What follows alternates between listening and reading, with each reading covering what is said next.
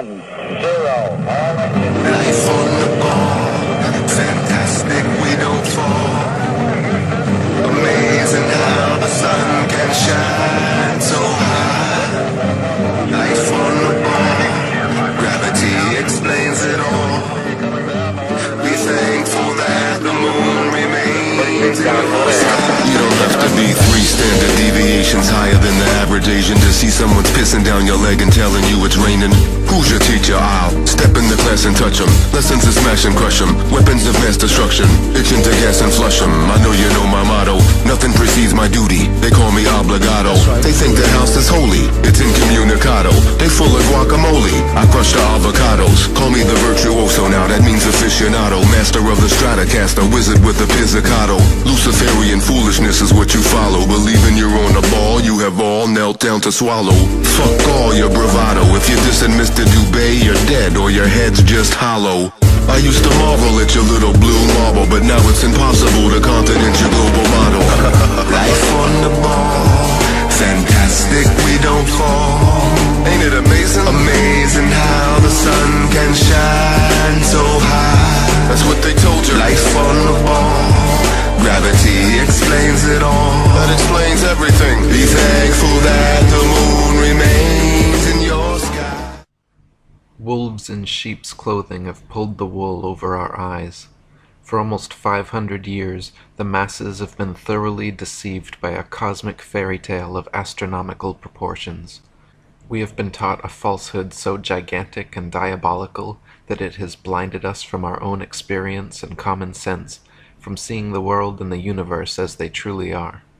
Through pseudoscience books and programs, mass media and public education, universities and government propaganda, the world has been systematically brainwashed, slowly indoctrinated over centuries into the unquestioning belief of the greatest lie of all time.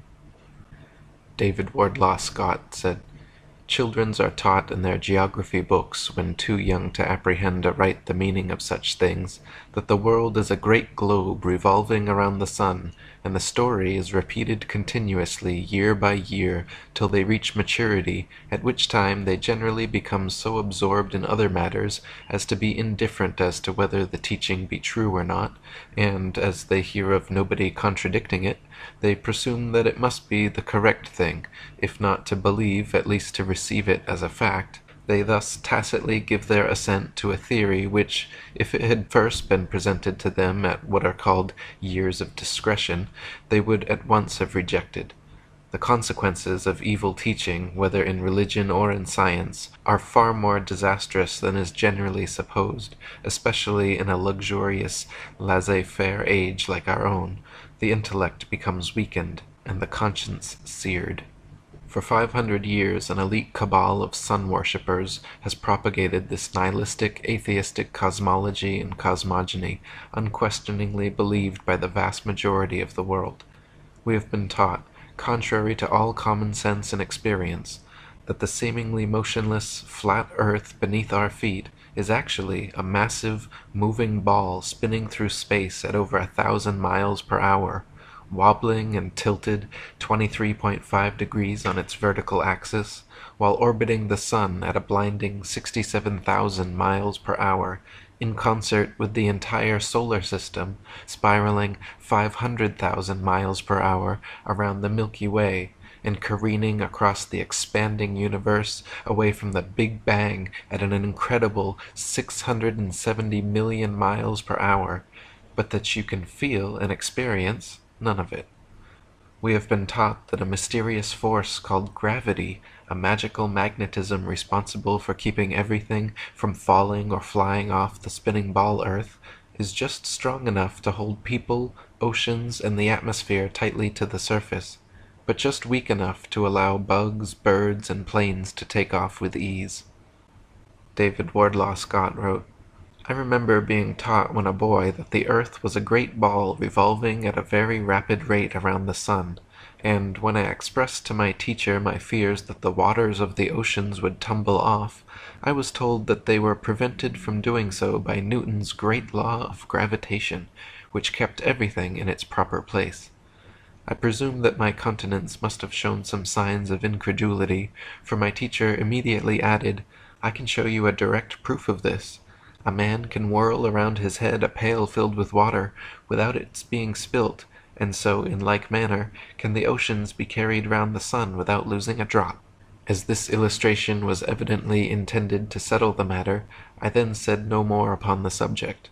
Had such been proposed to me afterwards as a man, I would have answered somewhat as follows: "Sir, I beg to say that the illustration you have given of a man whirling a pail of water round his head, and the oceans revolving round the sun, does not in any degree confirm your argument, because the water in the two cases is placed under entirely different circumstances, but, to be of any value, the conditions in each case must be the same, which here they are not. The pail is a hollow vessel which holds the water inside it, whereas, according to your teaching, the earth is a ball, with a continuous curvature outside, which, in agreement with the laws of nature, could not retain any water. We have been taught that the ball earth spins at a constant velocity, perfectly dragging the atmosphere along so we cannot feel the slightest bit of motion, perturbation, wind, or air resistance. They say we cannot feel any of this motion because the magical velcro of gravity pulls the atmosphere precisely along, and we cannot measure any of this motion because the stars are so incredibly far away that over 100 million miles of supposed annual orbit around the sun amounts to not a single inch of relative parallax change. How convenient. We have been taught that the apparent orbit of the sun, planets, and stars, but not the moon, around the earth are all optical illusions, that it is, in fact, the earth beneath our feet which moves, and our eyes that deceive us. Special exception is made for the moon, however, which is said to revolve around the earth just as it appears. Since we only ever see one side of the moon, we have been taught this is because the moon's supposed 10.3 mile per hour west to east rotation, combined with its 2,288 mile per hour orbit of Earth, just happens to be the exact motion and speed necessary to perfectly cancel out the Earth's supposed 1,000 mile per hour east to west rotation and 67,000 mile per hour orbit of the Sun, thereby creating the perpetual dark side of the moon illusion. Oh, really? Though the Sun and Moon appear to be relatively small, equal-sized bodies revolving around a stationary Earth, we have been taught that this too is an optical illusion, and they are in fact thousands of miles divergent in diameter. They say the Sun is actually a whopping 865,374 miles across, 109 times wider than the Earth, and, contrary to all experience, experiments, and common sense, that we revolve around it. They say the Moon is 2,159 miles across, a quarter the size of the Earth, and why they appear the same size is because the Moon is only 238,000 miles away, while the Sun is an unfathomable 93 million miles away from the Earth, and these just happen to be the exact diameters and distances necessary for a viewer from Earth to falsely perceive them as being the same size. You don't say. Lactantius, in his On the False Wisdom of the Philosophers, wrote, "A sphere where people on the other side live with their feet above their heads, where rain, snow, and hail fall upwards, where trees and crops grow upside down, and the sky is lower than the ground. The ancient wonder of the hanging gardens of Babylon dwindle into nothing in comparison to the fields, seas, towns, and mountains that pagan philosophers believe to be hanging from the earth without support."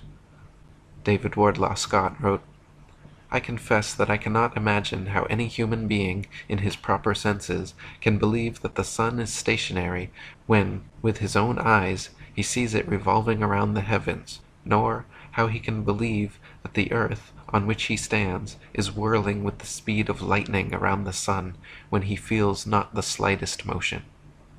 We have been taught that those tiny pinpricks of light in the night sky known as planets or wandering stars are actually physical, globular, Earth-like habitations millions of miles away.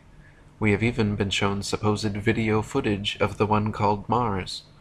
We have been taught that the tiny pinpricks of light in the sky known as the fixed stars are actually distant suns trillions of miles away, each complete with their own solar systems, orbiting moons, and Earth-like planets which potentially harbor alien life.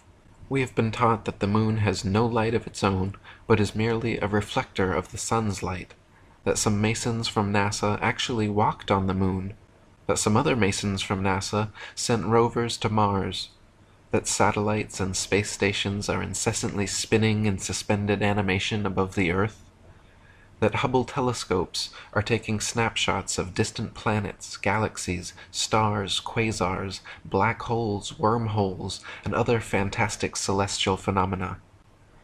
We have been taught that our ignorant ancient ancestors for millennia falsely believed the Earth to be the flat, immovable center of the universe.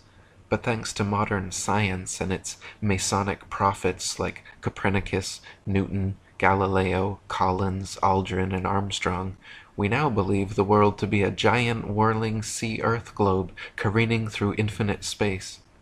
Thomas Winship wrote, "Modern astronomical teaching affirms that the world we live on is a globe which rotates, revolves, and spins away in space at brain-reeling rates of speed, that the sun is 1.5 million times the volume of the Earth globe and nearly 100 million miles distant from it, that the moon is about 1/4 the size of the Earth, that it receives all its light from the sun, and is thus only a reflector and not a giver of light, that it attracts the body of the Earth and thus causes the tides, that the stars are worlds and suns, some of them equal in importance to our own sun himself, and others vastly his superior, that these worlds inhabited by sentient beings are without numbers and occupy space boundless in extent and illimitable in duration, the whole of these interlaced bodies being subject to and supported by universal gravitation, the foundation and father of the whole fabric.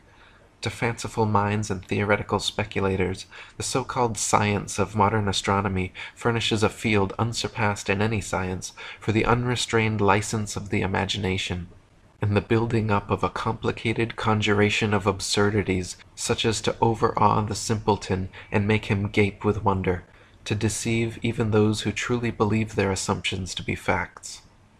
We have been taught that science books like Newton's Principia Mathematica, which propound the spherical heliocentric myth, are the bearers of truth, while backwater religious books like the Bible, which propound a flat geocentric Earth, are merely outdated myths.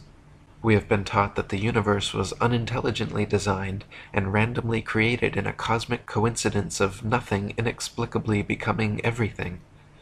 We have been taught that through millions upon millions of years of accidental evolution and happenstance, the Big Bang universe began manifesting suns, moons, planets, then water, then somehow out of dead, inert elements, single-celled conscious organisms came to life, grew and multiplied and mutated into larger, different organisms, which continued to grow, multiply, and mutate, gaining diversity and complexity, and losing credibility, to the point where amphibians crawled up on land, replaced gills with lungs, started breathing air, maturated into mammals, became bipedal, grew opposable thumbs, evolved into monkeys. Then in one final fluke adaptation, a hybrid monkey man was made, and the rest is human history. Thomas Winship wrote, "Put together all the imaginary exploits in the air specially written to interest the young, add to this all the wonderful adventures of airships recorded in The Daughter of the Revolution, and tack on to this all the wild and impossible things found in current libraries of fiction, and I venture to say that the grand total will record nothing so utterly impossible or so supremely ridiculous as this modern scientific delusion of a globe spinning away in space in several different directions at the same time at rates of speed which no man is able to grasp, with the inhabitants, some hanging heads down and others at various angles to suit the inclination. Write down all the swindles that ever were perpetrated. Name all the hoaxes you ever heard or read about. Include all of the impostors and bubbles ever exposed. Make a list of all the snares that popular credulity could ever be exposed to. and you will fail in getting within sight, or hearing of an imposture so gross, a hoax so ingenious, or a bubble of such gigantic proportions as has been perpetrated and forced upon unthinking multitudes in the name of science, and as proved incontrovertible fact by the expounders of modern astronomy. Again and again have their theories been combated and exposed, but as often have the majority, who did not think for themselves, accepted the popular thing. We have been taught that the height of stupidity and naivety was when our ignorant ancestors believed the earth to be flat, and that if any man somehow still thinks the earth to be the immovable center of the universe, that they must be the most primitive kind of ignoramus. Nowadays, the label flat earther has become literally synonymous with moron, and is a common cliché derogatory term for insulting someone's intelligence. Upon seeing a book titled The Flat Earth Conspiracy, your ingrained instinct was likely to laugh, mock the messenger, and deny the very possibility. Marshall Hall said, "What strikes you as being some thoughts that people would have if, in the short space of a few weeks, the universally held conviction that the earth rotates on an axis daily and orbits the sun annually were exposed as an unscientific deception? Keep in mind that a rotating, orbiting earth is not counted as a mere hypothesis or even a theory anywhere in the world today. Oh no, rather, this concept is an unquestioned truth, an established fact in all books and other media everywhere, church media included. Copernicanism, in short, is a concept that is protected in a bunker under a 50-foot thick ceiling of solid scientific concrete. It is meant to be impregnable. It is a concept that has become ensconced in men's minds as the indestructible cornerstone of enlightened modern man's knowledge. Virtually all people everywhere have been taught to believe, and do believe, that this concept is based on objective science and dispassionate secular reasoning." B. Chasbro wrote, 99 people out of 100 would give the same answer to the interrogation, and that same answer would be to the effect that the earth is a globe which revolves around the sun. The 99 who makes this reply would do it because they know it to be the case. How do they know it? Let this question be put to them, and they will bestow upon you a withering smile of pity at what they conceive to be an imbecility of mind on your part, and answer you in something like the following style. "It has always been so. We learnt it at school. Clever men say so, and look how astronomers can foretell eclipses," and then lose their temper at the very idea of the globular theory being incorrect, and a haughty "there can be no doubt about it" will close all they have to say on the subject. Now if the ears of these 99 could only be gained, they would be shown, in an irresistible manner, that the philosophy which would speak of a round and revolving world is a false philosophy. Ancient civilizations the world over believed Earth to be the flat, immovable center of the universe, around which the heavens revolved daily cycles in perfect circles.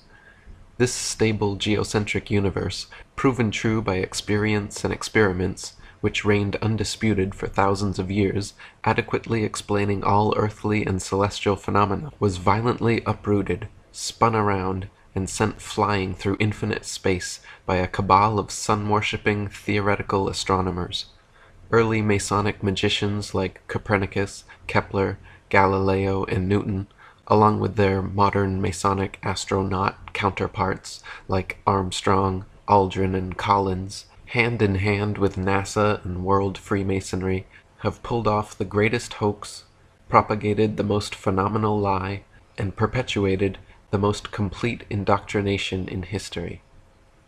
Over the course of 500 years, using everything from books, magazines, and television to computer-generated imaging, a multi-generational conspiracy has succeeded, in the minds of the masses, to pick up the fixed earth, shape it into a ball, spin it in circles, and throw it around the sun. In schools where every professor's desk is adorned with a spinning earth globe, we are lectured on the heliocentric theory of the universe, shown images of ball planets, and videos of men suspended in space. The illusion created, connivingly convincing, has entranced the world's population into blindly believing a maleficent myth. The greatest cover-up of all time, NASA and Freemasonry's biggest secret, is that we are living on a plane, not a planet, that Earth is the flat, stationary center of the universe. Lady Blunt wrote, "We are told that though the Earth has the appearance of being a vast plain, with the sun moving high above and over the Earth, that what we see is a deception, it is an optical illusion, for it is not the sun that moves, but the Earth, with the sea and all that in them is, in the form of a globe, whizzing with terrific rapidity round the sun, located millions of miles away, its mean distance being assumed to be 91 millions of miles, and that the Earth travels at a rate of 68,000 miles an hour, or 19 miles every second." Alan Daves said, "If the government or NASA had said to you that the Earth is stationary, imagine that.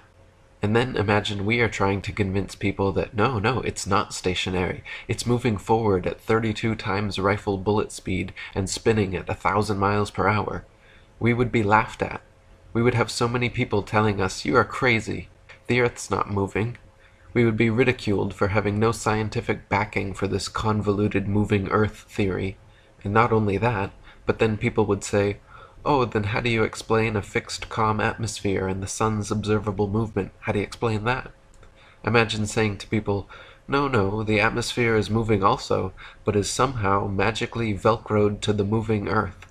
The reason is not simply because the Earth is stationary.' So, what we are actually doing is what makes sense. We are saying that the moving Earth theory is nonsense. The stationary Earth theory makes sense, and we are being ridiculed. You've got to picture it being the other way around to realize just how ridiculous this situation is.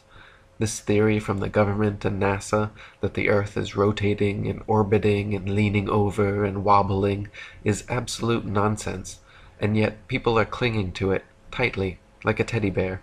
They just can't bring themselves to face the possibility that the Earth is stationary, though all the evidence shows it. We feel no movement. The atmosphere hasn't been blown away. We see the sun move from east to west. Everything can be explained by a motionless Earth without bringing in all these assumptions to cover up previous assumptions gone bad. If the Earth were truly a spinning ball orbiting the sun, there are several tests and experiments which could be and have been conducted to prove or disprove the veracity of such a claim.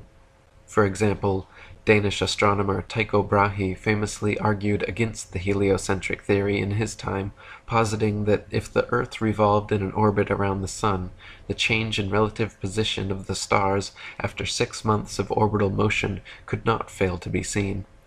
He argued that the stars should seem to separate as we approach and come together as we recede. In actual fact, however, almost 200 million miles of supposed orbit around the Sun, and not a single inch of parallax can be detected in the stars. Thomas Winship wrote, "If the Earth is at a given point in space on, say, January 1st, and according to present-day science at a distance of 190 million miles from that point 6 months afterwards, it follows that the relative position and directions of the stars will have greatly changed, however small the angle of parallax may be. That this great change is nowhere apparent and has never been observed incontestably proves that the Earth is at rest, that it does not move in an orbit round the sun." Samuel Rowbotham wrote, "Take 2 carefully bored metallic tubes, not less than 6 feet in length, and place them 1 yard asunder on the opposite sides of a wooden frame or a solid block of wood or stone. So adjust them that their centers of axes of vision shall be perfectly parallel to each other. Now direct them to the plane of some notable fixed star a few seconds previous to its meridian time. Let an observer be stationed at each tube, and the moment the star appears in the first tube, let a loud knock or other signal be given, to be repeated by the observer at the second tube when he first sees the same star. A distinct period of time will elapse between the signals given. The signals will follow each other in very rapid succession, but still the time between is sufficient to show that the same star is not visible at the same moment by 2 parallel lines of sight when only 1 yard asunder. A slight inclination of the second tube towards the first tube would be required for the star to be seen through both tubes at the same instant. Let the tubes remain in their position for 6 months, at the end of which time the same observation or experiment will produce the same results.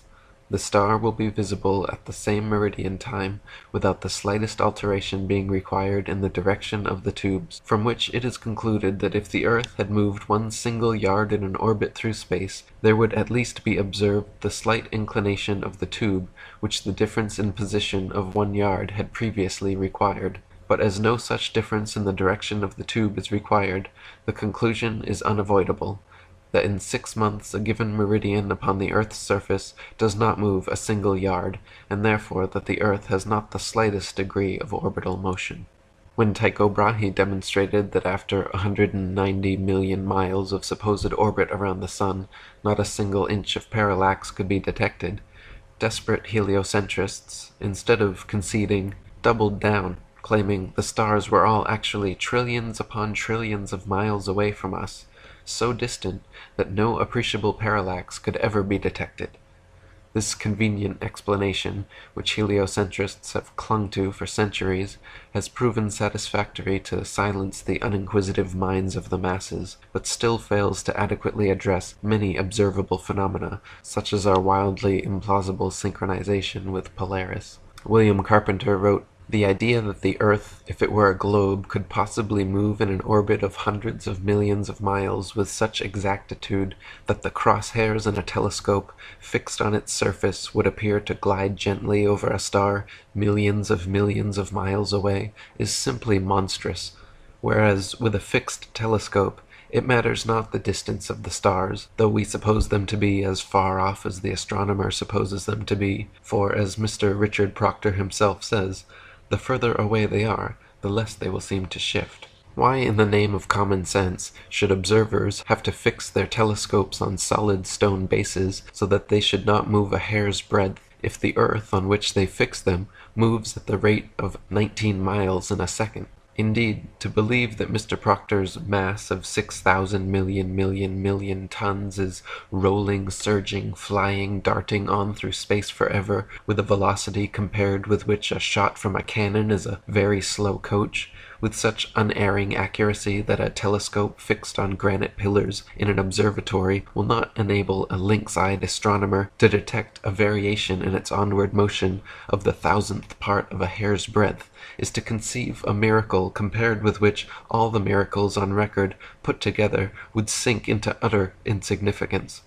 Captain R.J. Morrison, the late compiler of Zadkiel's Almanac, says, "We declare that this motion is all mere bosh, and that the arguments which uphold it are, when examined with an eye that seeks for truth, mere nonsense and childish absurdity."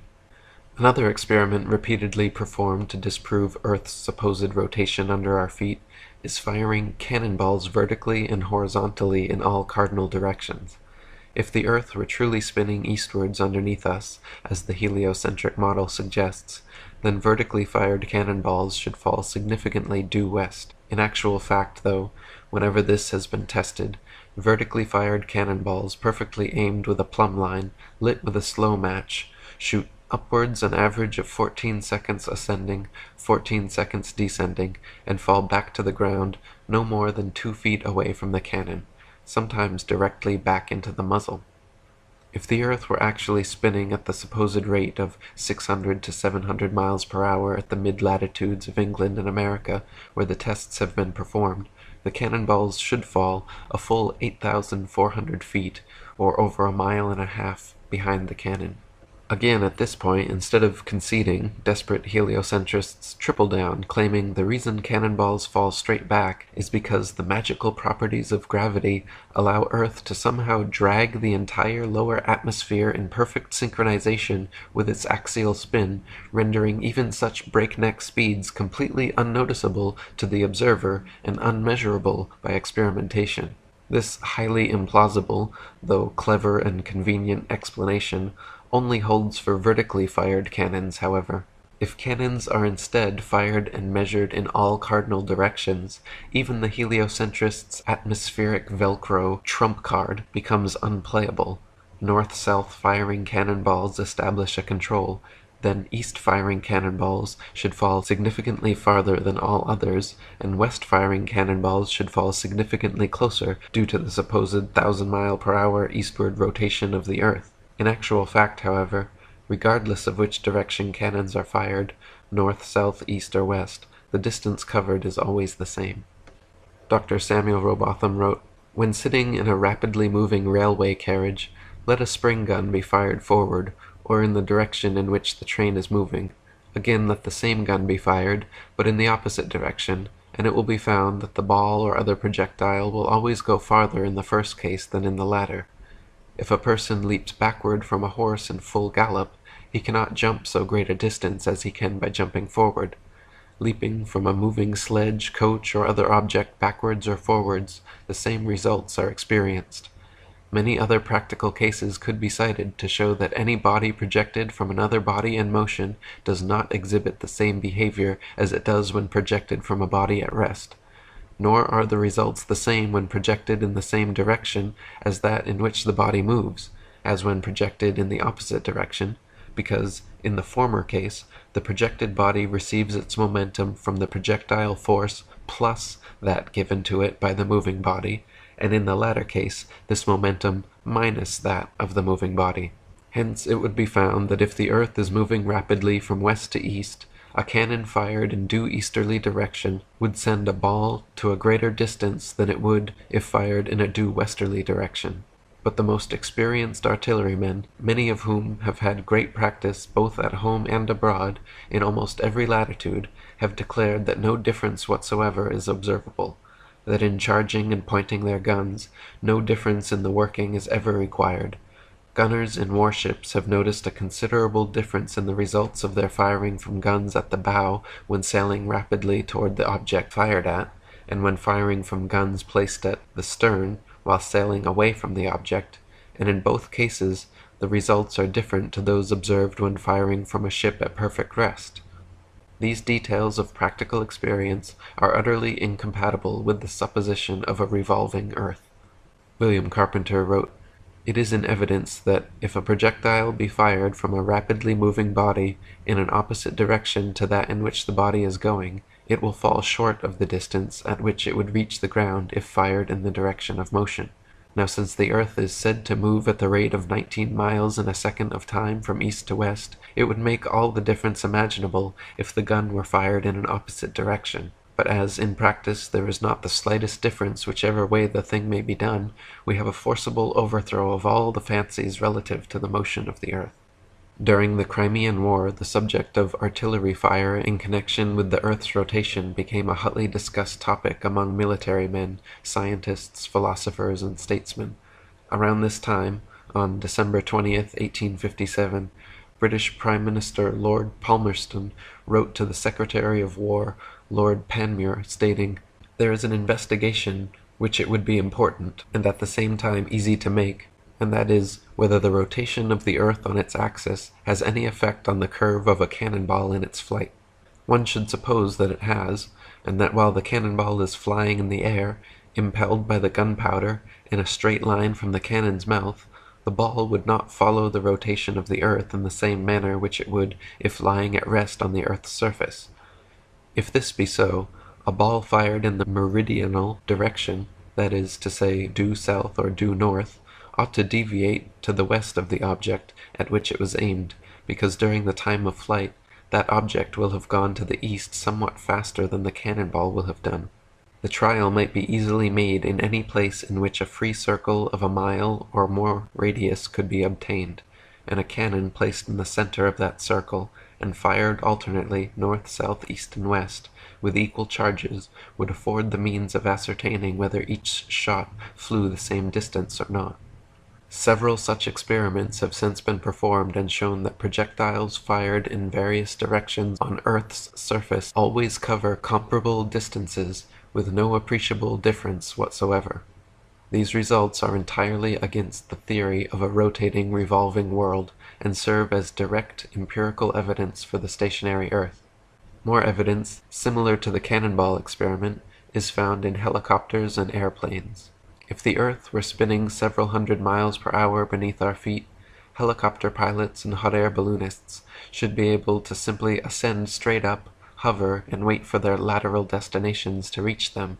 Since such a thing has never happened in the history of aeronautics, however, haughty heliocentrists must once again rely on Newton's magical atmospheric Velcro, claiming the lower atmosphere, up to an undetermined height, somewhere above the reach of helicopters, hot air balloons, and anything not built by NASA, is pulled perfectly along with the rotating Earth, rendering such experiments moot. Granting heliocentrists their atmospheric glue supposition helps them dismiss the results of vertically fired cannonball experiments, but does not and cannot help them explain away the results of horizontal cardinally fired cannonballs. Similarly, granting them their magic Velcro helps dismiss the results of hovering helicopter and hot air balloon experiments, but does not and cannot explain away the results of airplanes flying in cardinal directions. For instance, if both the Earth and its lower atmosphere are supposedly rotating together eastwards 1,038 miles per hour at the equator, then airplane pilots would need to make an extra 1,038 mile per hour compensation acceleration when flying westwards. North and southbound pilots would by necessity have to set diagonal courses to compensate. Since no such compensations are ever necessary, except in the imaginations of astronomers, it follows that the Earth does not move. Gabrielle Henriette wrote, "If flying had been invented at the time of Copernicus, there is no doubt that he would have soon realized that his contention regarding the rotation of the Earth was wrong, on account of the relation existing between the speed of an aircraft and that of the Earth's rotation. The distance covered by an aircraft would be reduced or increased by the speed of the rotation according to whether such aircraft traveled in the same direction or against it. Thus, if the Earth rotates, as it is said, at 1,000 miles an hour, and a plane flies in the same direction at only 500 miles, it is obvious that its place of destination will be farther removed every minute. On the other hand, if flying took place in the direction opposite to that of the rotation, a distance of 1,500 miles would be covered in 1 hour, instead of 500, since the speed of the rotation is to be added to that of the plane. It could also be pointed out that such a flying speed of 1,000 miles an hour, which is supposed to be that of the Earth's rotation, has recently been achieved, so that an aircraft flying at this rate in the same direction as that of the rotation could not cover any ground at all. It would remain suspended in mid-air over the spot from which it took off. Since both speeds are equal, there would, in addition, be no need to fly from one place to another situated on the same latitude. The aircraft could just rise and wait for the desired country to arrive in the ordinary course of the rotation, and then land.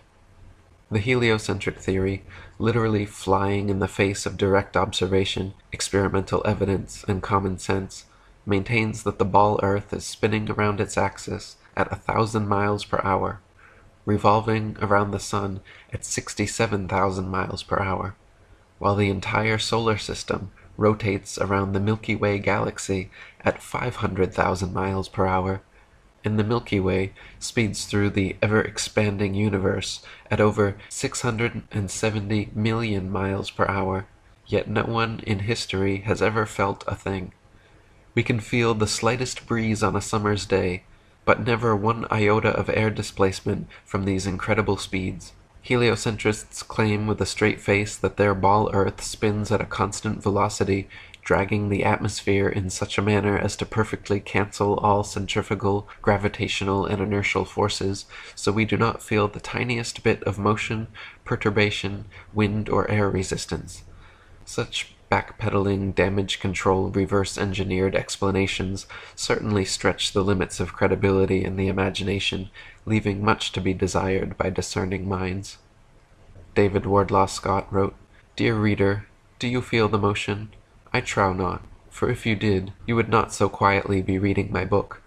I doubt not you have been, like myself, on a railway platform when an express train rushed wildly past at the rate of 65 miles per hour, when the concussion of the air almost knocked you down. But how much more terrible would be the shock of the Earth's calculated motion 1,000 times faster than the speed of the railway express." Thomas Winship wrote, Let imagination picture to the mind what force air would have which was set in motion by a spherical body of 8,000 miles in diameter, which in 1 hour was spinning round 1,000 miles per hour, rushing through space at 65,000 miles per hour, and gyrating across the heavens. Then let conjecture endeavor to discover whether the inhabitants on such a globe could keep their hair on. If the earth globe rotates on its axis at the terrific rate of 1,000 miles per hour, such an immense mass would of necessity cause a tremendous rush of wind in the space it occupied. The wind would go all one way, and anything like clouds which got within the sphere of influence of the rotating sphere would have to go the same way. The fact that the earth is at rest is proved by kite flying. If the earth and atmosphere are constantly revolving eastwards at 1,000 miles per hour, how is it that clouds, wind, and weather patterns casually and unpredictably go every which way, often traveling in opposing directions simultaneously? Why can we feel the slightest westward breeze, but not the earth's incredible supposed 1,000 mile per hour eastward spin? And how is it that the magic velcro of gravity is strong enough to drag miles of Earth's atmosphere along, but weak enough to allow little bugs, birds, clouds, and planes to travel freely unabated in any direction? David Wardlaw Scott wrote, "What about the lark which at early morn soars aloft, trilling its lays of luscious melody? Why was it not swept away in the tumultuous atmosphere? But it still continues singing in happy ignorance of any commotion in the heavens. Who has not noticed on a calm summer day the thistledown floating listlessly in the air, and the smoke ascending straight as an arrow from the peasant's cottage? Would not such light things as thistledown and smoke have to obey the impulse and go with the earth also? But they do not." Dr. Samuel Robotham wrote, "If the atmosphere rushes forward from west to east continually, we are again obliged to conclude that whatever floats or is suspended in it at any altitude must of necessity partake of its eastward motion. A piece of cork or any other body floating in still water will be motionless, but let the water be put in motion in any direction whatever, and the floating bodies will move with it, in the same direction and with the same velocity. Let the experiment be tried in every possible way, and these results will invariably follow. Hence, if the earth's atmosphere is in constant motion from west to east, all the different strata which are known to exist in it, and all the various kinds of clouds and vapors which float in it, must of mechanical necessity move rapidly eastwards. But what is the fact? If we fix upon any star as a standard or datum outside the visible atmosphere, we may sometimes observe a stratum of clouds going for hours together in a direction the very opposite to that in which the earth is supposed to be moving. Not only may a stratum of clouds be seen moving rapidly from east to west, but at the same moment other strata may often be seen moving from north to south, or from south to north. It is a fact well known to aeronauts that several strata of atmospheric air are often moving in as many different directions at the same time. On almost any moonlit and cloudy night, different strata may be seen not only moving in different directions, but, at the same time, moving with different velocities, some floating past the face of the moon rapidly and uniformly, and others passing gently along, sometimes becoming stationary, then starting fitfully into motion, and often standing still for minutes together." In his book South Sea Voyages, Arctic and Antarctic explorer Sir James Clark Ross described his experience on the night of November 27, 1839, and his conclusion that the earth must be motionless. The sky being very clear, the planet Venus was seen near the zenith. Notwithstanding the brightness of the meridian sun, it enabled us to observe the higher stratum of clouds to be moving in an exactly opposite direction to that of the wind, a circumstance which is frequently recorded in our meteorological journal, both in the northeast and southeast trades, and has also been observed by former voyagers. Captain Basil Hall witnessed it from the summit of the Peak of Teneriffe, and Count Strzelecki, on ascending the volcanic mountain of Kyrenia, in Oahe, reached at 4,000 feet, an elevation above that of the trade wind, and experienced the influence of an opposite current of air of a different hygrometric and thermometric condition. Count Strzelecki further informed me of the following seemingly anomalous circumstance: that at the height of 6,000 feet he found the current of air blowing at right angles to both the lower strata, also of a different hydrometric and thermometric condition, but warmer than the inner stratum. Such a state of the atmosphere is compatible only with the fact which other evidence has demonstrated, that the earth is at rest. William Carpenter wrote, "It is a well-known fact that clouds are continually seen moving in all manner of direction. Yes, and frequently in different directions at the same time, from west to east being as frequent a direction as any other. Now if the earth were a globe revolving through space west to east at a rate of 19 miles in a second, the clouds appearing to us to move towards the east would have to move quicker than 19 miles in a second to be thus seen, whilst those which appear to be moving in the opposite direction would have no necessity to be moving at all, since the motion of the earth would be more than sufficient to cause that appearance. But it only takes a little common sense to show us that it is the clouds that move, just as they appear to do, and that therefore the earth is motionless." Heliocentrists believe the world beneath their feet is spinning at a mind-numbing 1,038 miles per hour at the equator, while perfectly pulling the entire atmosphere along for the ride. Meanwhile, at the mid-latitudes of USA and Europe, they believe the world and atmosphere spin around 900 to 700 miles per hour, decreasing gradually all the way down to 0 miles per hour at the North and South Poles, where the stagnant atmosphere apparently never moves, completely escaping the grips of gravity's magic Velcro. This means at all latitudes, every inch of the way, the atmosphere manages to perfectly coincide with the supposed speed of the earth, compensating from 0 miles per hour at the poles all the way up to 1,038 miles per hour at the equator, and every speed in between. These are all lofty assumptions heliocentrists make without any experimental evidence to back them up. Marshall Hall said, "In short, the sun, moon, and stars are actually doing precisely what everyone throughout all history has seen them do. We do not believe what our eyes tell us because we have been taught a counterfeit system which demands that we believe what has never been confirmed by observation and experiment.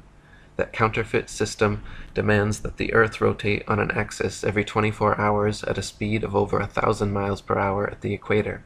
No one has ever seen or felt such movement, nor seen or felt the 67,000 mile per hour speed of the Earth's alleged orbit around the Sun, or its 500,000 mile per hour alleged speed around a galaxy, or its retreat from an alleged Big Bang at over 670 million miles per hour.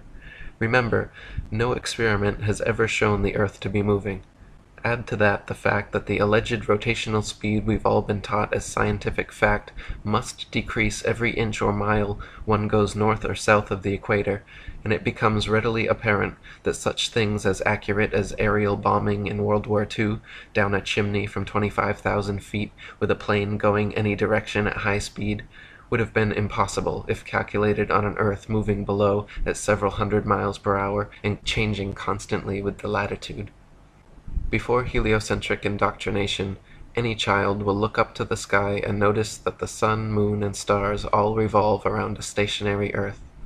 All evidence from our perspective clearly demonstrates that we are fixed, and the heavenly bodies circle around us. We feel the Earth as motionless, and observe the sun, moon, stars, and planets to be moving entities. To suspend this common-sense geocentric perspective and assume that it is actually the Earth rotating beneath us daily while revolving around the Sun yearly is quite a theoretical leap to take without any empirical evidence to land on." Alan Daves said, "Ignorant folk think that such minority opinions as geocentrism are conspiracy theories.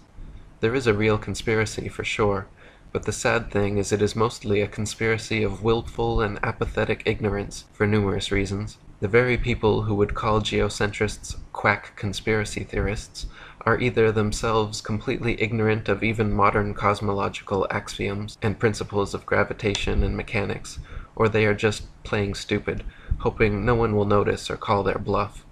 What's even more hilarious is the fact that even folk like Stephen Hawking and a few intellectually honest physicists and cosmologists who would read what we are saying and are capable of understanding it know that what we have been saying is absolutely true. Not only do they admit that, but even snicker about it to each other. But they won't dare to address that too openly with the dumb, ignorant masses.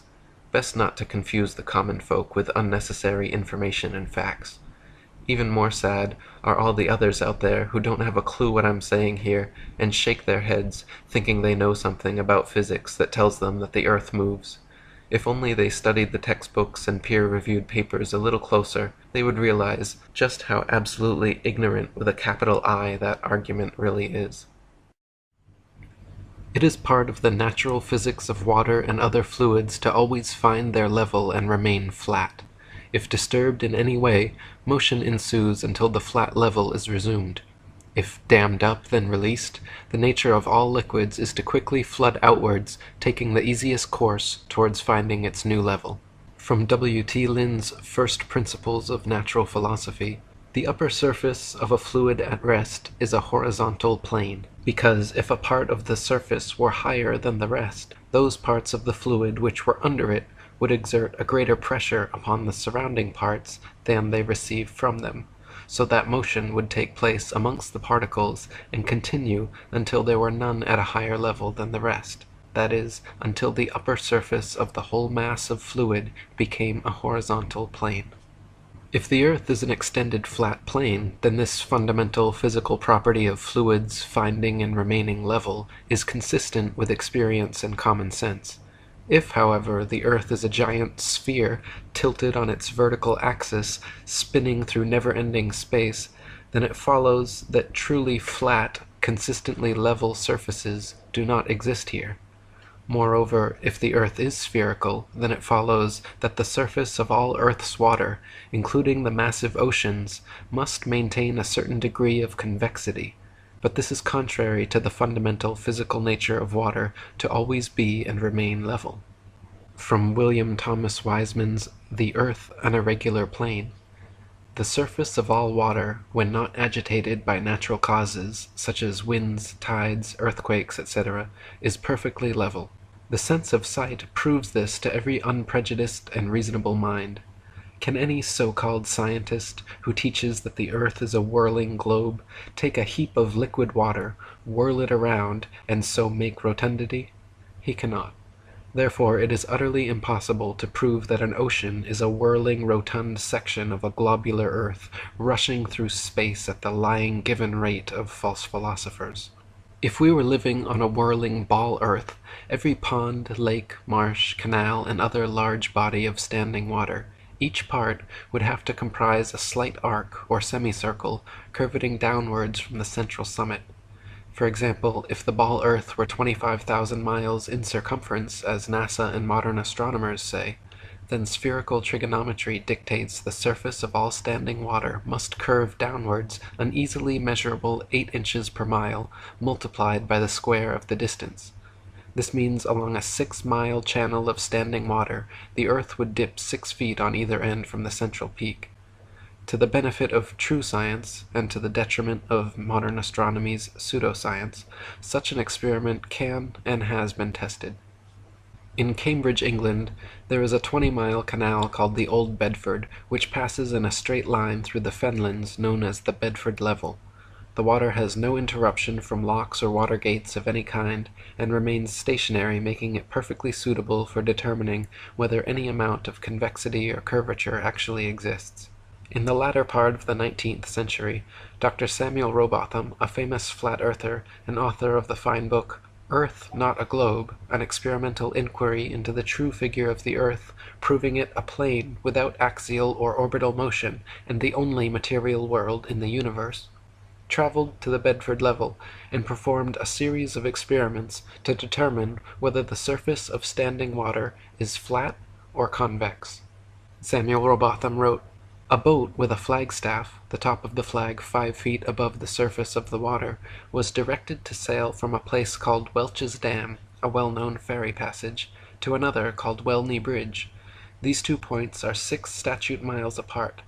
The author, with a good telescope, went into the water, and with the eye about 8 inches above the surface, observed the receding boat during the whole period required to sail to Welney Bridge. The flag and the boat were distinctly visible throughout the whole distance. There could be no mistake as to the distance passed over, as the man in charge of the boat had instructions to lift one of his oars to the top of the arch the moment he reached the bridge. The experiment commenced about 3 o'clock in the afternoon of a summer's day, and the sun was shining brightly and nearly behind or against the boat during the whole of its passage. Every necessary condition had been fulfilled, and the result was to the last degree definite and satisfactory. The conclusion was unavoidable, that the surface of the water for a length of 6 miles did not to any appreciable extent decline or curvate downwards from the line of sight. But if the earth is a globe, the surface of the 6 miles length of water would have been 6 feet higher in the center than at the two extremities. From this experiment it follows that the surface of standing water is not convex, and therefore that the earth is not a globe. On the contrary, this simple experiment is all sufficient to prove that the surface of the water is parallel to the line of sight, and is therefore horizontal, and that the earth cannot be other than a plane. In a second experiment, Dr. Rowbotham placed 7 flags along the edge of the water, each 1 mile distant from the next, with their tops positioned 5 feet above the surface.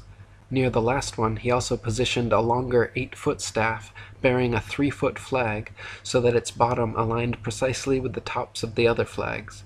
He then mounted a telescope at a height of 5 feet behind the first flag, and took his observations. If the earth was a globe of 25,000 miles, each successive flag would have to decline a definite and determined amount below the last. The first and second flags simply established the line of sight. The third flag should then fall 8 inches below the second, the fourth flag 32 inches below, the fifth 6 feet, the sixth 10 feet 8 inches, and the seventh flag should be a clear 16 feet 8 inches below the line of sight. Even if the earth was a globe of 100,000 miles, an amount of easily measurable curvature should and would still be evident in this experiment. But the reality is, not a single inch of curvature was detected, and the flags all lined up perfectly as consistent with a flat plane. Dr. Rowbotham wrote, "The rotundity of the earth would necessitate the above conditions, but as they cannot be found to exist, the doctrine must be pronounced as only a simple theory, having no foundation in fact, a pure invention of misdirected genius, splendid in its comprehensiveness and bearing upon natural phenomena, but nevertheless mathematical and logical necessities compel its denunciation as an absolute falsehood." Dr. Rowbotham conducted several other experiments using telescopes, spirit levels, and theodolites, special precision instruments used for measuring angles in horizontal or vertical planes. By positioning them at equal heights, aimed at each other successively, he proved over and over the earth to be perfectly flat for miles without a single inch of curvature. His findings caused quite a stir in the scientific community, and thanks to 30 years of his efforts, the shape of the earth became a hot topic of debate around the turn of the 19th century. William Carpenter wrote, "Is water level, or is it not?" was a question once asked of an astronomer. "Practically, yes. Theoretically, no," was the reply. Now, when theory does not harmonize with practice, the best thing to do is to drop the theory. It is getting too late now to say, "so much the worse for the facts." To drop the theory which supposes a curved surface to standing water is to acknowledge the facts. Whenever experiments have been tried on the surface of standing water, the surface has always been found to be level. If the earth were a globe, the surface of all standing water would be convex. This is an experimental proof that the earth is not a globe. From the June 26, 1896 edition of the English Mechanic, "Since any given body of water must have a level surface, no one part higher than another, and seeing that all our oceans, a few inland seas excepted, are connected together, it follows that they are all, virtually, of the same level." Astronomers say the magical magnetism of gravity is what keeps all the oceans of the world stuck to the ball earth. They say that because the earth is so massive, by virtue of this mass, it creates a magic force able to hold people, oceans, and atmosphere tightly clung to the underside of the spinning ball. Unfortunately, however, they cannot provide any practical example of this on a scale smaller than the planetary. For example, a spinning wet tennis ball has the exact opposite effect of the supposed ball earth. Any water poured over it simply falls off the sides, and giving it a spin results in water flying off 360 degrees like a dog shaking off after a bath.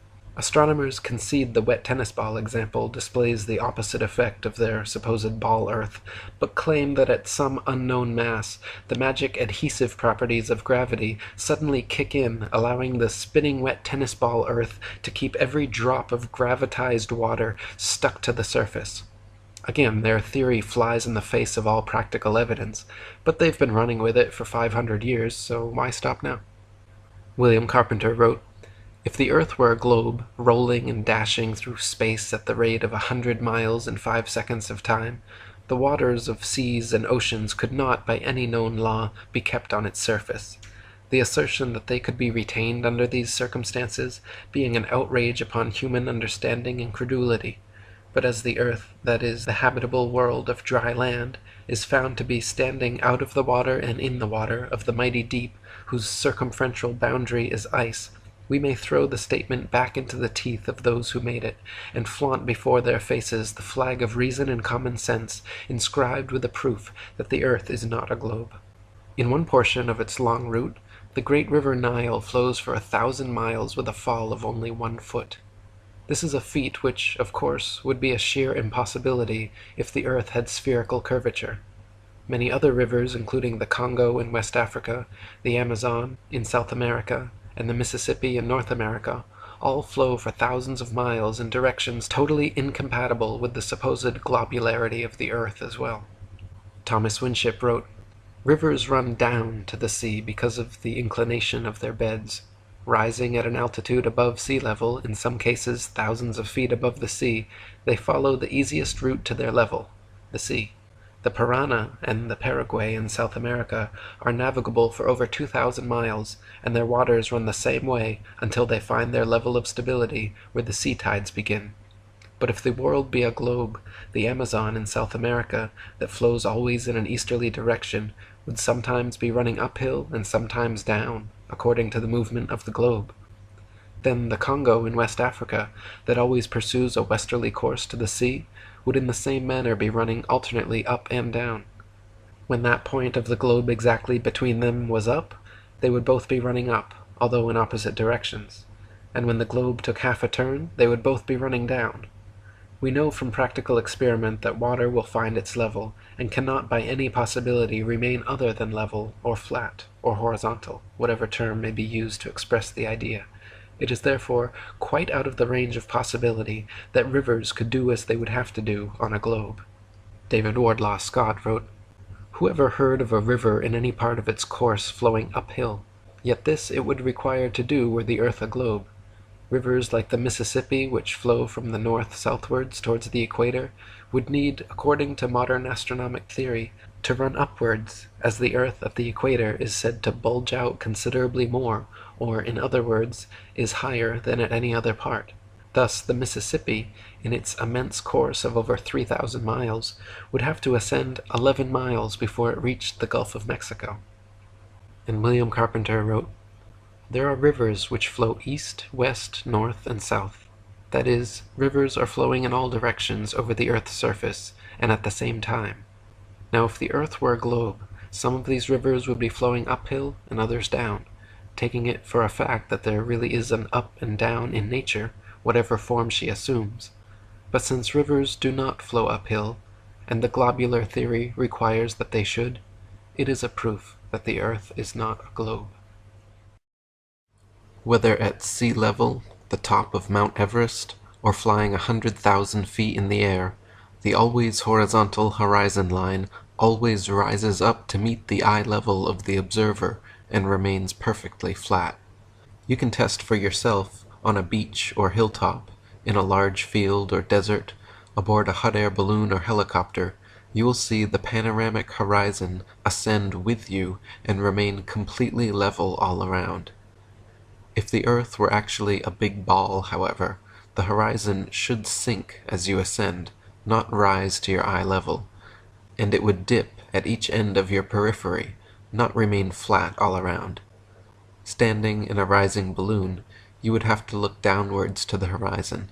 The highest point of the ball earth would be directly beneath you and declining on each side.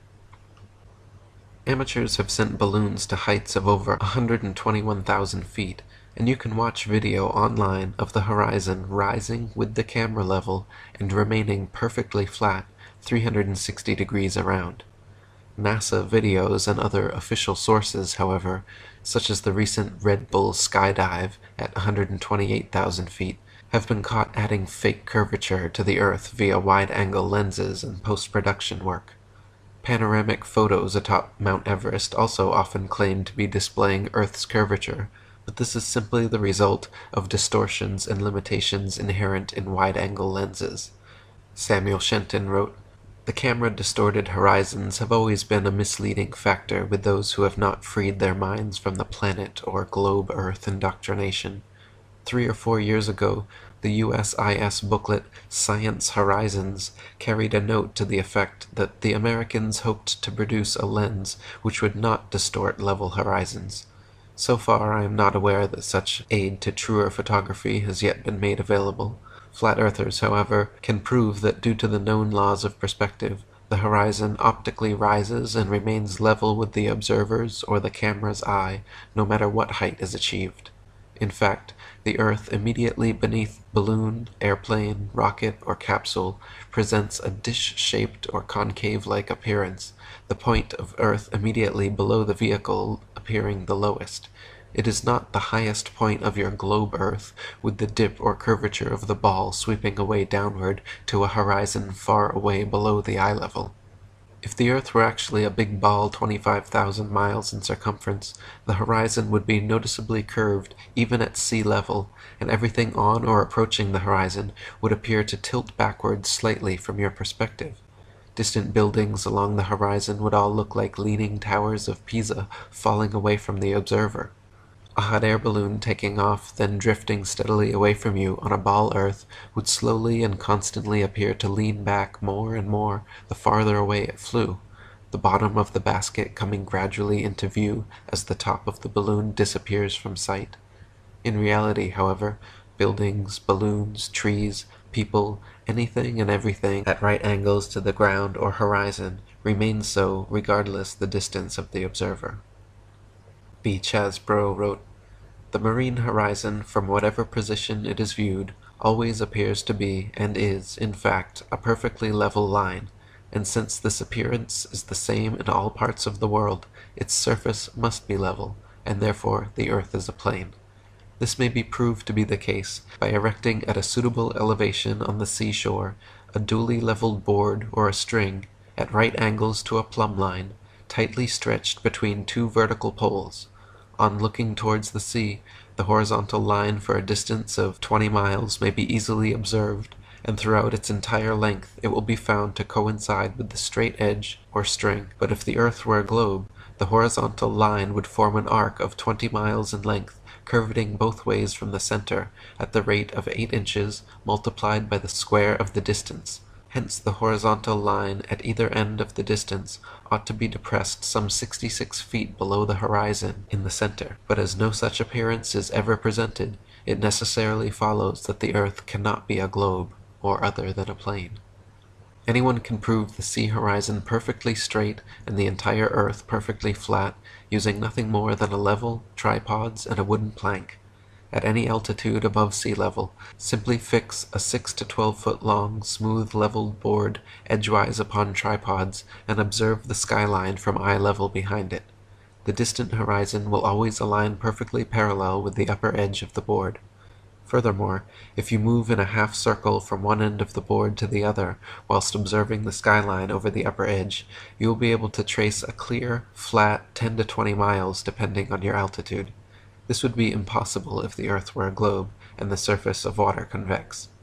If the earth were actually a globe 25,000 miles in circumference, the horizon would align over the center of the board, but then gradually, noticeably, decline towards the extremities. Just 10 miles on each side would necessitate an easily visible curvature of 66.6 feet from each end to the center." Dr. Samuel Robotham wrote, "It is known that the horizon at sea, whatever distance it may extend to the right and left of the observer on land, always appears as a straight line. The following experiment has been tried in various parts of the country. At Brighton, on a rising ground near the race course, 2 poles were fixed in the earth 6 yards apart, and directly opposite the sea. Between these poles a line was tightly stretched parallel to the horizon. From the center of the line, the view embraced not less than 20 miles on each side, making a distance of 40 miles. A vessel was observed sailing directly westwards. The line cut the rigging a little above the bulwarks, which it did for several hours or until the vessel had sailed the whole distance of 40 miles. The ship coming into view from the east would have to ascend an inclined plane for 20 miles until it arrived at the center of the arc, whence it would have to descend for the same distance. The square of 20 miles, multiplied by 8 inches, gives 266 feet as the amount the vessel would be below the line at the beginning and at the end of the 40 miles. From the high land near Portsmouth Harbour in Hampshire, England, looking across Spithead to the Isle of Wight, the entire base of the island, where water and land come together, composes a perfectly straight line 22 statute miles long. According to the ball earth theory, the Isle of Wight should decline 80 feet from the center on each side to account for the necessary curvature. The crosshairs of a good theodolite directed there, however, have repeatedly shown the land and water line to be perfectly level. On a clear day from the high land near Douglas Harbour on the Isle of Man, the whole length of the coast of North Wales is often plainly visible to the naked eye. From the point of Ayr at the mouth of the River Dee to Holyhead comprises a 50-mile stretch, which has also been repeatedly found to be perfectly horizontal. If the Earth actually had curvature of 8 inches per mile squared, as NASA and modern astronomy claim, the 50-mile length of Welsh coast, seen along the horizon in Liverpool Bay, would have to decline from the center point an easily detectable 416 feet on each side.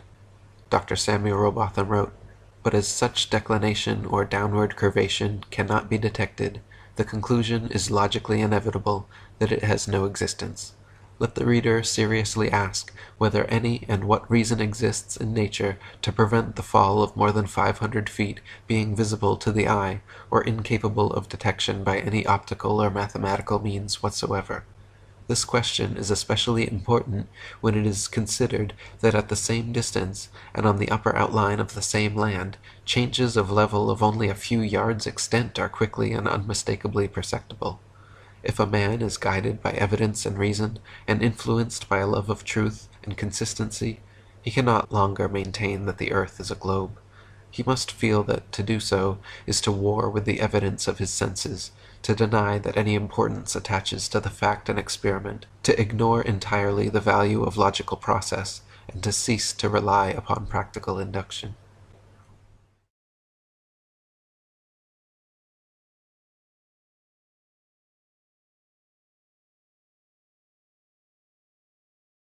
Surveyors, engineers, and architects are never required to factor the supposed curvature of the earth into their projects, providing another proof the world is a plane, not a planet. Canals and railways, for example, are always cut and laid horizontally, often over hundreds of miles, without any allowance for curvature. One surveyor, Mr. T. Westwood, wrote in the January 1896 Earth Review magazine, stating that, "In leveling, I work from ordnance marks, or canal levels, to get the height above sea level. The puzzle to me used to be that over several miles each level was and is treated throughout its whole length as the same level from end to end, not the least allowance being made for curvature. One of the civil engineers in this district, after some amount of argument on each side as to the reason why no allowance for curvature was made, said he did not believe anybody would know the shape of the earth in this life." Another surveyor and engineer of 30 years wrote to the Birmingham Weekly Mercury, February 15, 1890, stating, "I am thoroughly acquainted with the theory and practice of civil engineering. However bigoted some of our professors may be in the theory of surveying according to the prescribed rules, yet it is well known amongst us that such theoretical measurements are incapable of any practical illustration. All our locomotives are designed to run on what may be regarded as true levels, or flats. There are, of course, partial inclines or gradients here and there, but they are always accurately defined and must be carefully traversed.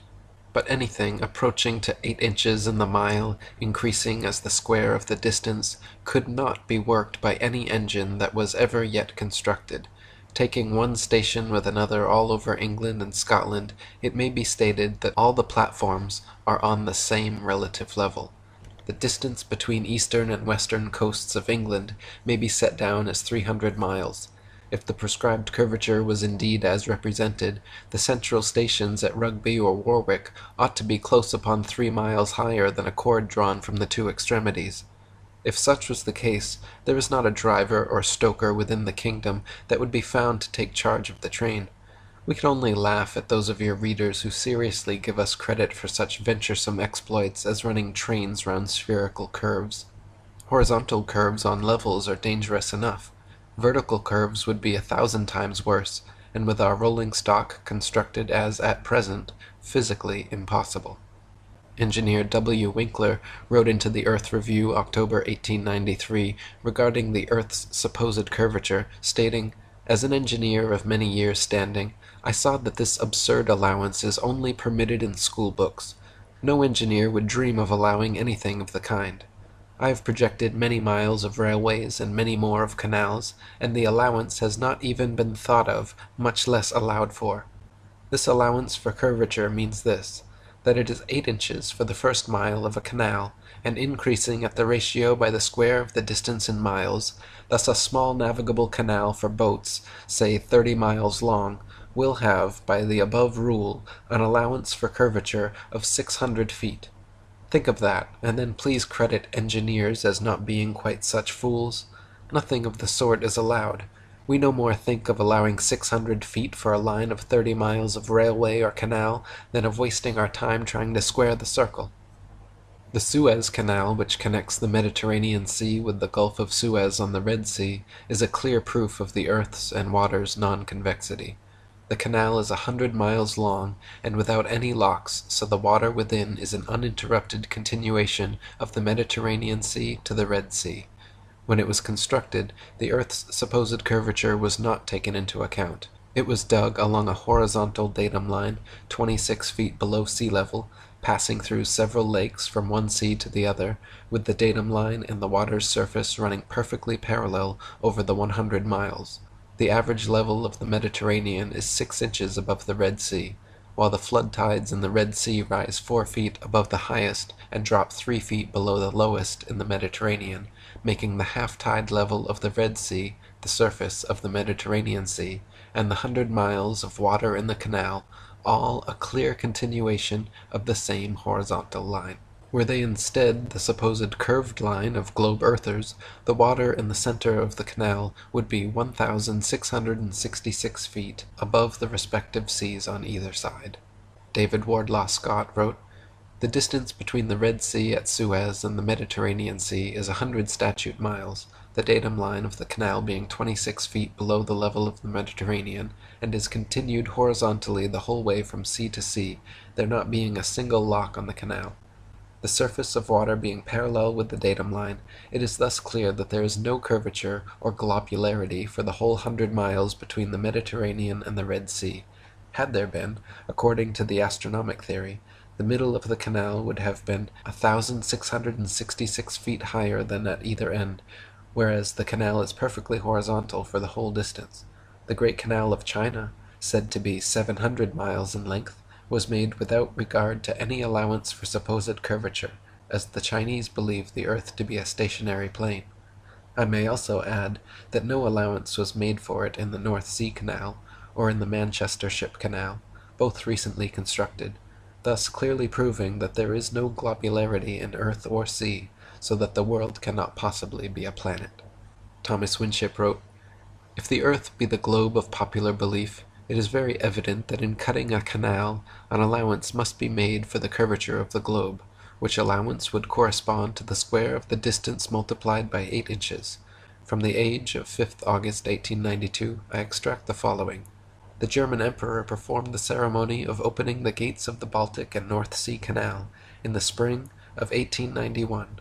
The canal starts at Holtenau on the south side of Kiel Bay and joins the Elbe 15 miles above its mouth.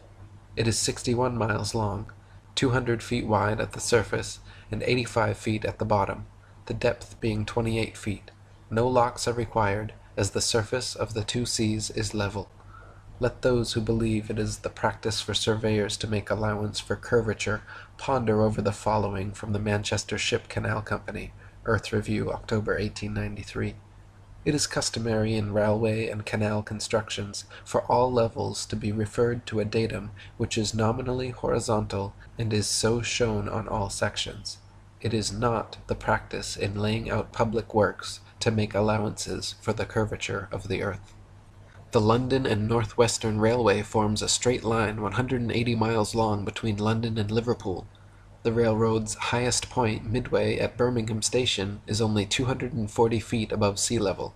If the world were actually a globe, however, curveting 8 inches per mile squared, the 180-mile stretch of rail would form an arc, with the center point at Birmingham raising a full 5,400 feet above London and Liverpool. Adding the station's actual height, 240 feet, to its theoretical inclination, 5,400 feet, gives 5,640 feet as the rail's necessary height on a globe Earth, more than 1,000 feet taller than Ben Nevis, the tallest mountain in Great Britain.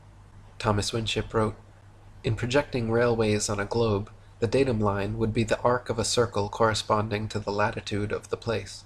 That the datum line for the railway projections is always a horizontal line proves that the general configuration of the world is horizontal. To support the globe theory, the gentlemen of the observatories should call upon the surveyor to prove that he allows the necessary amount for curvature.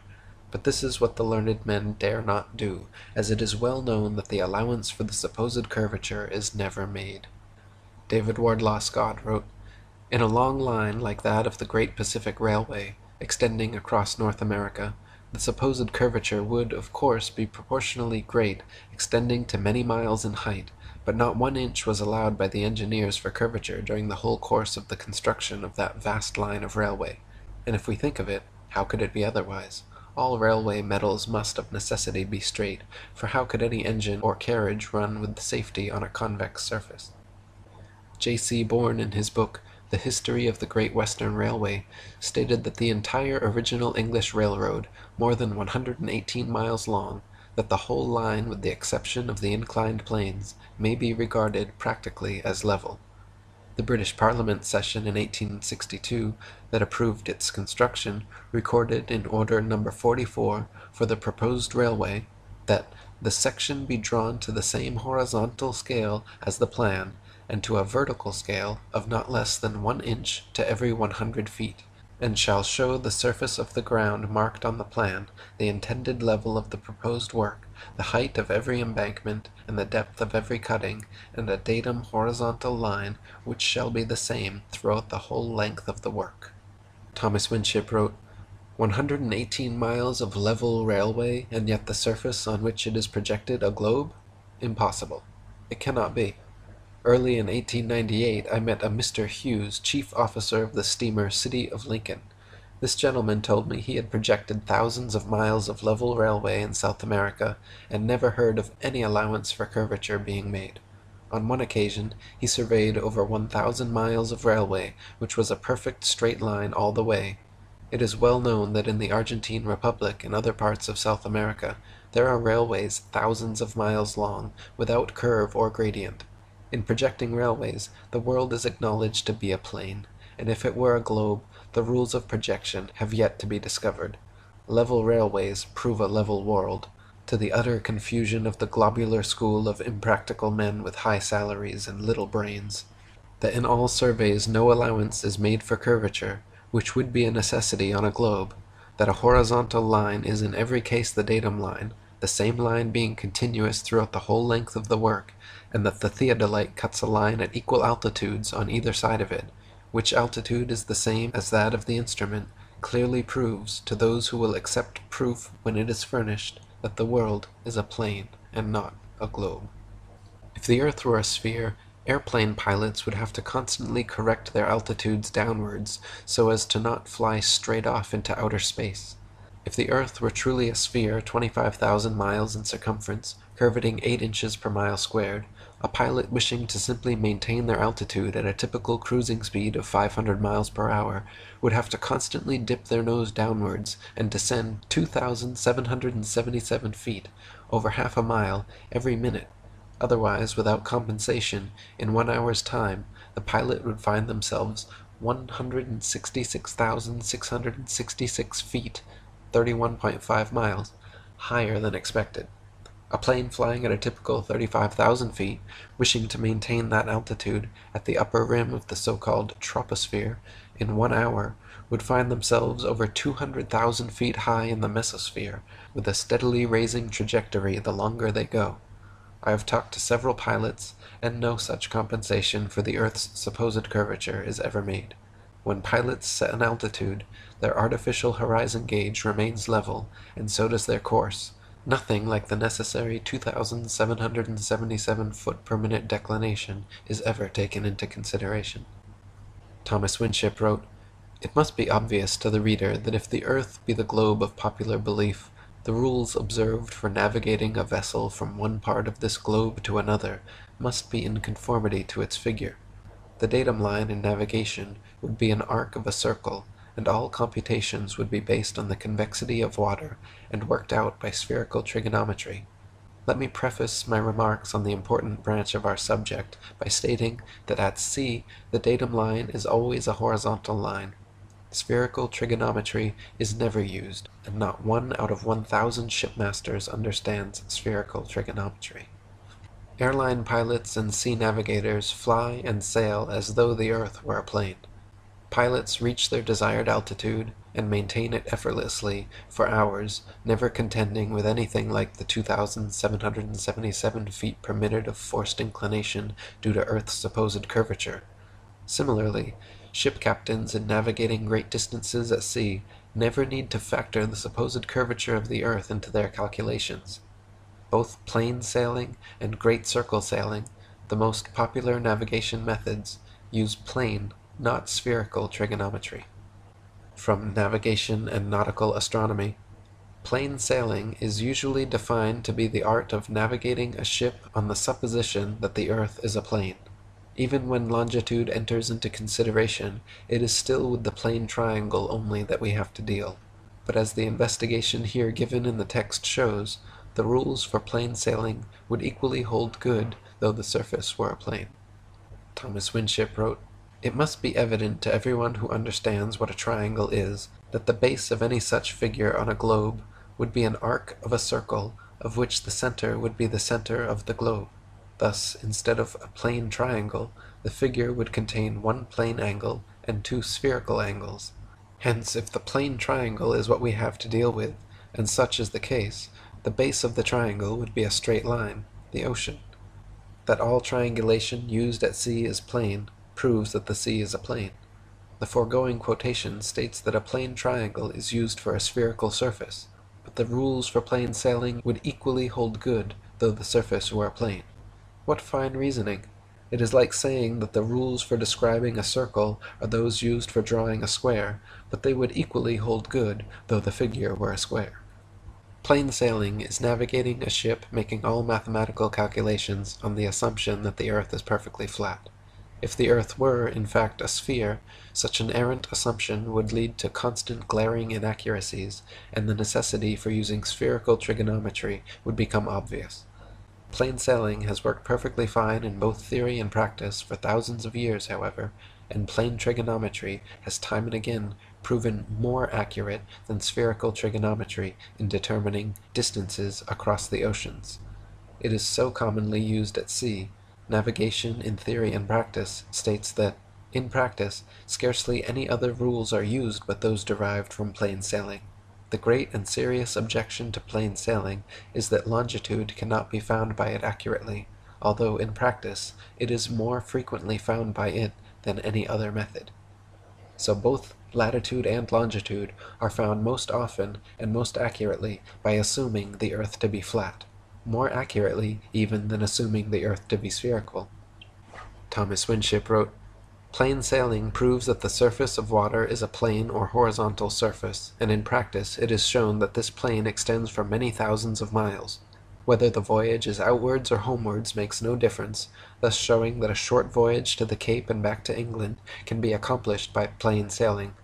The fact that water is flat like a sheet of paper, when undisturbed by wind and tide, is my working anchor. and the powerful ground tackle of all those who reject the delusions of modern theoretical astronomy. Prove water to be convex, and we will at once and forever recant and grant you anything you like to demand. William Carpenter wrote, "If the earth were a globe, a small model globe would be the very best, because the truest thing for the navigator to take to sea with him. But such a thing as that is not known. With such a toy as a guide, the mariner would wreck his ship of a certainty. This is a proof that the earth is not a globe. As the mariner's compass points north and south at one and the same time, and a meridian is a north and south line, it follows that meridians can be no other than straight lines. But since all meridians on a globe are semicircles, it is an incontrovertible proof that the earth is not a globe." And David Wardlaw Scott wrote, "The needle of this most important instrument is straight, its two ends pointing north and south at the same time. Consequently, the meridians must also be straight lines, whereas on a globe they are semicircles. Even at the equator, the needle points straight, which would be impossible, were that the midway of a vast convex globe, as in such case the one end would dip towards the north, and the other be pointed towards the sky. Again, the navigator, when he goes to sea, takes his observations and relies on the compass to guide him as to the direction in which he wishes to proceed. He does not provide himself with the model of a globe, which, if the world were a globe, would surely be the safest plan for him to adopt, but he takes flat maps or charts. Thus, in practice, he sails his ship as if the sea were horizontal, though in theory he had been erroneously taught that it is convex."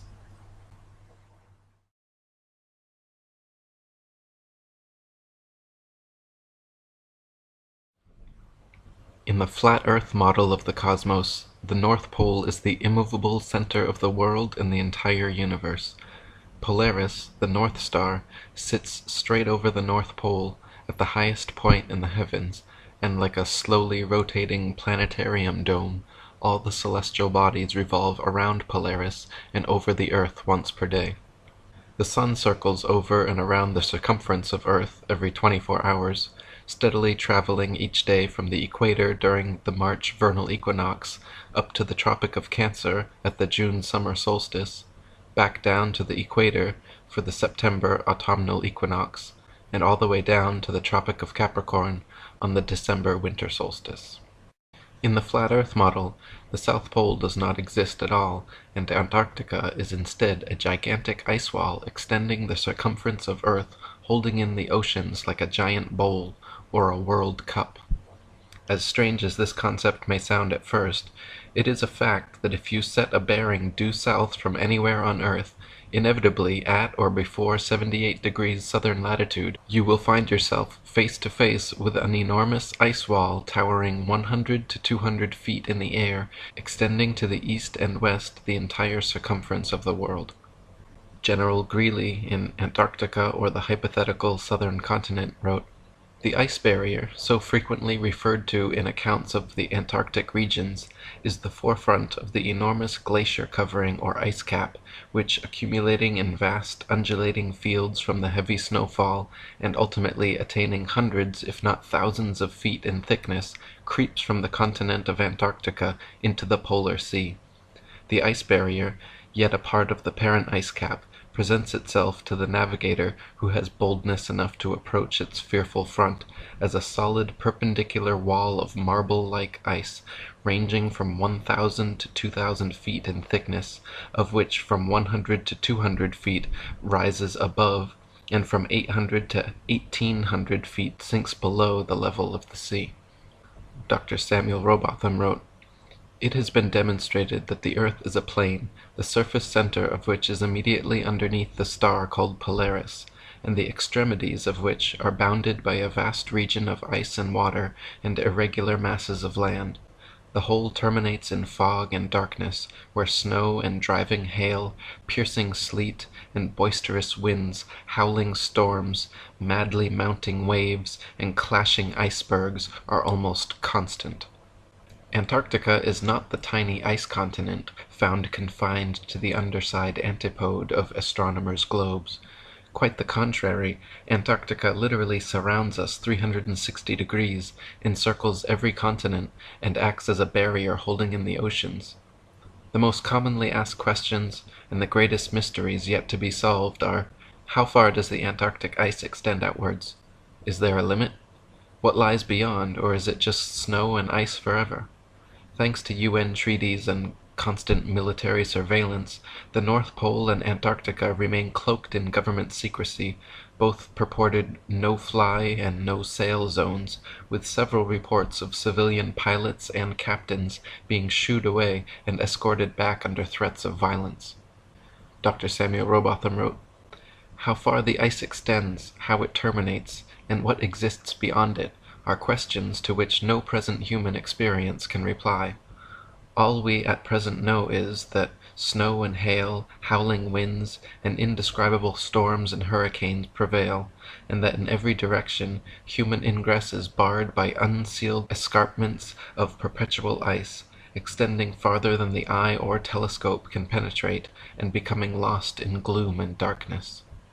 Before reaching the Antarctic ice wall, navigating the increasingly tumultuous southern oceans, explorers encounter the longest, darkest, coldest nights and the most dangerous seas and storms anywhere on Earth. Vasco da Gama, an early 16th century Portuguese explorer of the South Seas, wrote how the waves rise like mountains in height, ships are heaved up to the clouds and apparently precipitated by circling whirlpools to the bed of the ocean. The winds are piercing cold, and so boisterous that the pilot's voice can seldom be heard, whilst a dismal and almost continual darkness adds greatly to the danger. In 1773, Captain Cook became the first modern explorer known to have breached the Antarctic Circle and reached the ice barrier. During 3 voyages lasting 3 years and 8 days, Captain Cook and his crew sailed a total of 60,000 miles along the Antarctic coastline, never once finding an inlet or path through or beyond the massive glacial wall. Captain Cook wrote, "The ice extended east and west far beyond the reach of our sight, while the southern half of the horizon was illuminated by rays of light, which were reflected from the ice to a considerable height. It was indeed my opinion that this ice extends quite to the pole, or perhaps joins some land to which it has been fixed since creation." On October 5, 1839, another explorer, James Clark Ross, began a series of Antarctic voyages lasting a total of 4 years and 5 months. Ross and his crew sailed 2 heavily armored warships thousands of miles, losing many men from hurricanes and icebergs, looking for an entry point beyond the southern glacial wall. Upon first confronting the massive barrier, Captain Ross wrote of the wall, "Extending from its eastern extreme point as far as the eye could discern to the eastward, it presented an extraordinary appearance, gradually increasing in height as we got nearer to it, and proving at length to be a perpendicular cliff of ice, between 150 feet and 200 feet above the level of the sea, perfectly flat and level at the top, and without any fissures or promontories on its even seaward face. We might with equal chance of success try to sail through the cliffs of Dover as penetrate such a mass." William Carpenter wrote, "Yes, but we can circumnavigate the south easily enough, is often said by those who don't know. The British ship Challenger recently completed the circuit of the southern region, indirectly to be sure, but she was 3 years about it, and traversed nearly 69,000 miles, a stretch long enough to have taken her 6 times round on the globular hypothesis." Dr. Samuel Robotham wrote, "If we now consider the fact that when we travel by land or sea, and from any part of the known world in a direction towards the North Polar Star, we shall arrive at one and the same point, we are forced to the conclusion that what has hitherto been called the North Polar region is really the center of the earth, that from this northern center the land diverges and stretches out, of necessity, towards a circumference, which must now be called the southern region, which is a vast circle, and not a pole or center. In this and other ways, all the great navigators have been frustrated in their efforts, and have been more or less confounded in their attempts to sail round the earth upon or beyond the Antarctic Circle. But if the southern region is a pole or center, like the north, there would be little difficulty in circumnavigating it, for the distance round would be comparatively small. When it is seen that the earth is not a sphere, but a plane, having only one center, the north, and that the south is the vast icy boundary of the world, The difficulties experienced by circumnavigators can be easily understood. If the Earth were truly a globe, then every line of latitude south of the equator would have to measure a gradually smaller and smaller circumference the farther south traveled. In other words, the circumference at 10 degrees south latitude would comprise a smaller circle than at the equator, 20 degrees south latitude would comprise a circle smaller than 10, and so on. If, however, the Earth is an extended plane, then every line of latitude south of the equator should measure a gradually larger and larger circumference the farther south traveled. 10 degrees south latitude will comprise a larger circle than the equator, 20 degrees south latitude will comprise a circle larger than 10, and so on. Likewise, if the Earth were a globe, lines of longitude would bubble out at the equator while converging at the poles, whereas if Earth is an extended plane, lines of longitude should simply expand straight outwards from the North Pole. So which is actually the case? David Wardlaw Scott wrote, "Upon the principle as taught by Scripture and common observation that the world is not a planet but consists of vast masses of land stretched out upon level seas, the north being the center of the system, it is evident that the degrees of longitude will gradually increase in width the whole way from the north center to the icy boundary of the great southern circumference, in consequence of the difference between the actual extent of longitudes and that allowed for them by the nautical authorities, which difference, at the latitude of the Cape of Good Hope, has been estimated to amount to a great number of miles.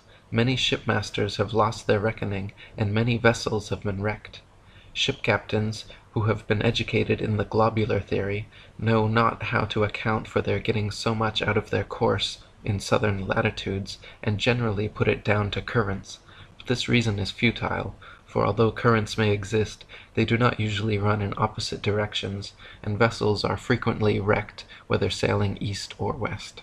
During Captain James Clark Ross's voyages around the Antarctic circumference, he often wrote in his journal, perplexed at how they routinely found themselves out of accordance with their charts, stating that they found themselves an average of 12 to 16 miles outside their reckoning every day, some days as much as 29 miles. Lieutenant Charles Wilkes commanded a United States Navy exploration expedition to the Antarctic from August 18, 1838 to June 10, 1842, almost 4 years spent exploring and surveying the Southern Ocean. In his journals, Lieutenant Wilkes also mentioned being consistently east of his reckoning, sometimes over 20 miles in less than 18 hours. Dr. Samuel Robotham wrote, "The commanders of these various expeditions were, of course, with their education and belief in the Earth's rotundity, unable to conceive of any other cause for the differences between log and chronometer results than the existence of currents. But one simple fact is entirely fatal to such an explanation, that when the route taken is east or west, the same results are experienced. The water of the southern region cannot be running in two opposite directions at the same time, and hence, although various local and variable currents have been noticed, they cannot be shown to be the cause of the discrepancies so generally observed in high southern latitudes between time and log results. The conclusion is one of necessity, forced upon us by the sum of the evidence collected that the degrees of longitude in any given southern latitude are larger than the degrees in any latitude nearer to the northern center, thus proving the already more than sufficiently demonstrated fact that the Earth is a plane, having a northern center, in relation to which degrees of latitude are concentric, and from which degrees of longitude are diverging lines, continually increasing in their distance from each other as they are prolonged towards the great glacial southern circumference." Reverend Thomas Milner wrote, "In the southern hemisphere, navigators to India have often fancied themselves east of the Cape when still west, and have been driven ashore on the African coast, which, according to their reckoning, lay behind them. This misfortune happened to a fine frigate, the Challenger, in 1845. How came Her Majesty's ship Conqueror to be lost? How have so many other noble vessels, perfectly sound, perfectly manned, perfectly navigated, been wrecked in calm weather, not only in dark night or in a fog, but in broad daylight and sunshine, in the former case upon the coasts, in the latter upon sunken rocks, from being out of reckoning? under circumstances which until now have baffled every satisfactory explanation. The equatorial circumference of the supposed ball Earth is said to be 24,900 statute, or 21,600 nautical miles. A nautical mile is the distance following the supposed curvature of the Earth from 1 minute of latitude to the next. A statute mile is the straight line distance between the two, not taking into account Earth's alleged curvature. The Australian Handbook Almanac Shippers and Importers Directory states that the distance between Sydney and Nelson is 1,400 nautical, or 1,633 statute miles, allowing a more than sufficient 83 miles as the distance for rounding Cape Farewell and sailing up Tasman Bay to Nelson leaves 1,550 statute miles as the straight line distance from the meridian of Sydney to the meridian of Nelson. Their given difference in longitude is 22 degrees, 2 minutes, 14 seconds. Therefore, if 22 degrees, 2 minutes, 14 seconds out of 360 is 1,550 miles, the entirety measures 25,182 miles. This is larger than the Earth is said to be at the equator, and 4,262 miles greater than it would be at Sydney's southern latitude on a globe of said proportions. 1/360th part of 25,182 gives 70 miles as the distance between each degree of longitude at Sydney's 34° southern latitude. On a globe 25,000 miles in equatorial circumference, however, degrees of longitude at 34° latitude would be only 58 miles, a full 12 miles per degree less than reality.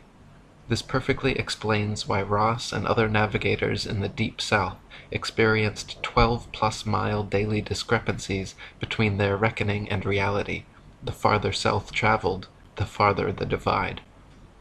Dr. Samuel Robotham wrote, "From near Cape Horn, Chile, to Port Phillip in Melbourne, Australia, the distance is 9,000 miles.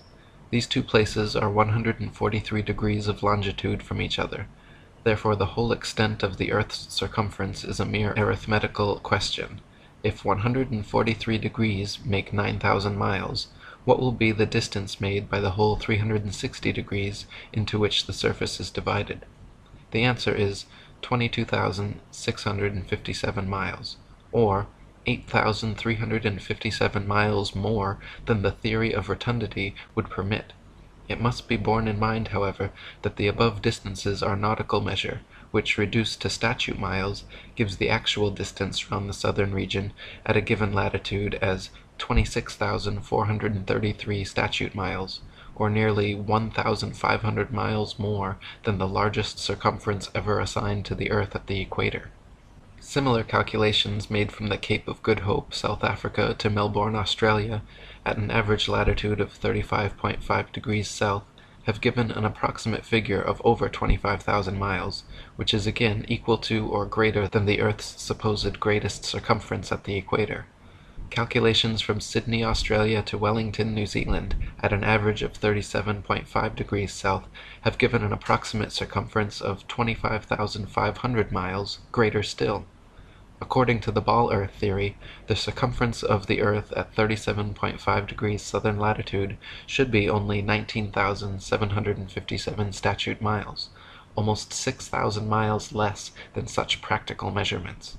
Dr. Samuel Robotham wrote, "The above calculations are, as already stated, only approximate, but as liberal allowances have been made for irregularities of route, etc., they are sufficiently accurate to prove that the degrees of longitude, as we proceed southwards, do not diminish, as they would upon a globe, but expand or increase, as they must if the Earth is a plane, or, in other words, the farthest point, or greatest latitude south, must have the greatest circumference and degrees of longitude."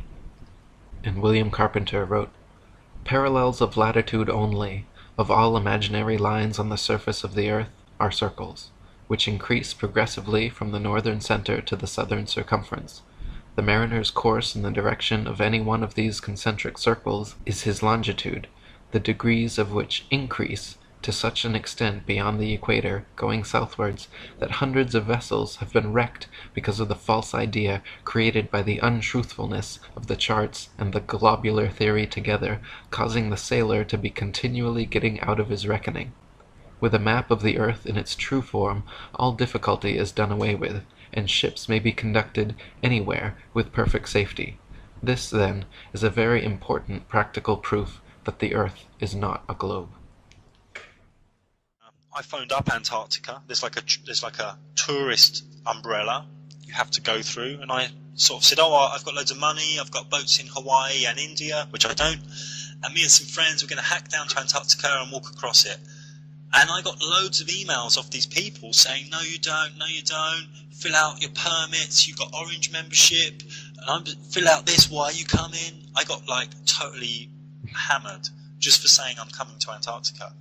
What I found is you're only allowed in through New Zealand, South America at the bottom, and South Africa at the bottom. And they take you in, you see some penguins, you sleep somewhere cold, and they throw you back out, all for like $5,000. Now, it's totally locked down, and I did an article about it where I looked at the Treaty of Antarctica, which is some countries got together and locked it down. They've got a lot of science research going on there, and they just don't let anyone in. Now, where this treaty meet, they have a big table that's shaped in a pyramid with the top cut off. Which is, you can call me a conspiracy theorist, but there's obviously something there. What would you like to add on the Antarctica rim model, Eric? Yeah, so Antarctica is not just the tiny ice continent on the bottom of the globe that it shows, but it is the case that no matter where you are on Earth, if you go southwards from there, you'll hit Antarctica.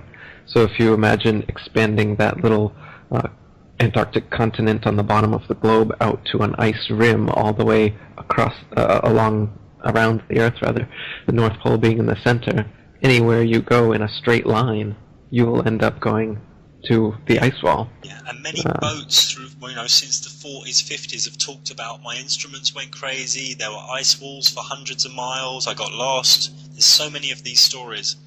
Yeah, and so they say that there's a South Pole somewhere too on part of that guided tour that you're talking about. They've got an arbitrary point along the Antarctic ice that they've put a red and white barbershop pole with a ball earth on top of it and claim that that's the South Pole. But they even admit that it's not the real South Pole because the real geomagnetic South Pole is constantly moving. So since it's constantly moving, you're never really going to be able to see it. But the reality is they can't have people going down there with a compass and checking to see if it really is the South Pole. Last year, Prince Harry was down there, and he basically just made some filming. He was with Rupert and Tarquin and a few of his friends, and the story was, it was on all the mainstream news, Prince Harry in Antarctica. Oh, we had to go back, it was just too cold, my foot got blisters and frostbite. What the message to the subconscious is, it doesn't matter how rich you are, don't go there, it's too cold. They know that Prince Harry and a team of injured servicemen and women have been walking to the South Pole. Well, they've got there, they've completed the 200-mile Walking with the Wounded South Pole Challenge, that's its proper name. They've spent more than 3 weeks trekking through Antarctica, and this was what it sounded like at the moment when they arrived at the bottom of the world. Let's go!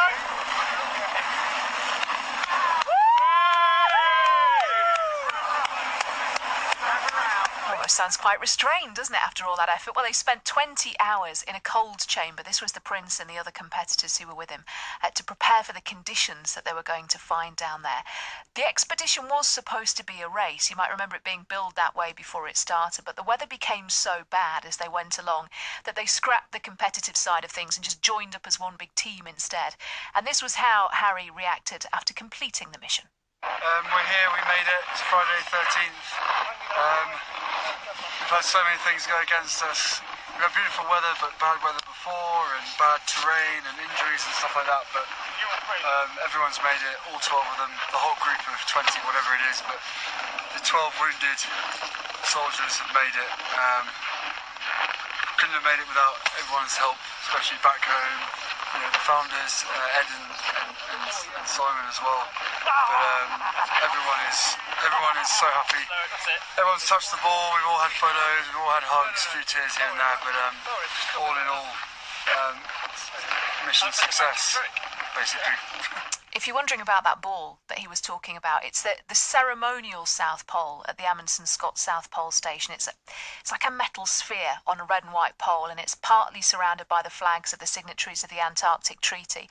So it's lovely for a photo, but the problem with it is it's not the real South Pole. It's about 300 metres away. So at the real South Pole, what is that? Well, there's nothing. That's the thing. You can't see. To do it properly, to cover all your bases, you have to do both. You have to do the picture with the ball, and then you have to go and kind of hang around at the exact Why don't they move the ball longitude to and where latitude. the actual thing is? Well, that's a very sensible question. something for you It's to not work one I on. can answer, Okay. but it's a very good.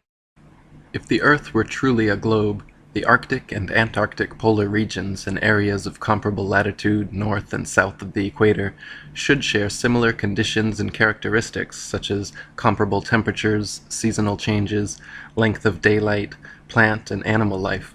In reality, however, the Arctic and Antarctic regions and areas of comparable latitude north and south of the equator differ greatly in many ways. Thomas Winship says, "If the Earth be the globe of popular belief, the same amount of heat and cold, summer and winter, should be experienced at the same latitudes north and south of the equator. The same number of plants and animals would be found, and the same general conditions exist. That the very opposite is the case disproves the globular assumption. The great contrasts between places at the same latitudes north and south of the equator is a strong argument against the received doctrine of the rotundity of the Earth. Antarctica is by far the coldest place on Earth, with an average annual temperature of approximately negative 57 degrees Fahrenheit and a record low of 135.8. The average annual temperature at the North Pole, however, is a comparatively warm 4 degrees. Throughout the year, temperatures in the Antarctic vary less than half the amount at comparable Arctic latitudes.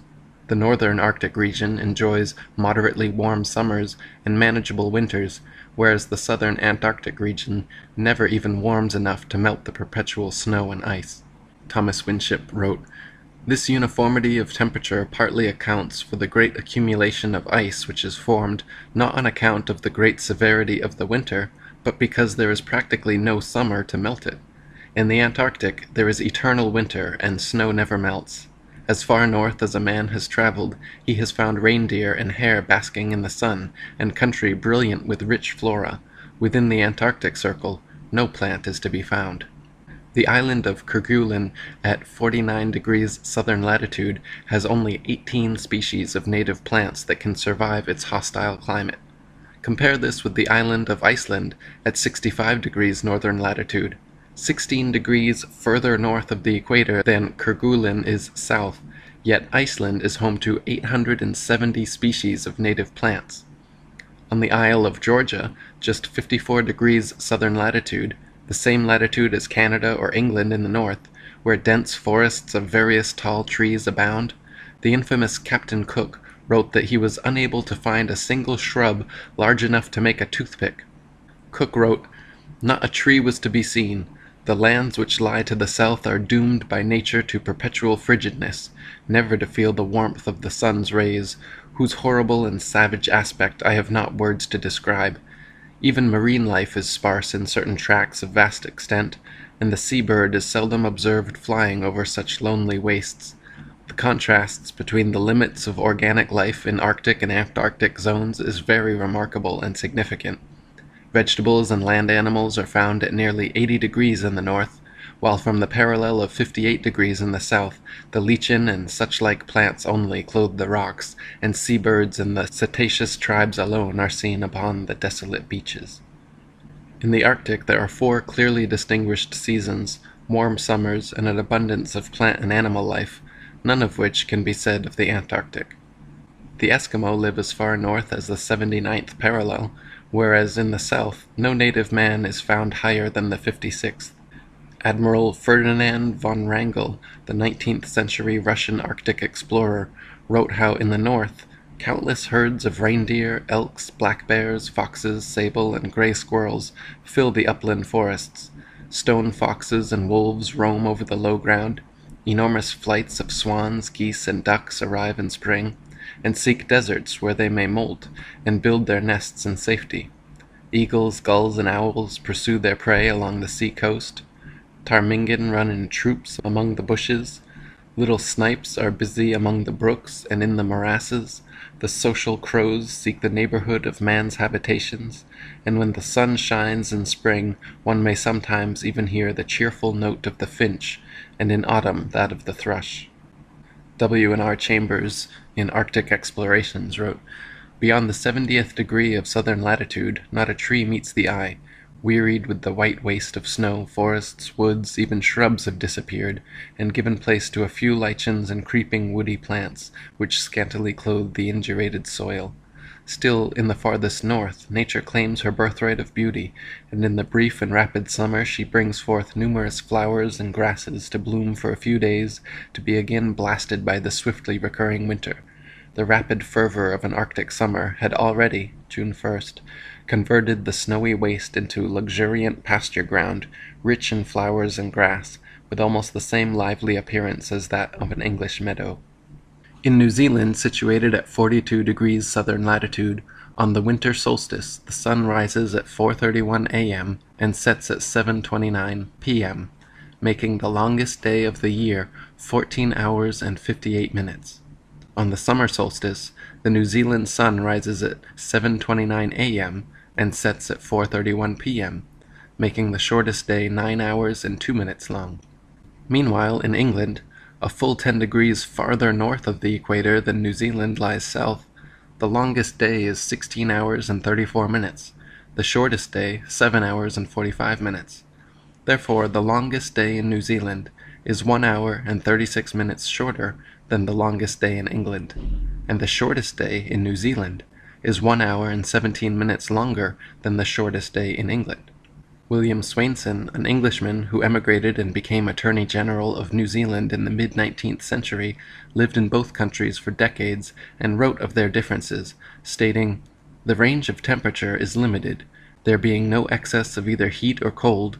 Compared with the climate of England, the summer of New Zealand is but very little warmer, though considerably longer. Even in summer, people here have no notion of going without fires in the evening.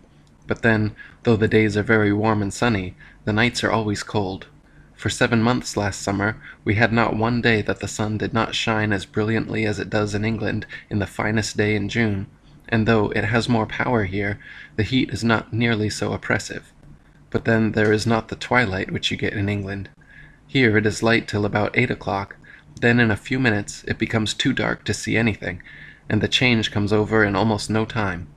The seasons are the reverse of those in England. Spring commences in September, summer in December, autumn in April, and winter in June. The days are an hour shorter at each end of the day in summer, and an hour longer in the winter than in England." In the flat earth model of the cosmos, these Arctic and Antarctic phenomena are easily accounted for and exactly what would be expected. If the sun circles over and around the earth every 24 hours, steadily traveling from tropic to tropic every 6 months, it follows that the northern, central region would annually receive far more heat and sunlight than the southern circumferential region. Since the sun must sweep over the larger southern region in the same 24 hours it has to pass over the smaller northern region, its passage must necessarily be proportionally faster as well. This is why the Antarctic morning dawn and evening twilight are very abrupt, whereas in extreme north, twilight continues for hours after sunset, and many midsummer nights the sun does not set at all. Dr. Samuel Robotham said, "If the sun is fixed and the earth revolves underneath it, the same phenomena would exist at the same distance on each side of the equator. But such is not the case. What can operate to cause the twilight in New Zealand to be so much more sudden, or the nights so much colder than in England? The southern hemisphere cannot revolve more rapidly than the northern. The latitudes are about the same, and the distance round a globe would be the same at 50 degrees south as at 50 degrees north, and as the whole would revolve once in 24 hours, the surface at the two places would pass underneath the sun with the same velocity, and the light would approach in the morning and recede in the evening in exactly the same manner. Yet the very contrary is the fact. The constant sunlight of the north develops, with the utmost rapidity, numerous forms of vegetable life, and furnishes subsistence for millions of living creatures. But in the south, where the sunlight never dwells or lingers about a central region, but rapidly sweeps over sea and land, to complete in 24 hours the great circle of the southern circumference, it has not time to excite and stimulate the surface, and therefore, even in comparatively low southern latitudes, everything wears an aspect of desolation. These differences in the north and south could not exist if the earth were a globe, turning upon axes underneath a non-moving sun. The two hemispheres would at the same latitudes have the same degree of light and heat, and the same general phenomena, both in kind and degree. The peculiarities which are found in the south as compared with the north are only such as could exist upon a stationary plane, having a northern center, concentric with which is the path of the moving sun. And William Carpenter wrote, "Every year the sun is as long south of the equator as he is north, and if the earth were not stretched out as it is, in fact, but turned under, as the Newtonian theory suggests, it would certainly get as intensive a share of the sun's rays south as north, but the southern region being, in consequence of the fact stated, far more extensive than the region north, the sun, having to complete his journey round every 24 hours, travels quicker as he goes further south, from September to December, and his influence has less time in which to accumulate at any given point. Since, then, the facts could not be as they are if the earth were a globe, it is a proof that the earth is not a globe." During Arctic summer, from approximately the 22nd to the 25th of June, at a high enough latitude and altitude, you can watch a phenomenon known as the midnight sun, where the sun stays continuously visible in the sky for 3 days straight. The midnight sun rises on the 22nd, and for the next 72 hours never disappears from sight, slowly ascending and descending every 12 hours, showing 3 brilliant sunsets and sunrises without ever actually setting below the horizon. In the Brighton Examiner of July 1870, United States Ambassador to Norway Mr. Campbell described his experience witnessing the midnight sun with a group of gentlemen on a cliff 1,000 feet above the Arctic Sea at the 69th north parallel. It was late but still sunlight. The Arctic Ocean stretched away in silent vastness at our feet. The sound of the waves scarcely reached our airy lookout. Away in the north the huge old sun swung low along the horizon, like the slow beat of the tall clock in our grandfather's parlor corner. We all stood silently, looking at our watches. When both hands stood together at 12 midnight, the full round orb hung triumphantly above the waves. A bridge of gold running due north spangled the water between us and him. There he shone in silent majesty, which knew no setting. We involuntarily took off our hats. No word was said. Combine the most brilliant sunrise you ever saw, and its beauties will pall before the gorgeous coloring which lit up the ocean, heaven, and mountains. In half an hour the sun had swung up perceptibly on its beat. The colors had changed to those of morning. A fresh breeze had rippled over the florid sea. One songster after another piped out of the ground behind us. We had slid into another day. From the land of the midnight sun. Tourists from Haparanda prefer going to Ayasaksa, a hill 680 feet above the sea, from which, through 8 or 10 miles south of the Arctic Circle, they can see the midnight sun for 3 days. As the voyage drew to a close, and we approached the upper end of the Gulf of Bothnia, the twilight had disappeared, and between the setting and rising of the sun hardly 1 hour elapsed. Haparanda is in 65 degrees 31 minutes north latitude and 41 miles south of the Arctic Circle. It is 1 degree 18 minutes farther north than Archangel and in the same latitude as the most northern part of Iceland. The sun rises on the 21st of June at 12:01 a.m. and sets at 11:37 p.m. From the 22nd to the 25th of June, the traveler may enjoy the sight of the midnight sun from Avasaksa, a hill 680 feet high and about 45 miles distant. If the earth were actually a spinning globe revolving around the sun, the only place such a phenomena as the midnight sun could be observed would be at the poles. Any other vantage point from 89 degrees latitude downwards could never, regardless of any tilt or inclination, see the sun for 24 hours straight. To see the sun for an entire revolution on a spinning globe at a point other than the poles, you would have to be looking through miles and miles of land and sea for part of the revolution. Anyone below the 89th parallel could never witness the sun for 72 hours, 3 whole revolutions, straight, because to do so would be to assume you are somehow seeing through the globe and to the sun on the other side. Since such an assumption is ridiculous, and yet the midnight sun can clearly be seen as low as the 65th parallel, this is another absolute proof that the Earth is the flat, stationary center of the universe. Thomas Winship wrote, "If the Earth be a globe, at midnight the eye would have to penetrate thousands of miles of land and water, even at 65 degrees north latitude, in order to see the sun at midnight. That the sun can be seen for days together in the far north during the northern summer proves that there is something very seriously wrong with the globular hypothesis. Besides this, how is it that the midnight sun is never seen in the south during the southern summer? Cook penetrated as far south as 71 degrees, Weddell in 1893 reached as far as 74 degrees, and Sir James C. Ross in 1841 and 1842 reached the 78th parallel. But I am not aware that any of these navigators have left it on record that the sun was seen at midnight in the south." Heliocentrists also cannot explain why the midnight sun phenomena is not experienced anywhere in the southern hemisphere at any time of year. Quite to the contrary, it has been recorded by the Royal Belgian Geographical Society in Expedition Antarctique Belge that during the most severe part of the Antarctic winter, from 71 degrees south latitude onwards, the sun sets on May 17th and is not seen above the horizon again until July 21st. This is completely at odds with the ball Earth theory, but easily explained by the flat Earth model. The midnight sun is seen from high altitudes in extreme northern latitudes during Arctic summer because the sun, at its innermost cycle, is circling tightly enough around the polar center that it remains visible above the horizon for someone at such a vantage point. Likewise, in extreme southern latitudes, during Arctic summer, the sun completely disappears from view for over 2 months, because there, at the northern tropic, at the innermost arc of its boomerang journey, the sun is circling the northern center too tightly to be seen from the southern circumference. Samuel Rowbotham wrote, "It is evident that in the great encircling oceans of the south, and the numerous islands and parts of continents which exist beyond that part of the earth where the sun is vertical, cannot have their days and nights, seasons, etc., precisely like those in the northern region. The north is a center, and the south is that center radiated or thrown out to a vast oceanic circumference, terminating in circular walls of ice, which form an impenetrable frozen barrier.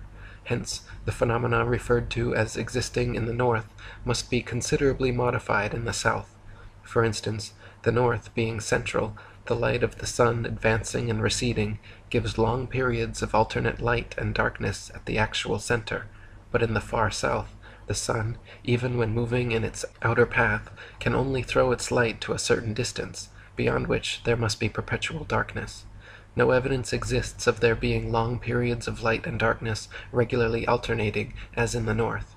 In the north, in summertime, when the sun is moving in its inner path, the light shines continually for months together over the central region and rapidly develops numerous forms of animal and vegetable life."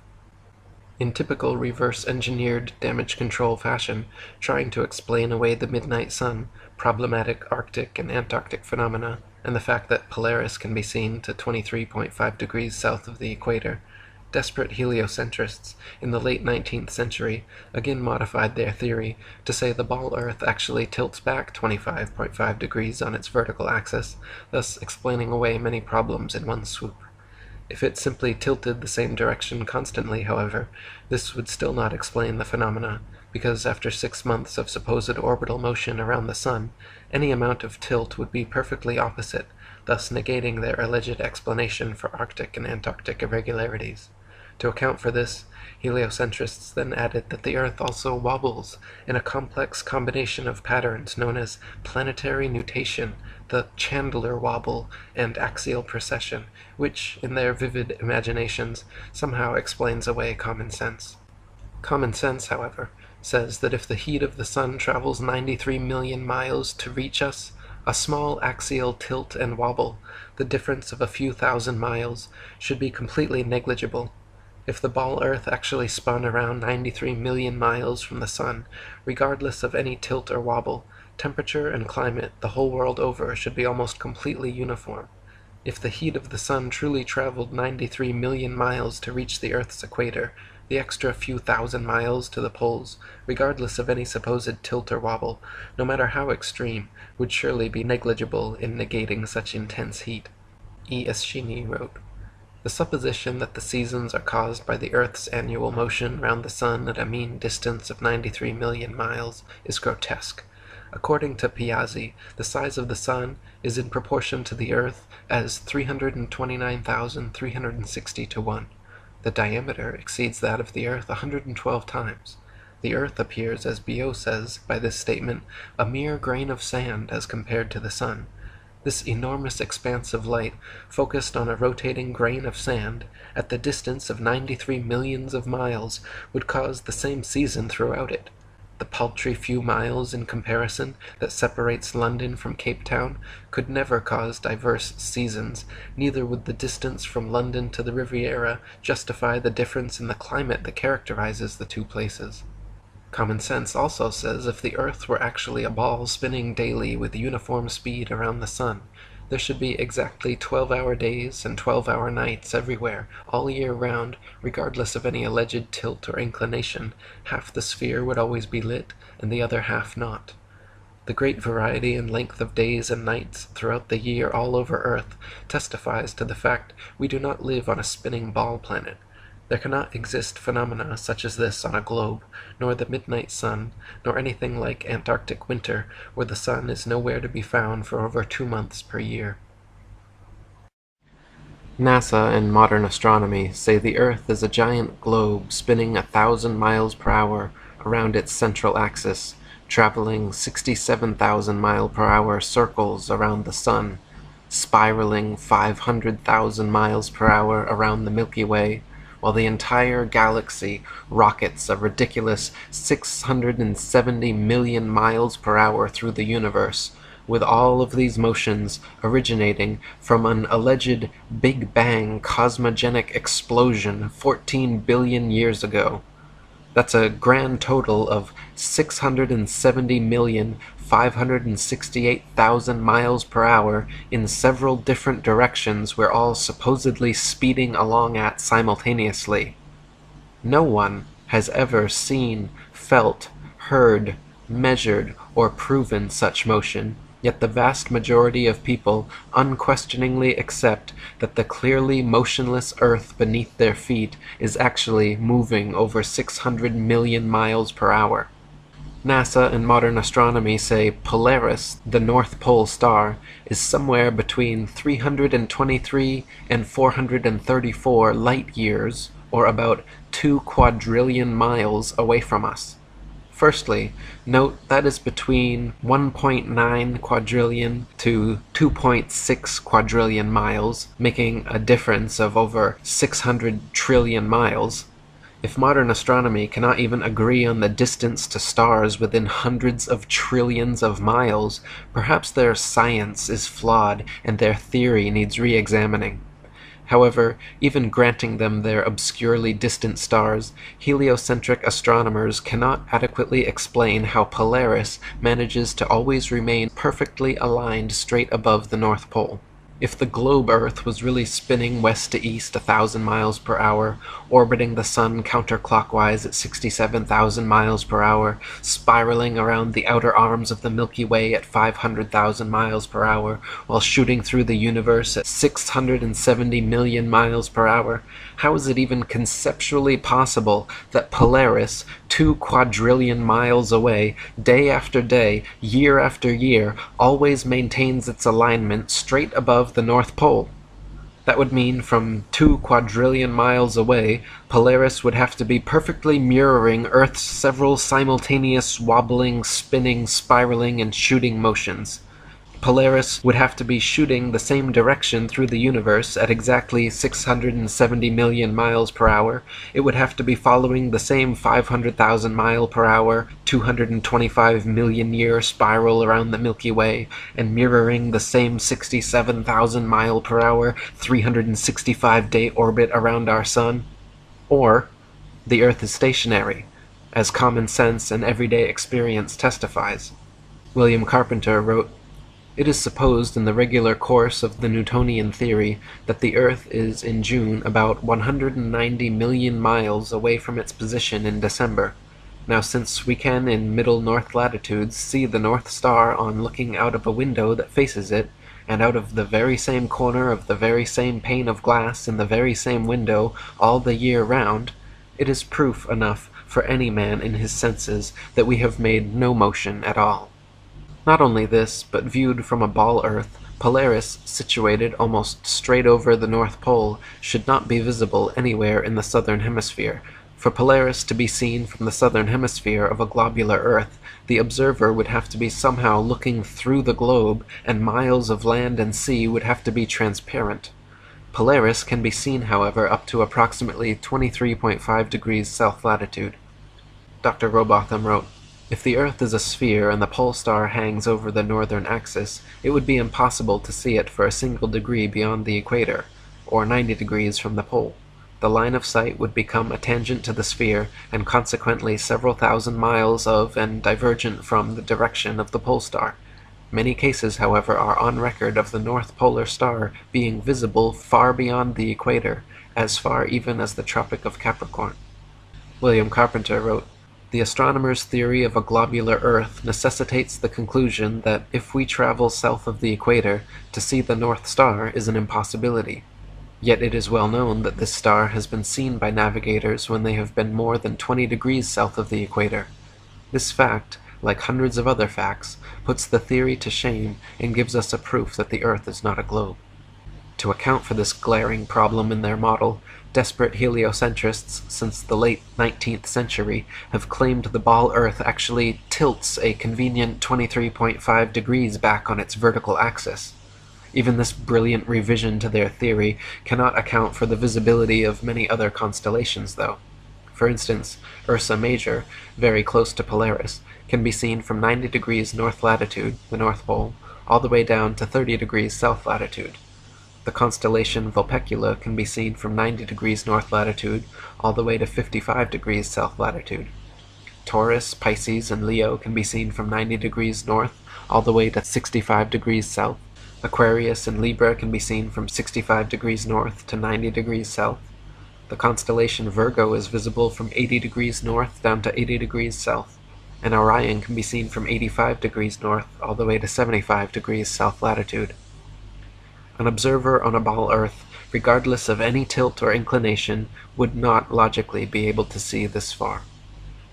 Dr. Samuel Robotham wrote, "Another thing is certain, that from within the equator the North Pole Star and the constellations Ursa Major, Ursa Minor, and many others can be seen from every meridian simultaneously, whereas in the south, from the equator, neither the so-called South Pole Star nor the remarkable constellation of the Southern Cross can be seen simultaneously from every meridian, showing that all the constellations of the south, supposed pole star included, sweep over a great southern arc and across the meridian from their rise in the evening to their setting in the morning.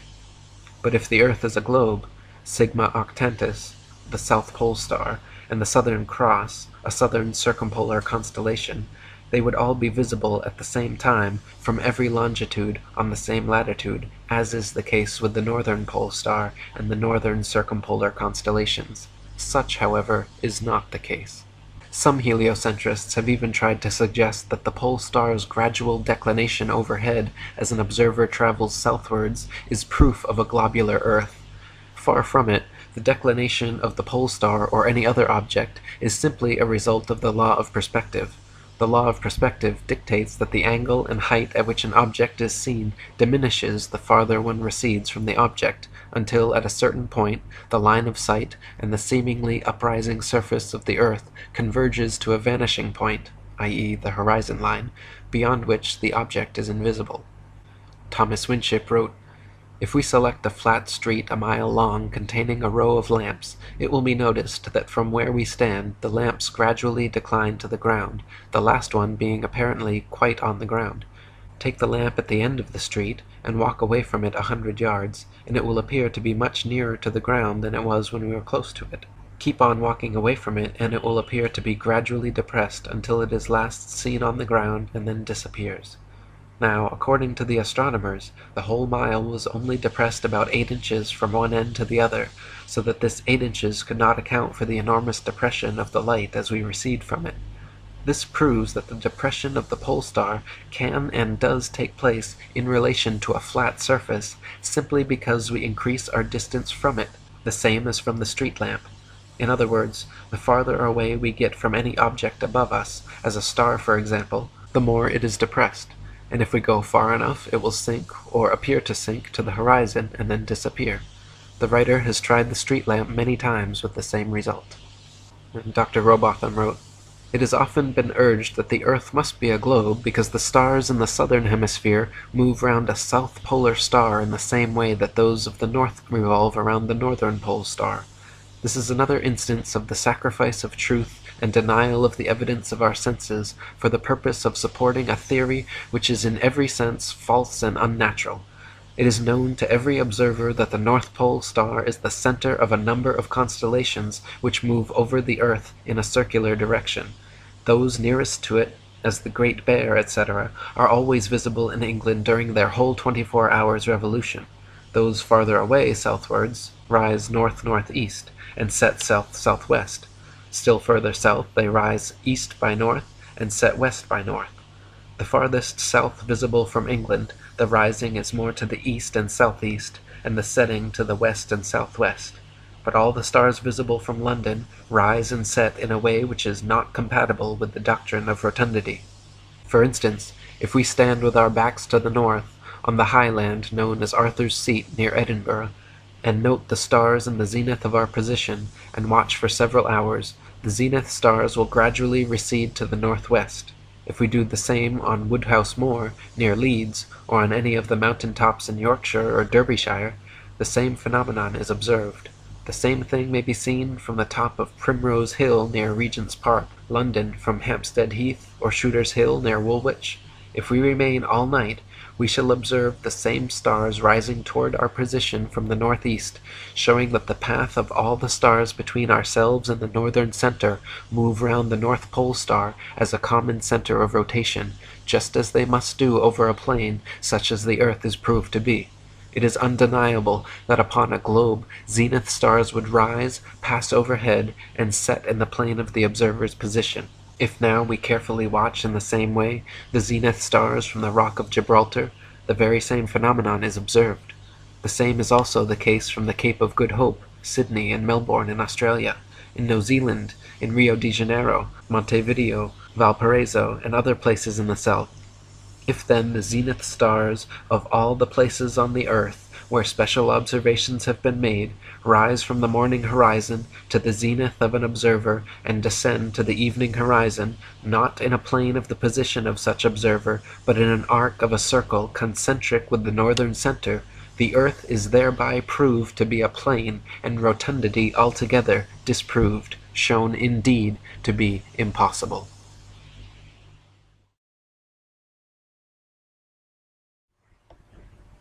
When you look up at the sun and moon, you see two equally sized, equidistant circles tracing similar paths at similar speeds around a flat, stationary Earth.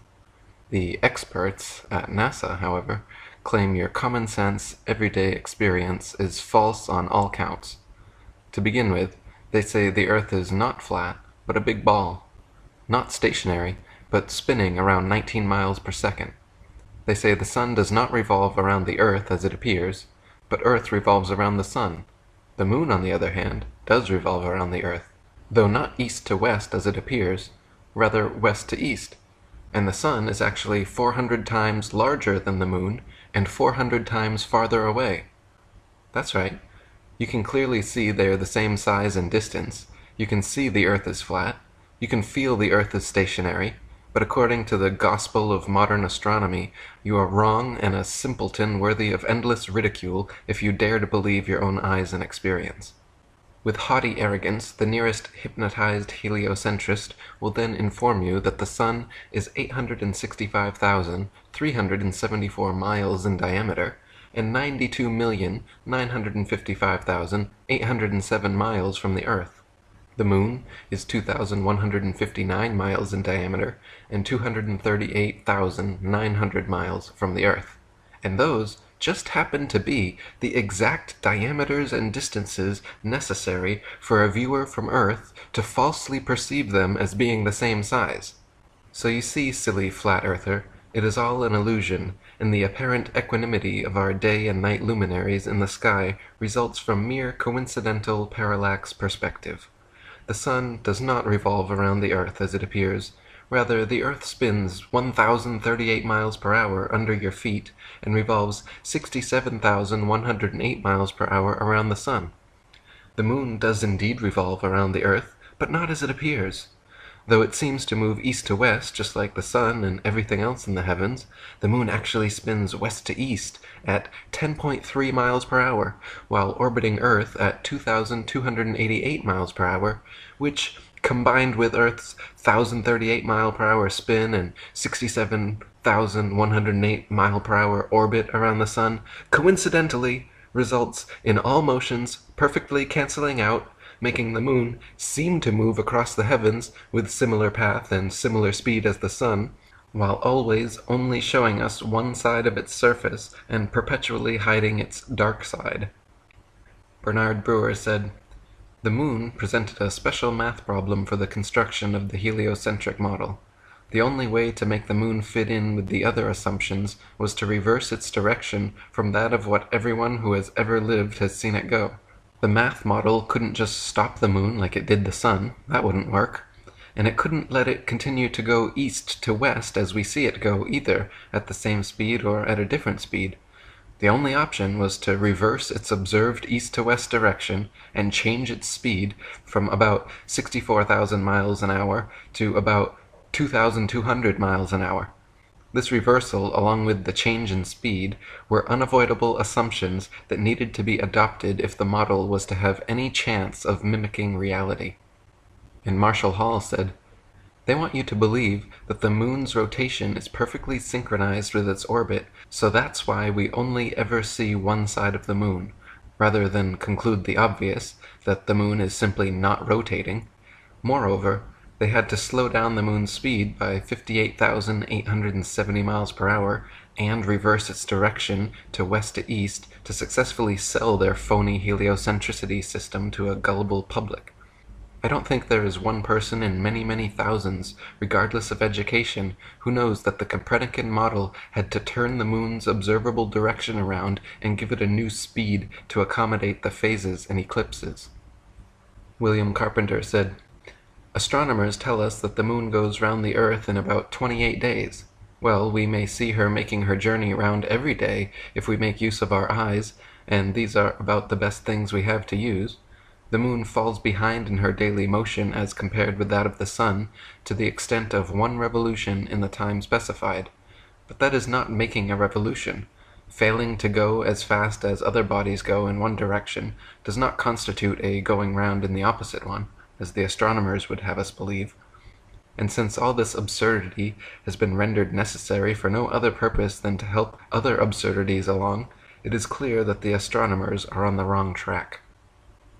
There are several theories about the relative size and distance of the Sun and Moon, all with their points of evidence and points of contention. Flat earthers throughout the ages have used sextants and plane trigonometry attempting to make such calculations, usually concluding the Sun and Moon both to be only about 32 miles in diameter and less than a few thousand miles from Earth.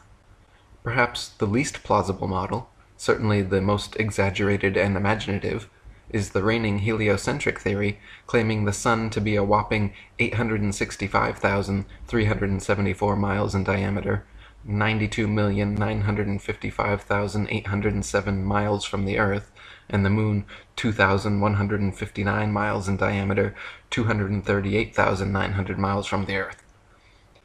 Heliocentrists' astronomical figures always sound perfectly precise, but they have historically been notorious for regularly and drastically changing them to suit their various models. For instance, in his time, Copernicus calculated the Sun's distance from Earth to be 3,391,200 miles. The next century, Johannes Kepler decided it was actually 12,376,800 miles away. Isaac Newton once said, "It matters not whether we reckon it 28 or 54 million miles distant, for either would do just as well." How scientific! Benjamin Martin calculated between 81 and 82 million miles. Thomas Dilworth claimed 93,726,900 miles.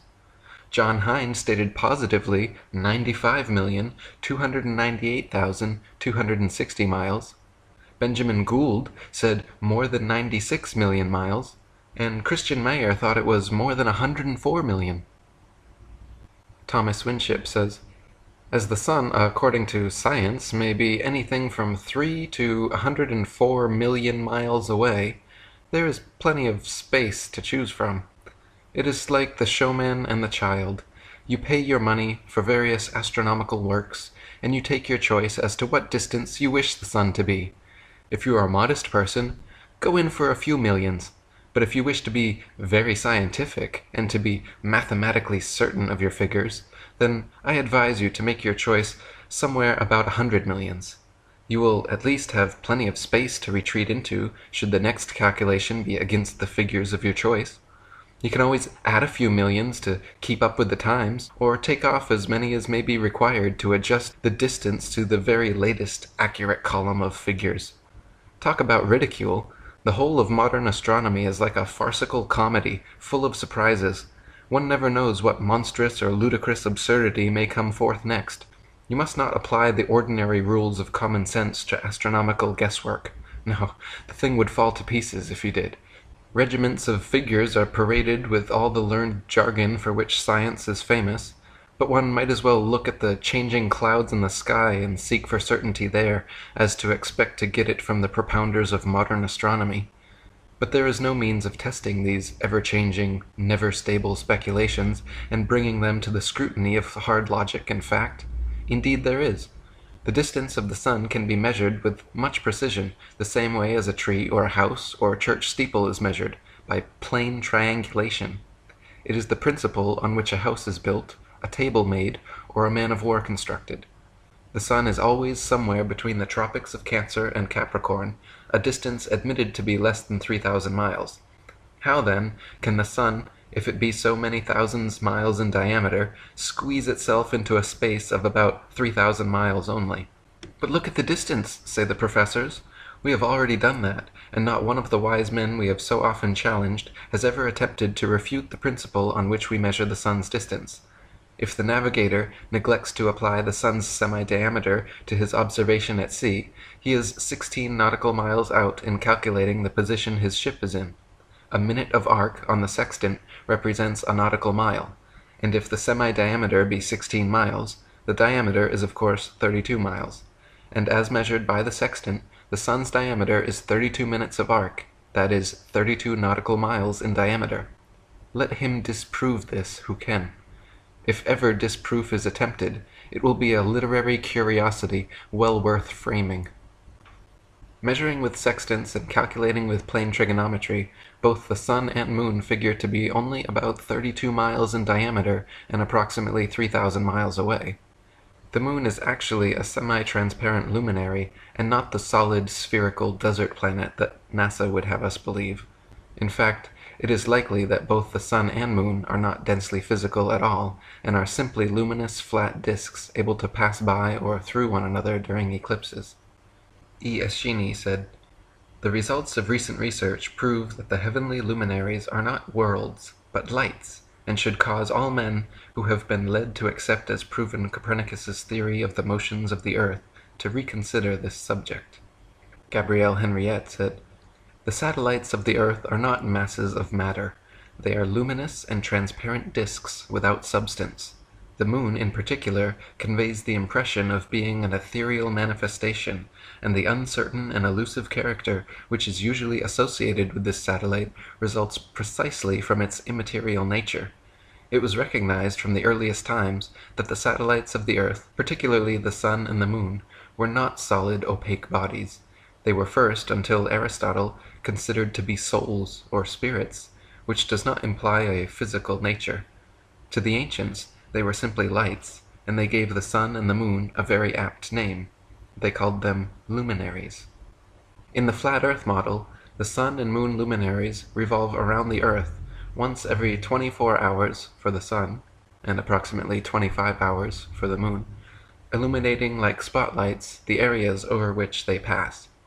The sun's annual journey from tropic to tropic, solstice to solstice, is what determines the length and character of days, nights, and seasons. This is why equatorial regions experience almost year-round summer and heat, while higher latitudes north and especially south experience more distinct seasons with harsh winters. The heliocentric model claims seasons change based on the ball Earth's alleged axial tilt and elliptical orbit around the sun. Their flawed current model even places us closest to the sun, 91,400,000 miles, in January, when it is actually winter, and farthest from the sun, 94,500,000 miles, in July, when it's actually summer throughout much of the Earth. They say due to the ball Earth's tilt, different places receive different amounts of direct sunlight, and that is what produces the seasonal and temperature changes. This makes little sense, however, because if the sun's heat travels over 90 million miles to reach the ball Earth, how could a slight tilt, a mere few thousand miles maximum, negate the sun's 90 million mile journey, giving us simultaneous tropical summers and Antarctic winters? Thomas Winship said, "The Earth is a stretched-out structure which diverges from the central north in all directions towards the south. The equator, being midway between the north center and the southern circumference, divides the course of the sun into north and south declination. The longest circle around the world which the sun makes is when it has reached its greatest southern declination. Gradually going northwards, the circle is contracted. In about 3 months after the southern extremity of its path has been reached, the sun makes a circle round the equator. Still pursuing a northerly course as it goes round and above the world, in another 3 months the greatest northern declination is reached, when the sun again begins to go towards the south. In north latitudes, when the sun is going north, it rises earlier each day, is higher at noon, and sets later, while in southern latitudes at the same time, the sun as a matter of course rises later, reaches a lesser altitude at noon, and sets earlier. In northern latitudes, during the southern summer, say from September to December, the sun rises later each day, is lower at noon, and sets earlier, while in the south he rises earlier, reaches a higher altitude at noon, and sets later each day. This movement round the earth daily is the cause of the alternations of day and night, while his northerly and southerly courses produce the seasons. When the sun is south of the equator, it is summer in the south and winter in the north, and vice versa. The fact of the alternation of the seasons flatly contradicts the Newtonian delusion that the earth revolves in an orbit round the sun. It is said that summer is caused by the earth being nearest the sun, and winter by its being farthest from the sun. But if the reader will follow the argument in any textbook, he will see that according to the theory, when the earth is nearest the sun, there must be summer in both northern and southern latitudes, and in like manner, when it is farthest from the sun, it must be winter all over the earth at the same time, because the whole of the globe earth would then be farthest from the sun. In short, it is impossible to account for the recurrence of seasons on the assumption that the earth is globular and that it revolves in an orbit around the sun. Gabrielle Henriette said, "The essential feature of the year is its division into 2 equal periods of 6 months, based first on the predominating length of the days over that of the nights, and vice versa, conditions which are governed by the varying hours of sunrise and sunset, and secondly, by the either high or low height reached by the sun in the heavens at midday. The first cycle, during which the days are longer than the nights, and the sun reaches its culminating point of the year, extends from the spring equinox to the autumn equinox, i.e. March 21st to September 22nd, and the second cycle, during which, inversely, the duration of the nights exceeds that of the days, and the sun descends to its lowest point of the year, extends from the autumn equinox to the spring equinox, i.e. September 23rd to March 20th. These two 6-month periods are also characterized by an opposition of temperature. During the first cycle, which corresponds to spring and summer, the heat gradually rises and falls, while during the second cycle, which comprises autumn and winter, it is the intensity of the cold which progressively increases and decreases. In the flat Earth model, the sun and moon spotlights are perpetually hovering over and parallel to the surface of the Earth. From our vantage point, due to the law of perspective, the day and night luminaries appear to rise up the eastern horizon, curve peaking high overhead, and then sink below the western horizon. They do not escape to the underside of the flat Earth, as one might imagine, but rather rotate concentric clockwise circles around the circumference from tropic to tropic. The appearance of rising, peaking, and setting is due to the common law of perspective, where tall objects appear high overhead when nearby, but at a distance gradually lower towards the vanishing point. Samuel Rowbotham said, "Although the sun is at all times above and parallel to the Earth's surface, he appears to ascend the firmament from morning until noon, and to descend and sink below the horizon at evening. This arises from a simple and everywhere visible law of perspective. A flock of birds, when passing over a flat or marshy country, always appears to descend as it recedes, and if the flock is extensive, the first bird appears lower or nearer to the horizon than the last. The farthest light in a row of lamps appears the lowest, although each one has the same altitude. Bearing these phenomena in mind, it will easily be seen how the sun, although always parallel to the surface of the Earth, must appear to ascend when approaching and descend after leaving the meridian or noonday position. What can be more common than the observation that, standing at one end of a long row of lamp-posts, those nearest to us seem to be the highest, and those farthest away the lowest, whilst, as we move along towards the opposite end of the series, those which we approach seem to get higher, and those we are leaving behind appear to gradually become lower. It is an ordinary effect of perspective for an object to appear lower and lower as the observer goes farther and farther away from it. Let anyone try the experiment of looking at a lighthouse, church spire, monument, gas lamp, or other elevated object from a distance of only a few yards, and notice the angle at which it is observed. On going farther away, the angle under which it is seen will diminish, and the object will appear lower and lower as the distance of the observer increases, until, at a certain point, the line of sight to the object and the apparently uprising surface of the Earth upon or over which it stands will converge to the angle which constitutes the vanishing point, or the horizon, beyond which it will be invisible. Heliocentrists would have you believe the very opposite of what every human who has ever walked the Earth has seen with their own eyes. It is obvious to any child and sovereign-minded adult that the sun, moon, stars, and planets, every light in the sky above, revolves around the motionless earth beneath our feet. It is also plain to see that the sun and moon are both approximately the same size and situated relatively close to Earth, not 400 times divergent and millions upon millions of miles away. To abandon your senses and everyday experience in favor of such unfounded science fiction fantasies is a fallacy of appeal to authority so extreme that it leaves the brainwashed believer impotent to trust his own natural instincts and forever thereafter chained to the fantastical explanations of astronomical charlatans." Thomas Winship said, "No one ever yet felt or saw the Earth careening through space at the terrific rates it is credited with, but everyone who is not blind can see the sun move. But the matter can be tested. It may be known for certain whether the sun moves or not. Take a school globe and place a style on the semicircle that holds it in position. Cause the globe to rotate against a lamp on a table, and you will find that the shadow left on the globe is always parallel to the equator, at whatever angle you may incline the globe. Further, let the style be of sufficient length to allow the shadow to fall on a flat surface, moving the globe towards the lamp, and the shadow will be a straight line. If, therefore, the shadow left on the earth by the sun be a straight line, then undoubtedly the sun is stationary. Drive a stake into the ground in such a position as to expose it to the sun for the greater part of a day, the whole day if possible.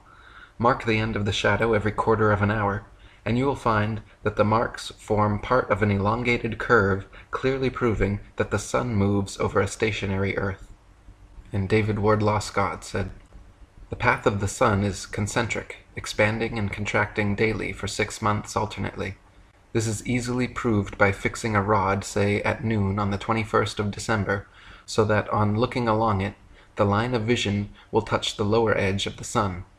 This line of sight will continue for several days pretty much the same, but on the 9th or 10th day, it will be found that the rod will have to be moved considerably toward the zenith in order to touch the lower edge of the sun, and every day afterwards it will have to be raised till the 22nd of June.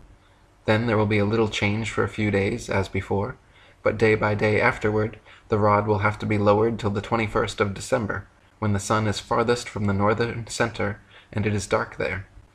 This expansion and contraction of the sun's path continues every year, and is termed the northern and southern declination, and should demonstrate to modern astronomers the absurdity of calling the world a planet, as it remains stationary, while the sun continues circling round the heavens."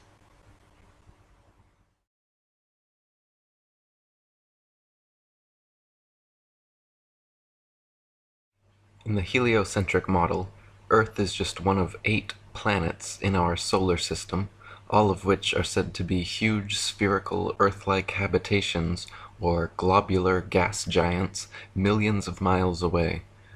They claim the Earth under our feet, along with these 7 other planets, all revolve concentric circles or ellipses around the sun, hence the term heliocentric. The previously prevailing geocentric model had placed Earth as the immovable center of the universe, with the sun, moon, stars, and planets all revolving around us, just as they appear. In the heliocentric model, however, which would be more appropriately titled the acentric model, the sun is only the center of our solar system, while itself, supposedly simultaneously, revolving 500,000 mile-per-hour spirals around the Milky Way galaxy, which itself is constantly shooting 670 million miles per hour away from an alleged Big Bang creationary explosion at the beginning of time. In the geocentric model, the 7 planets were known as wandering stars, with the multitude of other stars known as fixed stars. The wandering stars were so called because they can be seen meandering their own unique paths around the heavens, while all the other stars remain fixed in their steady group rotation around Polaris. The wandering stars also happen to be among the brightest in the night sky, and just as heliocentrists falsely claim the moon to be a mere reflector of the sun's light, they claim the bright starlight of these planets is merely them reflecting the sun's light back at us. This has already been shown to be geometrically impossible, however, as convex bodies do not and cannot reflect light in this way. In the heliocentric model, the wandering stars are all supposedly spherical Earth-like places several million miles away from us, while the fixed stars are all allegedly super-distant suns, similar to our own, but several trillion miles away, complete with their own solar systems and accompanying planets, perhaps even populated with sentient alien beings like ourselves. NASA's current official astronomical statistics state that there are upwards of 10 trillion such planets in our galaxy alone, and at least 200 billion galaxies in the universe.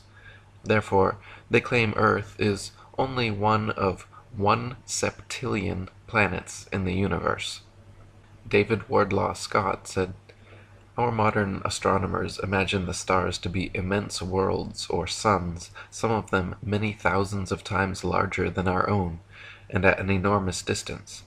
Sir Robert Ball, in his Cause of an Ice Age, says of Sirius that it is 1,000,000 times as distant from us as the sun, that it is 92 millions of miles from the earth. It is thought that stars are in a more or less advanced state of development, and that probably some of them may be already inhabited by beings suited to their spheres. Their distance from us they calculate to be so immense that, according to Sir William Herschel, the light from some of them will take 1,000 years to reach this world of ours.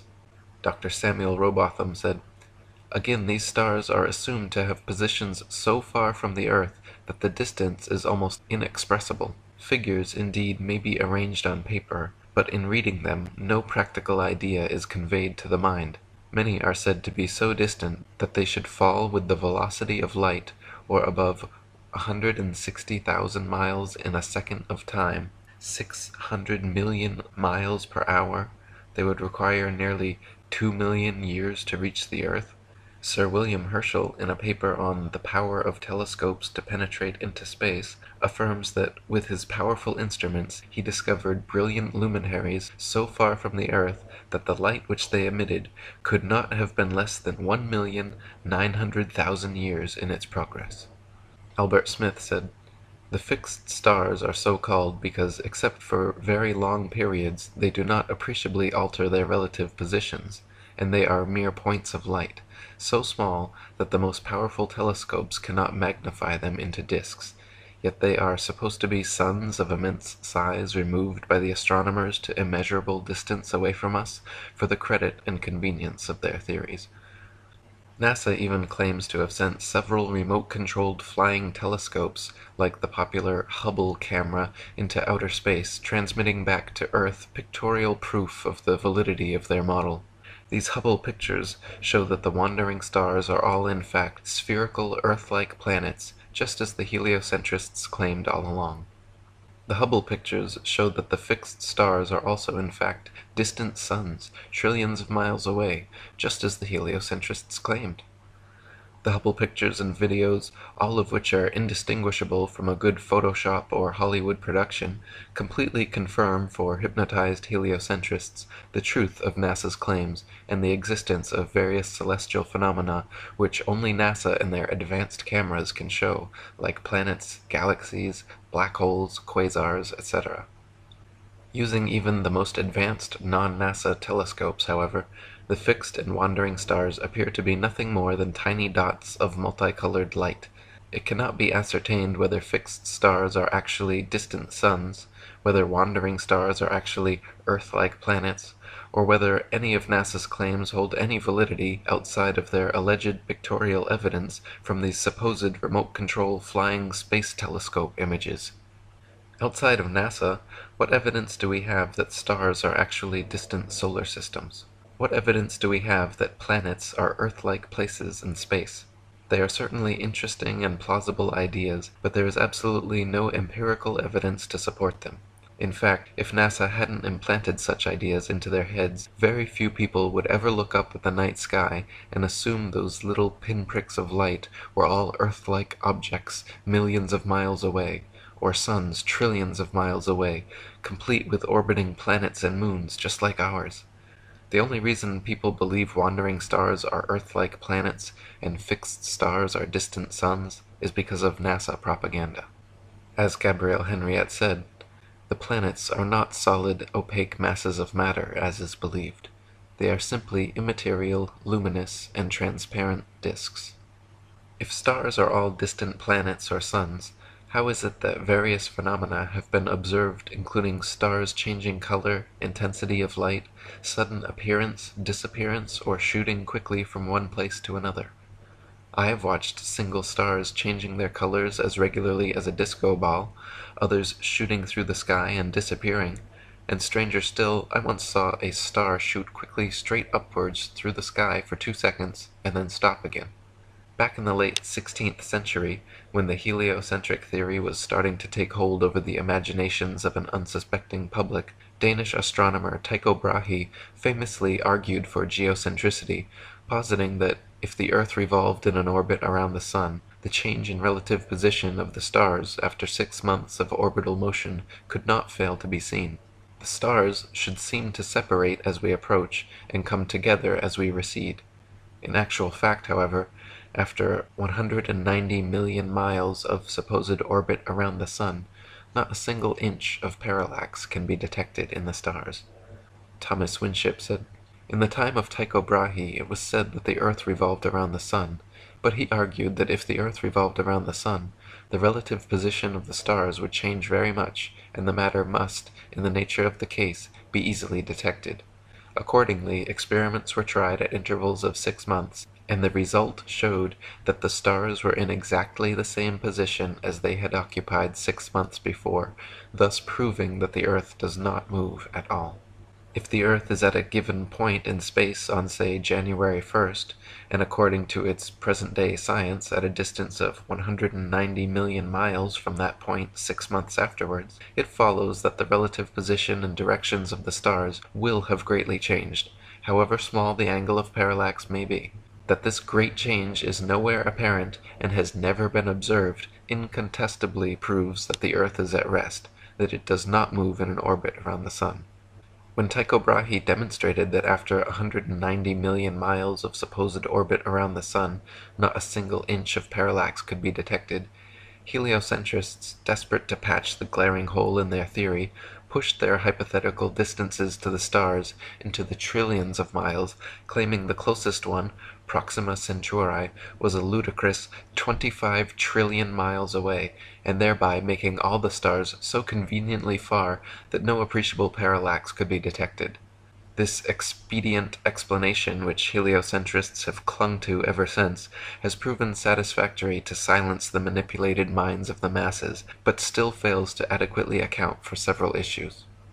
Dr. Samuel Rowbotham wrote, "It is found by observation that the stars come to the meridian about 4 minutes earlier every 24 hours than the Sun, taking the solar time as the standard. This makes 120 minutes every 30 days, and 24 hours in the year. Hence all the constellations have passed before or in advance of the Sun in that time. This is the simple fact as observed in nature, but the theory of rotundity and motion on axes and in an orbit has no place for it. Visible truth must be ignored because this theory stands in the way and prevents its votaries from understanding it." William Carpenter said, "Considerably more than 1,000,000 Earths would be required to make up a body like the Sun, the astronomers tell us, and more than 53,000 suns would be wanted to equal the cubic contents of the star Vega. And Vega is a small star, and there are countless millions of these stars, and it takes 30 million years for the light of some of those stars to reach us at 12 million miles in a minute. And, says Mr. Proctor, I think a moderate estimate of the age of the Earth would be 500 million years. Its weight, says the same individual, is 6 heptillion tons. Now, since no human being is able to comprehend these things, the giving of them to the world is an insult, an outrage, and though they have all risen from the one assumption that Earth is a planet, instead of upholding the assumption, they drag it down by the weight of their own absurdity and leave it lying in the dust, a proof that the Earth is not a globe. Several experiments have since been performed and repeated by notable scientists like Albert Michelson, Edward Morley, George Airy, and George Sagnac, proving that it is the stars that revolve around a stationary Earth and not the other way around. The conclusive results of their experiments are not contested or even mentioned in modern astronomy books. Rather, they are conveniently swept under the carpet to keep prying minds from seeing through the lies. For example, the experiment known as Airy's failure, since it failed to prove heliocentricity, involved filling a telescope with water to slow the speed of light inside. Usually, telescopes must be slightly tilted to get starlight down the axis of the tube, supposedly due to Earth's speed around the Sun. Airy discovered that actually the starlight was already coming in at the correct angle, so no change was necessary. This demonstrated that the stars move relative to a stationary Earth and not the other way around, because if it was the telescope moving, he would have to change the angle.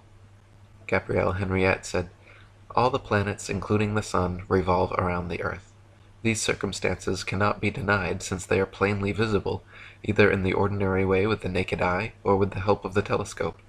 It can be said in this connection that in the case of a science which should be based exclusively on observation and not on speculation, such as astronomy, the evidence of the senses is the only factor upon which conclusions can and must be based. If the planets can be seen revolving around the Earth, it is for the decisive factor that they do revolve in such a way.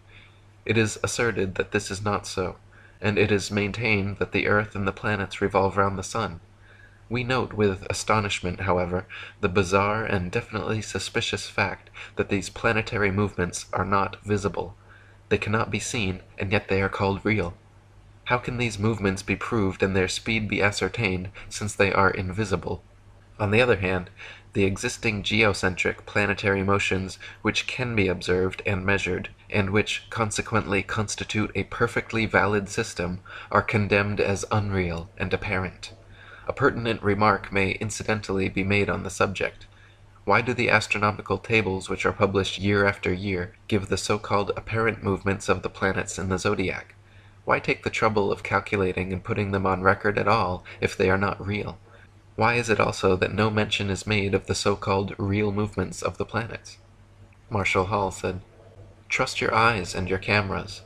They have no reason to deceive you about whether the stars are going around you nightly. Then get it in your mind. This single fact surrounding star trails that has been photographed thousands of times and cannot be denied must be explained away by the theoretical science establishment.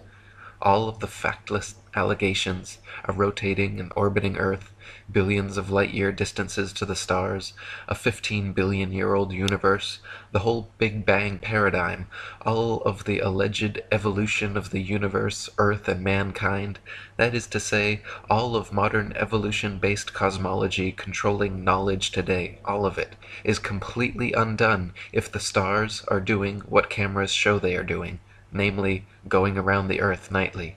If you can do so for a few minutes, just lay aside the Copernican indoctrination that accompanies such pictures, and take a good hard look at these photographs of something that really, really happens every single night. Do you see what I see? I see all the visible stars in the northern skies going around the North Star in perfect circles. In other words, I see all the stars which these time exposures have recorded actually going around that navigational star that God put there for us in the northern hemisphere." Thomas Winship said, "The plurality of worlds is based on assumptions so contrary to known possibilities that the grand idea must be thrown into the waste paper basket. The supposed great distance of the sun from the earth is the main cause of the delusions of the learned as to the so-called worlds above us being inhabited. This distance is based on a fictitious idea, that of the revolution of the earth round the sun, which I have already shown to be unconditionally false. The sun is a small body of light and near the earth, therefore all the star distances are wrong, their sizes and all other suppositions. The plurality of worlds is only the logical sequence of belief if the earth be a rapidly revolving globe, but this has been shown to be ridiculous in the extreme. Evidence, apart from any theory, has been presented which entirely nullifies such an assumption and renders it absurd, showing that such an unnatural idea has not a vestige of natural fact to support it. The grand doctrine of the plurality of worlds, therefore, like all of the other grand doctrines of modern astronomy, must be consigned to oblivion. When it can be shown that this world is a globe, and by what known principle the inhabitants can hang onto the swinging ball, like the housefly crawls along the ceiling, it will be quite time enough to talk about the plurality of worlds." In other words, the plurality of worlds, if there's supposed to be many, many ball planets spinning around in this infinite universe, that only makes sense in the heliocentric spinning ball cosmology. It's been shown that the Earth is flat and motionless, so the idea that there are many other Earth-like planets out there, or there are many other ball habitations spinning around in the sky, is ridiculous. You can see with a telescope that the things that they call planets look exactly like the things that they call stars, and before they started calling them planets, they were called stars. They were called wandering stars. If the planets are supposed to be masses like Earth, why is it that their starlight is often brighter than the other stars, which they claim are suns? Why would they have light at all? It's the same like with the moon. They claim to land on the moon, and they show this desert planet, but we look up at the moon and see a shining light coming from this disk.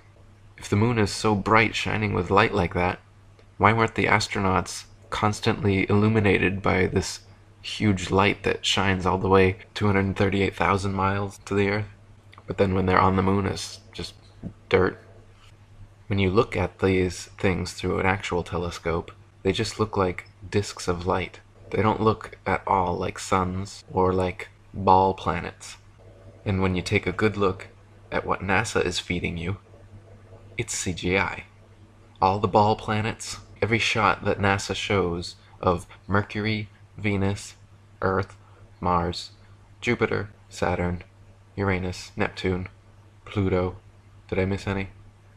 All these things, all their pictures of these planets are clearly made on a computer. They are CGI, computer graphic images, computer generated images. So, the idea that there are many other spinning ball planets out there in the sky is false. NASA doesn't do science. NASA does science fiction. Heliocentricity is not science. It's science fiction. Geocentricity is what you actually experience. It's what actually happens. The flat Earth is what you actually experience. You do not experience a curve. You do not experience motion. You don't feel yourself moving 1,000 miles an hour. The stars don't change their relative positions.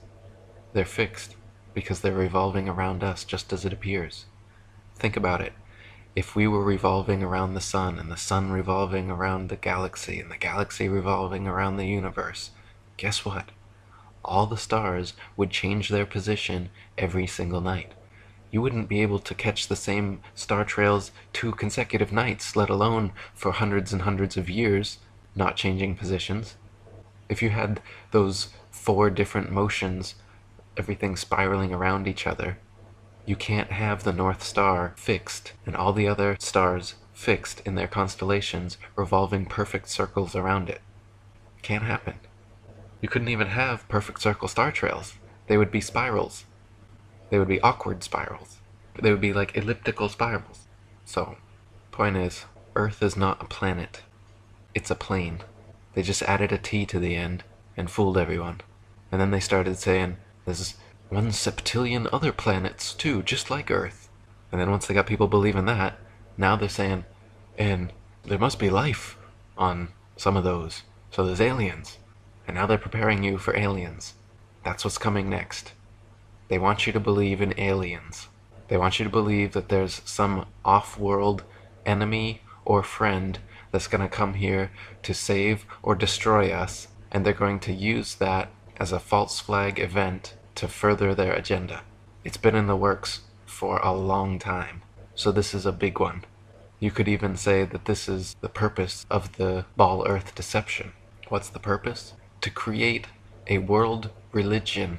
What do you think NASA is? What do you think the spinning ball Earth, universe, Big Bang, evolution bullshit is? It's a religion. People believe this shit and it doesn't exist. So, well, why did they lie about the flat Earth, Eric? Because they're making you believe in a bullshit science fiction religion. That's why. You don't even know that you're in a cult. You don't know that you've been brainwashed. And how deeply you've been brainwashed. You've been brainwashed so much that instead of thinking that you come from a intelligent consciousness, you think that you come from nothing and monkeys. They brainwashed you to think that you and Earth aren't special or unique, but that there's just infinite Earths and worlds and beings, and humans are not the most intelligent of the intelligent designers' designs. They want you to believe that there's some aliens out there, more intelligent. They want you to believe that they're more intelligent than you, because only they have the Hubble Space Telescope, and only they have all the technology necessary to tell you that, oh, stars are really suns, and the wandering stars are planets, and, oh, we found water on Mars with our little probe rover thing. Check out these CGI images we sent back on our million-mile internet connection that we have, but you don't, and you've never seen anywhere. Think about how effective this religion is. It's worldwide. It is a world religion. They have successfully created a worldwide religion and made people the whole world over believe in it. They teach it to them in government schools, and they're so indoctrinated into this religion, they have no idea that it's a religion. That's the point. They call it science. They have no idea that they're in a cult being brainwashed by a bunch of CGI pictures and fairy tales. So why the flat earth deception? It's the most successful religious indoctrination in history. That's why.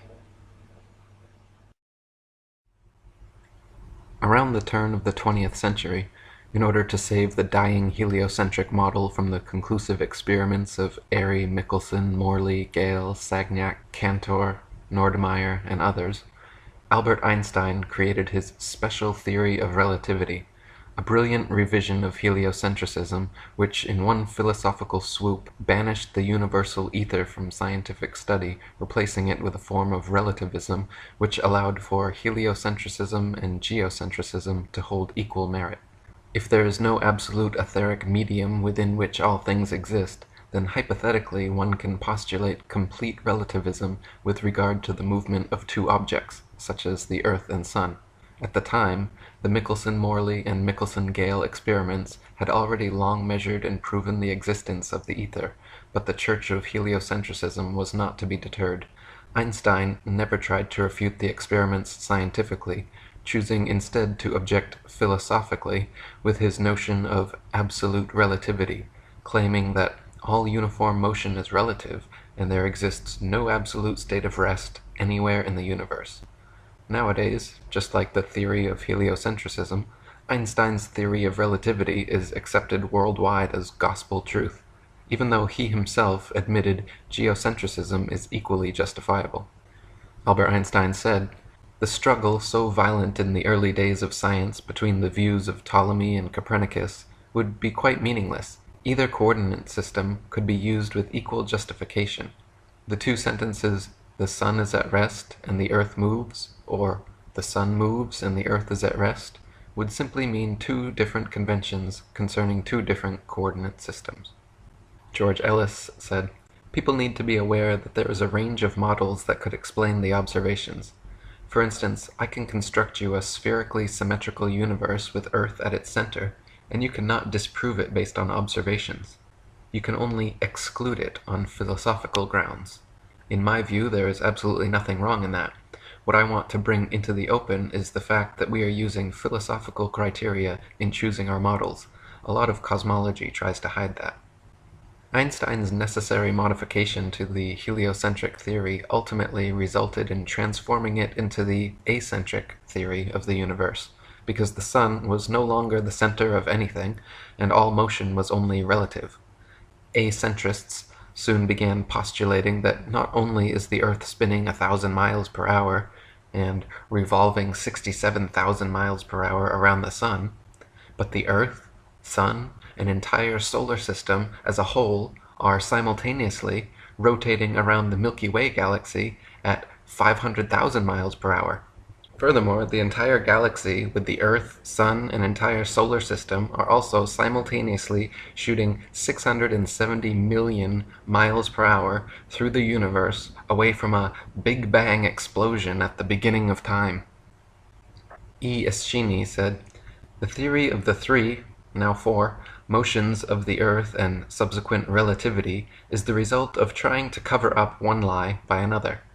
They say that as we whirl in London at the rate of nearly 11 miles a minute, we are shooting into space around the sun at nearly 20 miles a second, and the sun itself moves around a point in space at the immense speed of 150 million miles in a year, pulling our poor Earth with him at the added speed, the distance that separates us from the sun, and in this maddening whirlwind of motions, they try to apply Euclid's spherical trigonometry to locate distances, which data was intended by Euclid to determine fixed points only, with the result that they have brought out wild calculations which have been fostered dogmatically on a gullible world, but are about as infallible as the utterances of Borgia."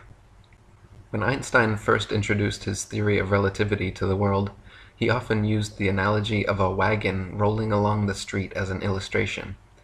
"What we mean by relative motion," he stated in a Princeton University lecture, "in a general sense, is perfectly plain to everyone. If we think of a wagon moving along a street, we know that it is possible to speak of the wagon at rest and the street in motion, just as well as it is to speak of the wagon in motion and the street at rest. That, however, is a very special part of the ideas involved in the principle of relativity. Gerard Hickson says, "That would be amusing if we read it in a comic paper, but when Professor Einstein says it in a lecture at Princeton University, we are expected not to laugh. That is the only difference. It is silly, but I may not dismiss the matter with that remark, and so I will answer quite seriously that it is only possible for me to speak of the street moving while the wagon remains still, and to believe it, when I cast away all the experience of a lifetime and am no longer able to understand the evidence of my senses, which is insanity. Such self-deception as this is not reasoning, it is the negation of reason, which is the faculty of forming correct conclusions from things observed, judged by the light of experience. It is unworthy of our intelligence and a waste of our greatest gift, but that introduction serves very well to illustrate the kind of illusion that lies at the root of relativity. When he suggested that the street might be moving, while the wagon with its wheels revolving was standing still, he was asking us to imagine that in a similar manner the earth we stand upon might be moving, while the stars that pass in the night stand still. It is a case of appeal, where Einstein appeals in the name of a convicted Copernican astronomy against the judgment of Michelson, Morley, Nordemeyer, physics, fact, experience, observation, and reason. On the surface, relativity may seem plausible enough, especially when presented by a charismatic character of Einstein's caliber, but is it really so simple and straightforward? In fact, Einstein's theory of relativity is so complicated and convoluted that when it first came to the public's attention, it was said that there were probably less than a dozen people on Earth capable of understanding it. After Einstein presented his theory to the Royal Astronomical Society, philanthropist Eugene Higgins offered a prize of $5,000 for the best explanation of relativity in essay form, describing it so the general public could understand what it was all about. Prize winner Mr. L. Bolton himself admitted that even when stated in its simplest form, it remains a tough proposition.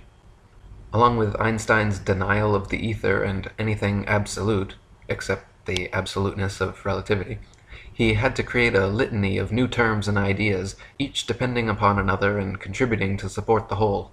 For example, Einstein claimed that there was no ether, that time is a fourth spatial dimension, that infinity and eternity do not exist, and that light is a material thing. This meant that time must be added to the three dimensions of length, breadth, and thickness, that space be renamed a continuum, and points in the space-time continuum be renamed to events. Gerard Hickson said, "What we have always known as a point in the terms of Euclid, Einstein calls an event. But if words have any meaning, a point and an event are two totally different things, for a point is a mark, a spot or place, and is only concerned in the consideration of material things, while an event is an occurrence, it is something that happens. There is as much difference between them as there is between the sentence, 'This is a barrel of apples,' and 'These apples came from New Zealand.'" While claiming time as a fourth dimension, Einstein explains that by dimension we must understand merely one of four independent quantities which locate an event in space. This is to imply that the other three dimensions which are in common use are independent quantities, which is not the case, for length, breadth, and thickness are essentially found in combination. They coexist in each and every physical thing so that they are related. Hence they are not independent quantities. On the contrary, time is an independent quantity. It is independent of any one or all the three proportions of material things. It is not in any way related, and therefore cannot be used as a fourth dimension. Einstein's theory of relativity claims that light is a material thing which therefore has weight and is subject to gravity. This idea meant starlight could now bend under its own weight and curve its path based on the distance and mass of objects along with its trajectory, which allowed heliocentrists like Einstein to claim stars are in reality not where they appear to be, and that with his new geometry, the stars must be moved to much farther away than previously assumed. Einstein's law of the constancy of the velocity of light states that light always travels at the same speed, 186,414 miles per second, or 671,900,400 miles per hour. But Einstein also claims that gravity causes light to bend towards massive objects along its trajectory. If a ray of light can be said to bend, curve, or deviate from its course due to the gravitational pull of masses in its path, it must by necessity accelerate when approaching and decelerate when receding from these things. However, if light can bend under its own weight, or under the law of gravitation as Einstein claims it does, then it is not and cannot be absolute. Gerard Hickson says, strangely enough, while Einstein claims that everything is in motion and nothing is stable, he allows one thing, and one thing only, to remain outside the realm of relativity, independent of everything else. He claims that the velocity of light is constant under all circumstances, and therefore is absolute. This is a blunder of the first magnitude, but I do not imagine that he fell into it through an oversight, for it is quite evident that he was driven into this false position. He was compelled to say that the velocity of light is constant, because if he did not, his new geometry would be useless. We are told that light is a material thing, and that a beam of light is deflected from a straight line by the gravitation of any and everything that lies near its course as it passes within their sphere of influence. And we are further assured that light always maintains a uniform speed of 186,414 miles per second. We have, however, to remind Professor Einstein that this was determined as the result of experiments by the physicists Fizeau, Foucault, Cornu, Michelson, and Newcomb, all of which experiments were conducted within the Earth's atmosphere, on terra firma. In all these experiments, a ray of light was reflected between two mirrors several miles apart, so that it had to pass to and fro, always through the atmosphere, and it is not to be supposed that light or anything else can travel at the same speed through the air as it would through the vacuum Einstein supposes space to be. Let us reverse this in order to realize it better. It is not to be supposed that any material thing travels at no greater speed through a vacuum than it does through air, which has a certain amount of density or opacity. If anything does not distinguish the difference between air and a vacuum, then it is not a material thing. It cannot be matter. On the other hand, anything that is matter must, of necessity, make such a distinction, and in that case, its velocity cannot be constant. Conventional wisdom before Einstein's theory was that light was not a material thing, that it discharged in a straight line in every direction from the source, that it could not be influenced by gravity, could not bend, curve, or be deflected from its course by anything. As Lord Kelvin said, light diverges from a luminous center outwards in all directions. Its velocity may be affected according to the density of the medium through which it passes, but this fact simply proves Einstein's law of the constancy of the velocity of light is incorrect. Gerard Hickson said, the length of the course used by Newcomb in the final determination of the velocity of light was 7.44242 kilometers. If the ray of light had deviated by a hair's breadth from an absolutely straight line, it never could have passed through the interstices between the very fine teeth of his revolving wheel, or returned precisely to the appointed spot on his sending and receiving mirrors, which were 3.72121 kilometers apart. The fact that the ray of light did pass from mirror to mirror, and through the wheel, proves that it maintained a straight line. Hence it is certain that it was not deflected from its course by the gravitation of the earth between the two mirrors, wherefore it is obvious that it was not affected by gravitation. So we find that the very experiments by which the accepted 186,414 miles per second as the velocity of light was measured, experiments which were carried out with the utmost painstaking and minute attention to detail, prove that a ray of light is not influenced by the gravitation of the earth in the slightest degree. Therefore, if those experiments were good enough to warrant all the world in accepting the velocity of light, they may be equally well adduced as proof that a ray of light does not bend by its own weight, and that light is not affected by gravitation. Relativity is clever, but it belongs to the same category as Newton's law of gravitation and the Kant-Herschel-Laplace nebular hypothesis, in as far as it is a superfine effort of the imagination seeking to maintain an impossible theory of the universe in defiance of every fact against it. And Robert Sugenis said, as for Einstein, if you want to believe that lengths shrink when an object moves, time changes in the process, and its mass increases, just so you can explain the anomalies of Mickelson's experiment? That's your privilege, but I'd just as soon answer it by saying that mass, time, and length stay the same, and the Earth isn't moving, and I'm just as scientific as you for saying so. If you fill a balloon with helium, a substance lighter than the nitrogen, oxygen, and other elements which compose the air around it, the balloon will immediately fly upwards. If you fill a balloon with hydrogen, a substance even lighter than helium, the balloon will fly upwards even faster. If you blow a dandelion seed out of your hands, a substance just barely heavier than the air, it will float away and slowly but eventually fall to the ground. And if you drop an anvil from your hands, something much heavier than the air, it will quickly and directly fall straight to the ground. Now this has absolutely nothing to do with gravity. The fact that light things rise up and heavy things fall down is simply a natural property of weight and density. That is very different from gravity. Gravity is a hypothetical magnetic-like force possessed by large masses which Isaac Newton needed to help explain the heliocentric theory of the universe.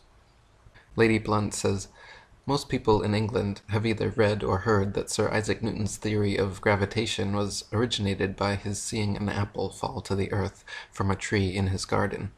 Persons gifted with ordinary common sense would say that the apple fell down to earth because, bulk for bulk, it was heavier than the surrounding air. But if, instead of the apple, a fluffy feather had been detached from the tree, a breeze would probably have sent the feather floating away, and the feather would not reach the earth until the surrounding air became so still that, by virtue of its own density, the feather would fall to the ground. Wilbur Voliva, a famous flat-earther in the early 20th century, gave lectures all over America against Newtonian astronomy. He would begin by walking on stage with a book, a balloon, a feather, and a brick, and ask the audience, "How is it that a law of gravitation can pull up a toy balloon and cannot put up a brick? I throw up this book. Why doesn't it go on up? That book went up as far as the force behind it forced it, and it fell because it was heavier than the air, and that is the only reason. I cut the string of a toy balloon.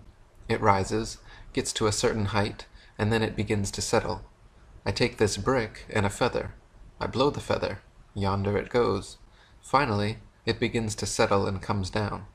This brick goes up as far as the force forces it, and then it comes down because it is heavier than the air. That is all." David Wardlaw Scott says, "Any object which is heavier than the air, and which is unsupported, has a natural tendency to fall by its own weight. Newton's famous apple at Woolsthorpe, or any other apple when ripe, loses hold of its stalk, and being heavier than the air, drops as a matter of necessity to the ground, totally irrespective of any attraction of the earth. For if such attraction existed, why does not the earth attract the rising smoke, which is not nearly so heavy as the apple?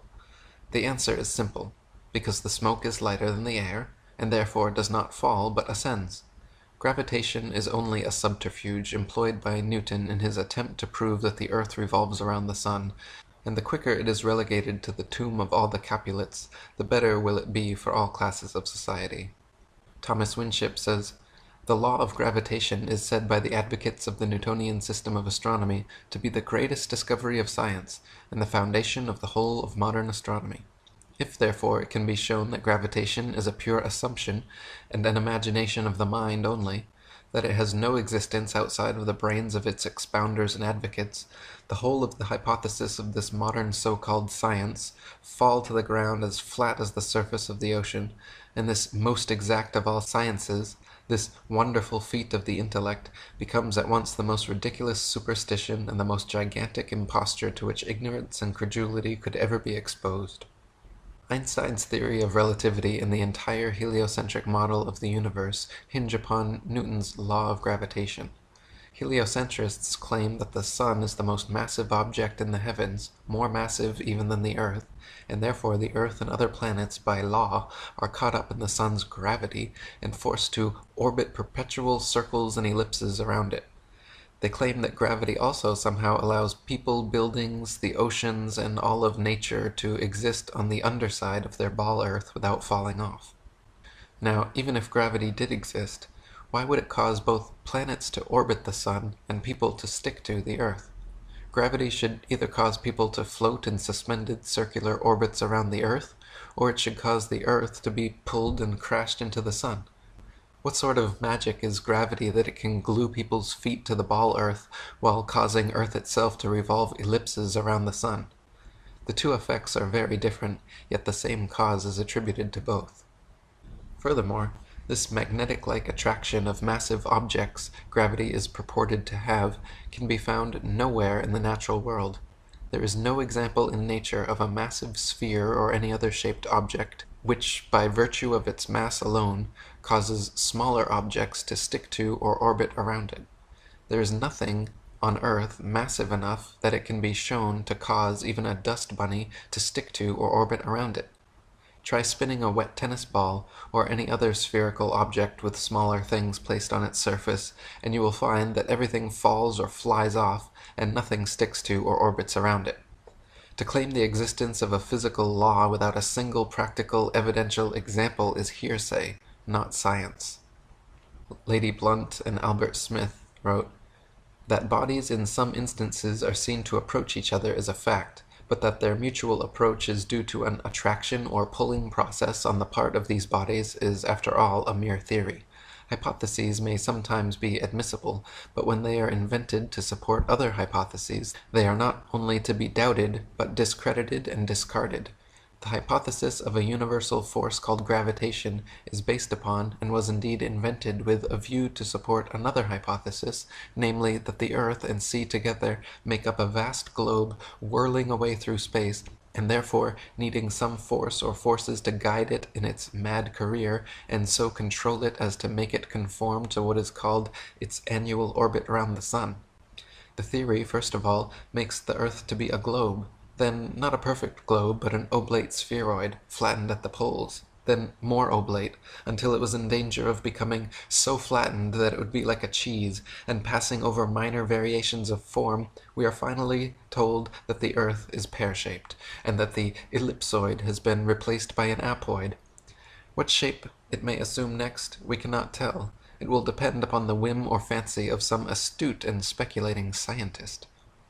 How is it that gravity is so strong that it can hold all the oceans, buildings, and people stuck to the underside of the ball Earth, but so weak that it allows birds, bugs, smoke, and balloons to casually evade its grips completely?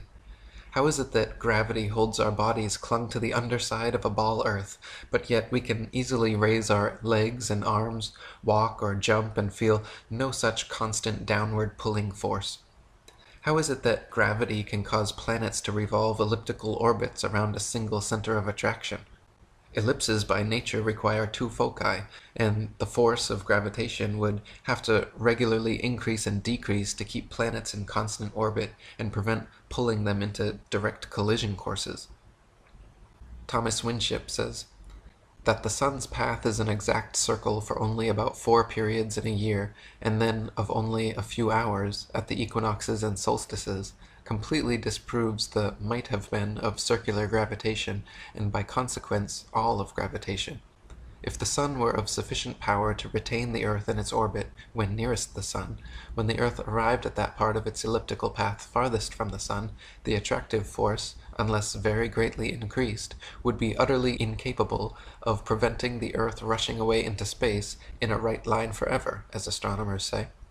On the other hand, it is equally clear that if the sun's attraction were just sufficient to keep the earth in its proper path when farthest from the sun, and thus to prevent it rushing off into space, the same power of attraction when the earth was nearest the sun would be so much greater that, unless the attraction were very greatly diminished, nothing would prevent the earth rushing towards and being absorbed by the sun, there being no counterbalancing focus to prevent such a catastrophe. As astronomy makes no reference to the increase and diminution of the attractive force of the sun, called gravitation, for the above necessary purposes, we are again forced to the conclusion that the great discovery of which astronomers are so proud is absolutely non-existent.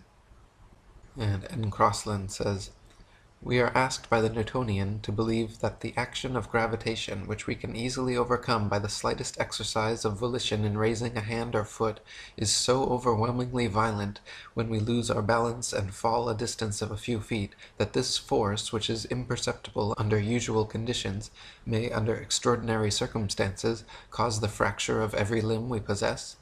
Common sense must reject this interpretation. Gravitation does not furnish a satisfactory explanation of the phenomena here described, whereas the definition of weight already given does, for a body seeking in the readiest manner its level of stability would produce precisely the result experienced. If the influence which kept us securely attached to this earth were identical with that which is powerful enough to disturb a distant planet in its orbit, we should be more immediately conscious of its masterful presence and potency, whereas this influence is so impotent in the very spot where it is supposed to be most dominant that we find an insurmountable difficulty in accepting the idea of its existence. Heliocentrists claim the ball Earth is perpetually spinning on its axis at a mind-numbing 1,038 miles per hour, or 19 miles per second, and somehow people, animals, buildings, oceans, and other surface phenomena can stick to the underside of the spinning ball without falling or flying off. Take a ride on the gravitron at your local amusement park, however, and notice how the faster it spins, the more you are pushed away from the center of spin, not towards it. Even if the centripetal, inward pulling force of gravity did exist, which it does not, the centrifugal, outward pushing force of the ball Earth's supposed 19 mile per second spin would also exist and have to be overcome, yet neither of these opposing forces have ever been shown to have any existence outside the imaginations of heliocentric scientists. David Wardlaw Scott says, "We are not like flies which, by the peculiar formation of their feet, can crawl on a ball, but we are human beings who require a plane surface on which to walk, and how could we be fastened to the earth whirling, according to your theory, around the sun, at the rate of 19 miles per second? The famed law of gravitation will not avail, though we are told that we have 15 pounds of atmosphere pressing on every square inch of our bodies, but this does not appear to be particularly logical, for there are many athletes who can leap nearly their own height and run a mile in less than 5 minutes, which they could not possibly do if they were thus handicapped." And Crossland says, "The attraction of gravitation is said to be stronger at the surface of the earth than at a distance from it. Is it so? If I spring upwards perpendicularly, I cannot with all my might ascend more than 4 feet from the ground. But if I jump in a curve with a low trajectory, keeping my highest elevation about 3 feet, I might clear a bound of space above the earth of about 18 feet, so that practically I can overcome the so-called force, pull, at the distance of 4 feet, in the proportion of 18 to 4, being the very reverse of what I ought to be able to do according to the Newtonian hypothesis." Newton also theorized, and it is now commonly taught, that the Earth's ocean tides are caused by gravitational lunar attraction. If the moon is only 2,160 miles in diameter, and the Earth 8,000 miles, however, using their own math and law, it follows that the Earth is 87 times more massive, and therefore the larger body should attract the smaller to it, and not the other way around. If the Earth's greater gravity is what keeps the moon in orbit, it is impossible for the moon's lesser gravity to supersede the Earth's gravity at Earth's sea level, where its gravitational attraction would even further outtrump the moon's. Not to mention the velocity and path of the moon are uniform, and should therefore exert a uniform influence on the Earth's tides, when in actuality the Earth's tides vary greatly. Furthermore, if ocean tides are caused by moon's gravitation, how is it that lakes, ponds, and other smaller bodies of standing water remain outside the moon's grasp, while the gigantic oceans are so affected? Thomas Winship says, "If the moon lifted up the water, it is evident that near the land the water would be drawn away and low instead of high tide caused. Again, the velocity and path of the moon are uniform, and it follows that if she exerted any influence on the earth, that influence could only be a uniform influence. But the tides are not uniform. At Port Natal the rise and fall is about 6 feet, while at Beira, about 600 miles up the coast, the rise and fall is 26 feet. This effectually settles the matter that the moon has no influence on the tides. Tides are caused by the gentle and gradual rise and fall of the earth on the bosom of the mighty deep. In inland lakes there are no tides, which also proves that the moon cannot attract either the earth or water to cause tides, but the fact that the basin of the lake is on the earth, which rests on the waters of the deep, shows that no tides are possible, as the waters of the lakes together with the earth rise and fall, and thus the tides at the coast are caused, while there are no tides on waters unconnected with the sea. Samuel Rowbotham says, "It is affirmed that the intensity of attraction increases with proximity and vice versa. How then, when the waters are drawn up by the moon from their bed and away from the earth's attraction, which at that greater distance from the center is considerably diminished, while that of the moon is proportionally increased, how is it possible that all the waters acted on should be prevented leaving the earth and flying away to the moon? If the moon has power of attraction sufficient to lift the waters of earth at all, even a single inch from their deepest receptacles, where the earth's attraction is much greater, there is nothing in the theory of attraction of gravitation to prevent her taking to herself all the waters which came within her influence. Let the smaller body once overcome the power of the larger, and the power of the smaller becomes greater than when it first operated, because the matter acted on is nearer to it. Proximity is greater, and therefore power is greater. How then can the waters of the ocean immediately underneath the moon flow towards the shores, and so cause a flood tide? Water flows, it is said, through the law of gravity or attraction of the earth's center. Is it possible then for the moon, having once overcome the power of the earth, to let go her hold upon the waters through the influence of a power which she has conquered, and which therefore is less than her own? The above and other difficulties which exist in connection with the explanation of the tides afforded by the Newtonian system have led many, including Sir Isaac Newton himself, to admit that such explanation is the least satisfactory portion of the theory of gravitation. Thus we have been carried forward by the sheer force of evidence to the conclusion that the tides of the sea do not arise from the attraction of the moon, but simply from the rising and falling of the floating earth in the waters of the great deep. That calmness which is found to exist at the bottom of the great seas could not possibly be if the waters were alternately raised by the moon and pulled down by the earth." David Wardlaw Scott says, "Even Sir Isaac Newton himself confessed that the explanation of moon's action on the tides was the least satisfactory part of his theory. This theory asserts that the larger objects attract the smaller, and the mass of the moon being reckoned as only 1/8 of that of the earth, it follows that if, by the presumed force of gravitation, the earth revolves around the sun, much more for the same reason should the moon do so likewise, instead of which that wilful orb still continues to go round our world. Tides vary greatly in height, owing chiefly to the different configurations of the adjoining lands. At Chepstow it rises to 60 feet, at Portishead to 50, while at Dublin Bay it is but 12, and at Wexford only 5 feet. That the earth itself has a slight tremulous motion may be seen in the movement of the spirit level, even when fixed as steadily as possible, and that the sea has a fluctuation may be witnessed by the oscillation of an anchored ship in the calmest day of summer. By what means the tides are so regularly affected is at present only conjectured. Possibly it may be by atmospheric pressure on the waters of the great deep, and perhaps even the moon itself, as suggested by the late Dr. Rowbotham, may influence the atmosphere, increasing or diminishing its barometric pressure, and indirectly the rise and fall of earth in the waters."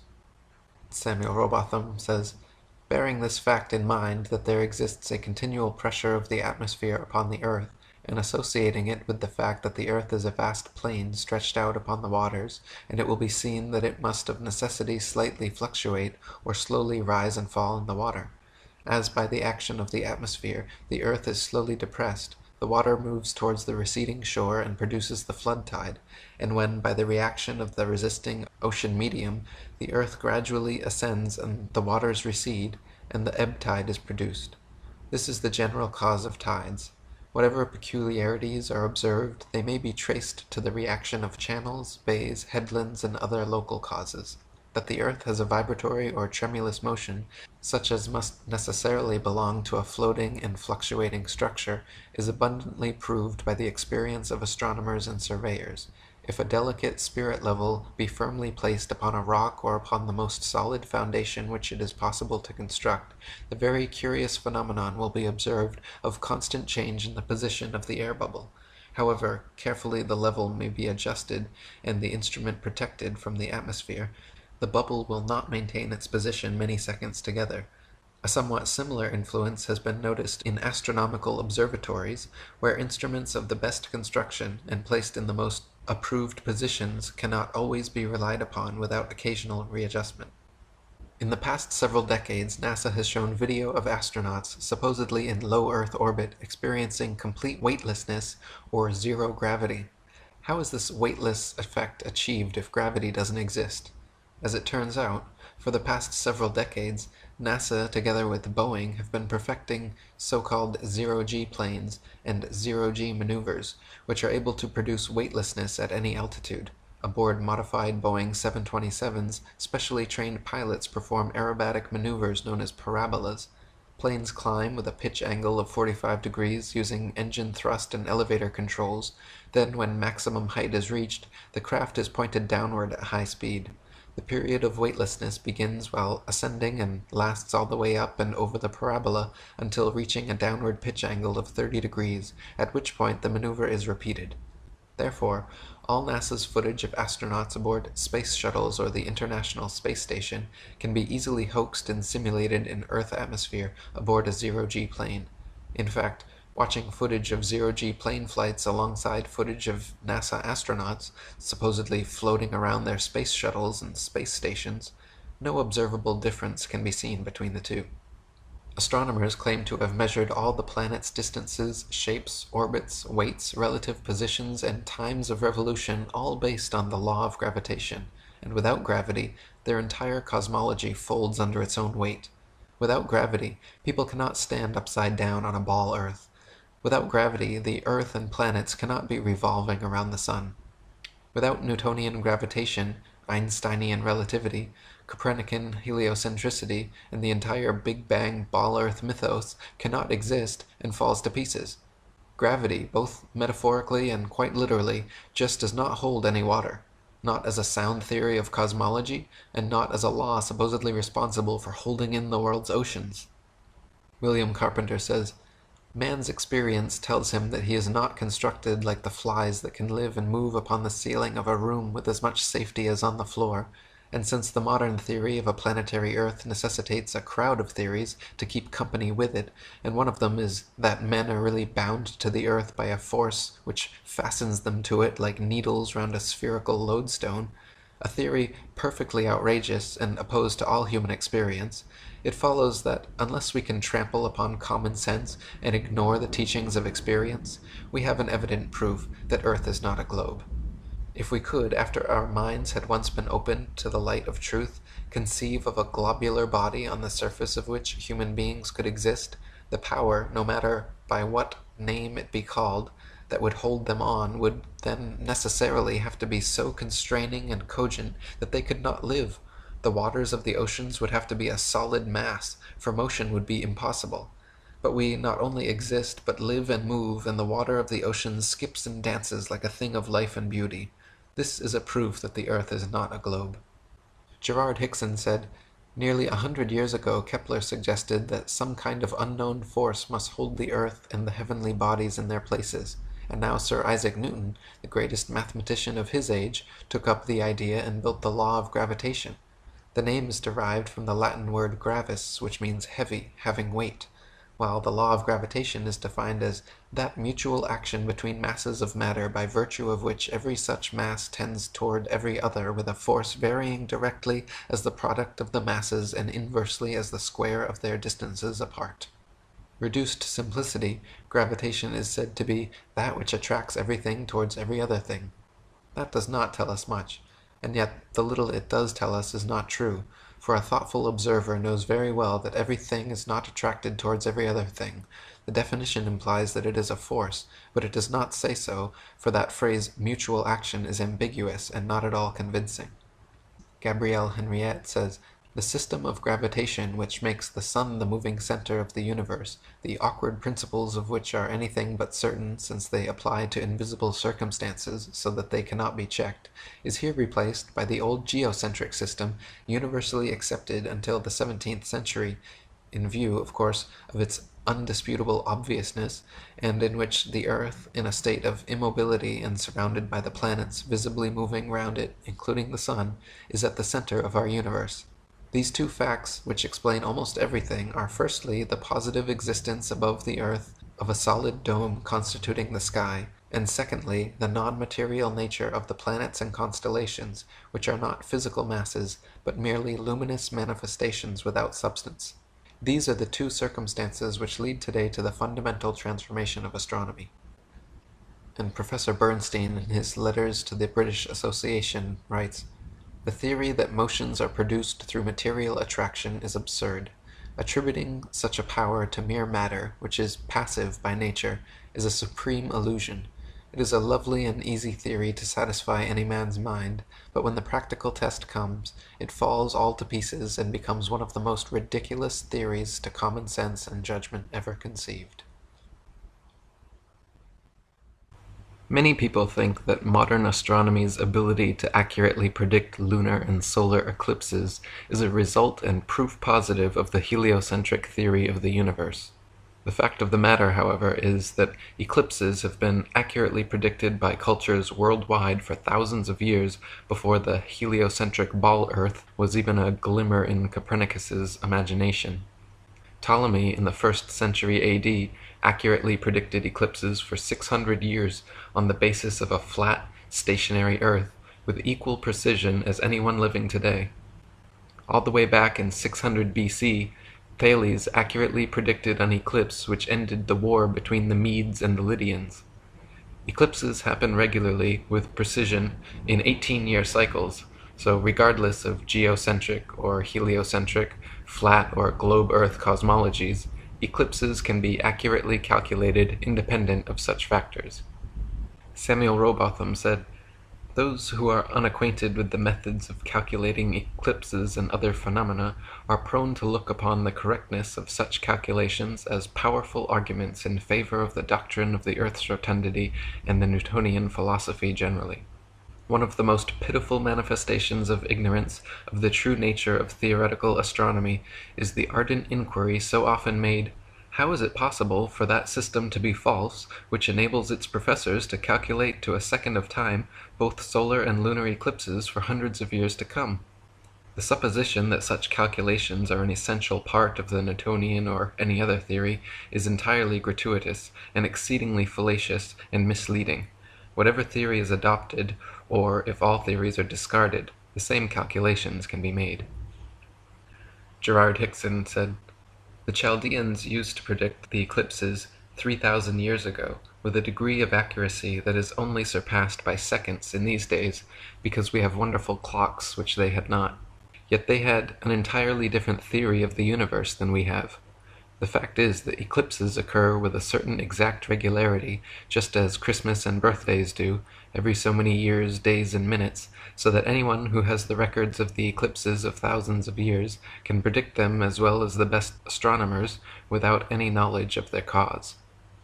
Samuel Rowbotham said, "The simplest method of ascertaining any future eclipse is to take the tables which have been formed during hundreds of years of careful observation, or each observer may form his own tables by collecting a number of old almanacs, one for each of the last 40 years, separate the times of the eclipses in each year, and arrange them in a tabular form. On looking over the various items, he will soon discover parallel cases, or cycles of eclipses, that is, taking the eclipses in the first year of his table, and examining those of each succeeding year, he will notice peculiarities in each year's phenomena. But on arriving to the items of the 19th and 20th years, he will perceive that some of the eclipses in the earlier part of the table will have been now repeated, that is to say, the times and characters will be alike. Tables of the places of the sun and moon, of eclipses, and of kindred phenomena have existed for thousands of years, and were formed independently of each other by the Chaldean, Babylonian, Egyptian, Hindu, Chinese, and other ancient astronomers. Modern science has had nothing to do with these." Another assumption and supposed proof of Earth's shape, heliocentrists claim that lunar eclipses are caused by the shadow of the ball Earth occulting the moon. The idea is that the sun, earth, and moon spheres perfectly align like 3 billiard balls in a row, so that the sun's light casts the earth's shadow onto the moon. Unfortunately for heliocentrists, this explanation is rendered completely invalid due to the fact that lunar eclipses have happened and continue to happen regularly when both the sun and moon are still visible together above the horizon. For the sun's light to be casting Earth's shadow onto the moon, the three bodies must be aligned in a straight 180-degree syzygy. William Carpenter says, "The Newtonian hypothesis involves the necessity of the sun, in the case of a lunar eclipse, being on the opposite side of a globular Earth to cast its shadow on the moon. But since eclipses of the moon have taken place with both the sun and the moon above the horizon, it follows that it cannot be the shadow of the Earth that eclipses the moon, and that the theory is a blunder." Samuel Rowbotham said, "That the eclipser of the moon is a shadow at all is assumption. No proof whatever is offered. That the moon receives her light from the sun, and that therefore her surface is darkened by the Earth intercepting the sun's light, is not proved. It is not proved that the Earth moves in an orbit round the sun, and therefore by being in different positions, conjunction of sun, earth, and moon, day sometimes occur. The contrary has been clearly proved, that the moon is not eclipsed by a shadow, that she is self-luminous, and not merely a reflector of solar light, and therefore could not possibly be obscured or eclipsed by a shadow from any object whatsoever, and that the Earth is devoid of motion, either on axes or in an orbit through space. Hence, to call that an argument for the Earth's rotundity, where every necessary proposition is only assumed, and in relation to which direct and practical evidence to the contrary is abundant, is to stultify the judgment and every other reasoning faculty." And F.H. Cook wrote, "According to the globular theory, a lunar eclipse occurs when the sun, earth, and moon are in a direct line, but it is on record that since about the 15th century, over 50 eclipses have occurred while both the sun and moon have been visible above the horizon. As early as the time of Pliny, there are records of lunar eclipses happening while both the sun and moon are visible in the sky. The Greenwich Royal Observatory recorded that during the lunar eclipses of July 17, 1590, November 3, 1648, June 16, 1666, and May 26, 1668, the moon rose eclipsed while the sun was still above the horizon. McCullough's Geography recorded that on September 20th, 1717, and April 20th, 1837, the moon appeared to rise eclipsed before the sun had set. Sir Henry Holland also noted in his Recollections of Past Life the April 20th, 1837 phenomena where the moon rose eclipsed before the sun set. The Daily Telegraph recorded it happening again on January 17, 1870, then again in July of the same year, and it continues to happen during lunar eclipses to this very day. Thomas Winship wrote, "It is alleged by the learned that at a lunar eclipse the Earth casts a shadow on the moon by intercepting the light of the sun. The shadow, it is alleged, is circular, and as only a globe can cast a circular shadow, and as that shadow is cast by the Earth, of course the Earth is a globe. In fact, what better proof could any reasonable person require? Powerful reasoning, says the dupe. Let us see. I have already cited a case where sun and moon have been seen with the moon eclipsed, and as the Earth was not between, or they both could not have been seen, the shadow said to be on the moon could not possibly have been cast by the Earth. But as refraction is charged with raising the moon above the horizon, when it is said to be really beneath, and the amount of refraction made to tally with what would be required to square the matter, let us see how refraction would act in regard to a shadow. Refraction can only exist where the object and the observer are in different densities. If a shilling be put in the bottom of a glass and observed, there is no refraction. Refraction casts the image of the shilling upwards, but a shadow always downwards. If a basin be taken and put near a light, so that the shadow will shorten inwards and downwards, but if the rod is allowed to rest in the basin and water poured in, the rod will appear to be bent upwards. This places the matter beyond dispute, and proves that it is out of the range of possibility that the shadow said to be on the moon could be that of the Earth. In an attempt to explain away the inconsistencies in their theory, heliocentrists usually claim light refraction must be happening on a scale large enough to account for the phenomena. George G. Carey, in his Astronomy and Astronomical Instruments, claims that this is the reason the full moon has sometimes been seen eclipsed above the horizon before the sunset, due to a horizontal refraction of 36 or 37 minutes, generally about 33 minutes, which is equal to the diameter of the sun or moon. Even if this highly implausible reverse-engineered damage control explanation is accepted, it cannot explain how earthbound observers are supposedly able to see 12,000 miles, 180 degrees around the globe. Thomas Winship wrote, "Even if we admit refraction, and that to the extent seemingly required to prove that when the eclipsed moon is seen above the horizon, we are still confronted with a fact which entirely annihilates every theory propounded to account for the phenomena. Taking the astronomer's own equation of 8 inches to the mile, varying inversely as the square of the distance for the curvature of the earth, where sun and moon are both seen at a lunar eclipse, the center of the sun is said to be in a straight line with the centers of the earth and the moon, each luminary being 90 degrees from the observer. This would give about 6,000 miles as the distance of each body from the observer. Now what is the curvature in 6,000 miles? No less than 24 million feet, or 4,545 miles. Therefore, according to the astronomer's own showing, an observer would have to get up into space 4,545 miles before he could see both the sun and moon above his horizon at a lunar eclipse. As lunar eclipses have been seen from the surface of the earth, with sun and moon both above the horizon at the same time, it is conclusively proved that there is no curvature of the earth, and therefore that the world is a plane and cannot by any possibility be globular. This one proof alone demolishes forever the fabric of astronomical imagination and popular credulity." One of heliocentrists' favorite supposed proofs of their ball Earth theory is the ability for ships and planes to circumnavigate, to sail or fly at right angles to the North Pole, and eventually return to their original location. Since the North Pole and Antarctica are covered in ice and guarded no-fly zones, however, no ships or planes have ever been known to circumnavigate the Earth in north-south directions, only east-west. And herein lies the rub. East or westbound circumnavigation can just as easily be performed on a flat plane as it can on a globular sphere.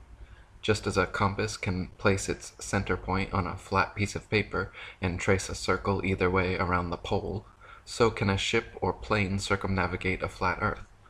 The only kind of circumnavigation which could not happen on a flat Earth is north-south bound, which is likely the very reason for the heavily enforced flight restrictions. Flight restrictions originating from none other than the United Nations, the same United Nations which haughtily uses the flat Earth map as its official logo and flag.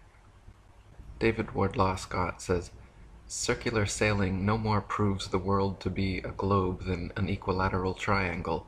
The sailing round the world would of course take very much longer, but in principle it is exactly the same as that of the yachtsman circumnavigating the Isle of Wight. Let me give a simple illustration. A boy wants to sail his iron toy boat by a magnet, so he gets a basin, in the middle of which he places a soap dish or anything else which he may think suitable to represent the earth, and then fills the basin with water to display the sea.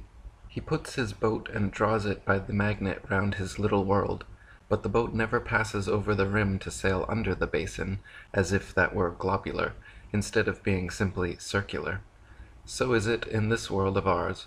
From the extreme south we can sail from east to west or from west to east around it, but we cannot sail from north to south or from south to north, for we cannot break through intervening lands, nor pass the impenetrable ramparts of ice and rocks which enclose the great southern circumference." Samuel Rowbotham says, "A very good illustration of the circumnavigation of a plane will be seen by taking a round table and fixing a pin in the center to represent the magnetic pole. To this central pin attach a string drawn out to any distance towards the edge of the table. This string may represent the meridian of Greenwich, extending due north and south.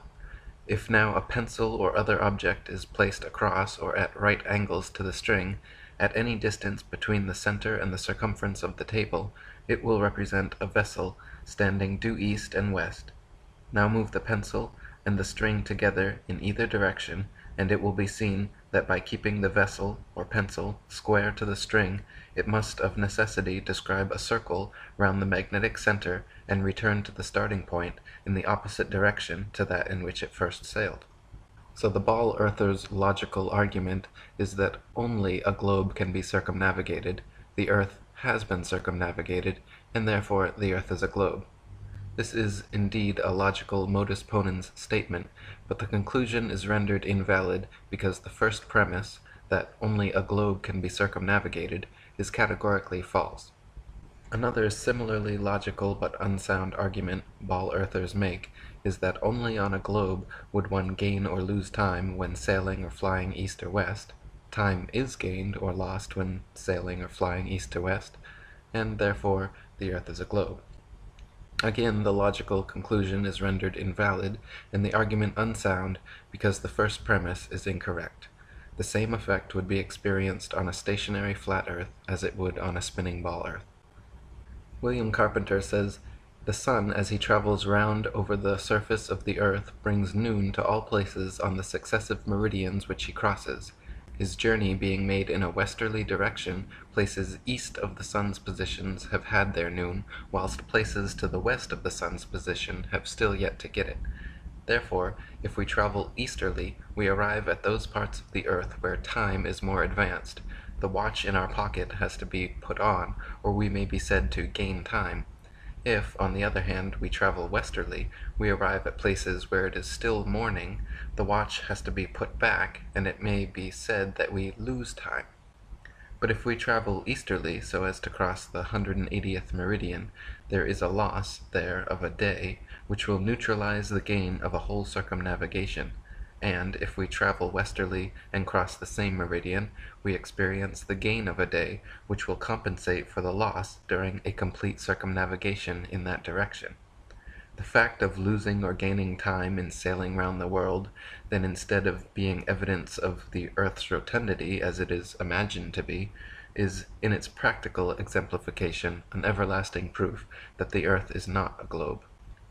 Another favorite supposed proof of ball earthers is the appearance from an observer on shore of ships' hulls being obfuscated by the water and disappearing from view when sailing away towards the horizon. Their claim is that ships' hulls disappear before their mastheads because the ship is beginning its declination around the convex curvature of the ball earth. Once again, however, their hasty conclusion is drawn from a faulty premise, namely that only on a ball earth can this phenomenon occur. The fact of the matter is that the law of perspective on plane surfaces dictates and necessitates the exact same occurrence. For example, a girl wearing a dress walking away towards the horizon will appear to sink into the earth the farther away she walks. Her feet will disappear from view first, and the distance between the ground and the bottom of her dress will gradually diminish until, after about a half a mile, it seems like her dress is touching the ground as she walks on invisible legs. The same happens with cars speeding away, the axles gradually getting lower and the wheels vanish until it appears as if the car is gliding along its body. Such is the case on plane surfaces. The lowest parts of objects receding from a given point of observation necessarily disappear before the highest. David Wardlaw Scott says, "This law of perspective meets us on every hand, and cannot be gainsaid. If, in a straight line, we look at a frozen lake from a certain distance, we shall observe people who appear to be skating on their knees, but if we approach sufficiently near, we shall see them performing graceful motions on their feet. Farther, if we look through a straight tunnel, we shall notice that the roof and the roadway below converge to a point of light at the end. It is the same law which makes the hills sink to the horizon as the observer recedes, which explains how the ship's hull disappears in the offing. I would also remark that when the sea is undisturbed by waves, the hull can be restored to sight by the aid of a good telescope long after it has disappeared from the naked eye, thus proving that the ship had not gone down behind the watery hill of a convex globe, but is still sailing on the level of a plain sea." Not only is the disappearance of ships' hulls explained by the law of perspective, it is proven undeniably true with the aid of a good telescope. If you watch a ship sailing away into the horizon with the naked eye until its hull has completely disappeared from view under the supposed curvature of the earth, then look through a telescope, you will notice the entire ship quickly zooms back into view, hull and all, proving that the disappearance was caused by the law of perspective and not by a wall of curved water. Samuel Rowbotham says, "On any frozen lake or canal, notably on the Bedford Canal, in the country of Cambridge, in winter and on a clear day, skaters may be observed several miles away, seeming to glide upon limbs without feet, skates and boots quite invisible to the unaided eye, but distinctly visible through a good telescope. But even on the sea, when the water is very calm, if a vessel is observed until it is just hull down, a powerful telescope turned upon it will restore the hull to sight, from which it must be concluded that the lower part of a receding ship disappears through the influence of perspective, and not from sinking behind the summit of a convex surface." Ball earthers will often also quip that if the earth were flat, then we could see all over it. But this is, of course, ignorant and inaccurate. If you stand on the beach, a plain, or prairie, you will find the horizon extends about 3 to 6 miles around you, depending on the weather and your eyesight. The range of the human eye, our field of vision, is from 110 to 1 degree, and the smallest angle under which an object can still be seen is 1/60th of 1 degree, so that when an object is 3,000 times its own diameter away from an observer, it will cease to be visible. So, for example, the farthest distance at which one can see a 1-inch diameter penny is 3,000 inches, or 250 feet. Therefore, if a ship's hull is 10 feet above the water, it will disappear from the unaided eye at 3,000 times 10 feet, or 6 miles. This has nothing to do with the supposed convexity or curvature of the earth, and everything to do with the common law of perspective. Thomas Winship says, "The horizon of an observer is distant or near according to the greatness or otherwise of his elevation above the surface of the supposed globe. If he stands 24 feet above sea level, he is said to be in the center of a circle which bounds his vision, the radius of which in any direction on a clear day is 6 miles. A local gentleman tells me that he has watched a boat race in New Zealand, seeing the boats all the way out and home, the distance being 9 miles from where he was standing on the beach. I have seen the hull of a steamer with the naked eye at an elevation of not more than 24 feet, at a distance of 12 miles, and in taking observations along the South African coast, have sometimes had an horizon of at least 20 miles at an elevation of 20 feet only.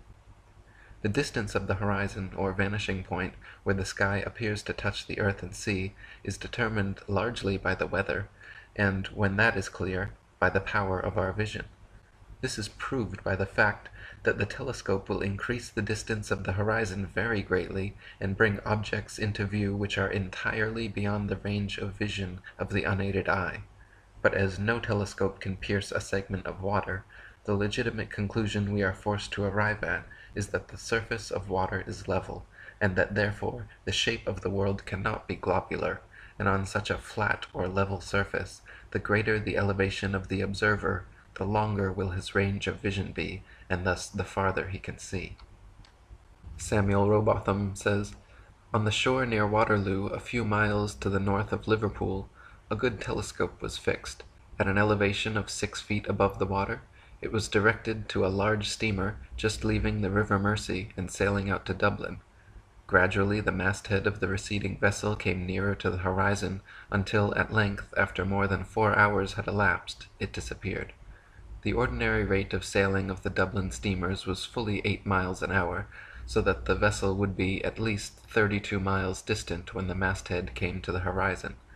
The 6 feet of elevation of the telescope would require 3 miles to be deducted for convexity, which would leave 29 miles, the square of which, multiplied by 8 inches, gives 560 feet, deducting 80 feet for the height of the main mast, and we find that, according to the doctrine of rotundity, the masthead of the outward-bound steamer should have been 480 feet below the horizon. Many other experiments of this kind have been made upon sea-going steamers, and always with results entirely incompatible with the theory that the earth is a globe. In the mid-19th century, a Frenchman named Léon Foucault became famous for swinging pendulums and claiming their consequent motions were proof of the earth's diurnal rotation. Since then, Foucault pendulums have regularly been swinging at museums and exposition halls worldwide, purporting to provide everlasting perpetual proof of the heliocentric spinning ball Earth theory. The truth is, however, unbeknownst to most of the duped public, that Foucault's pendulum is a failed experiment which proves nothing but how easy it is for pseudoscience to deceive the malleable masses.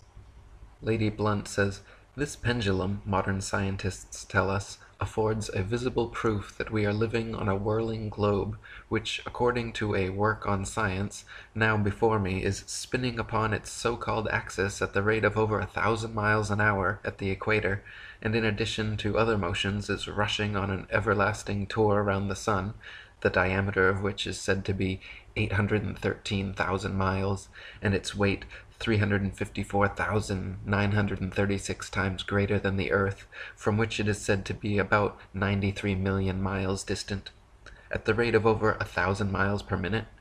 Now, to prove that the Earth really has these motions, a pendulum is suspended at the show.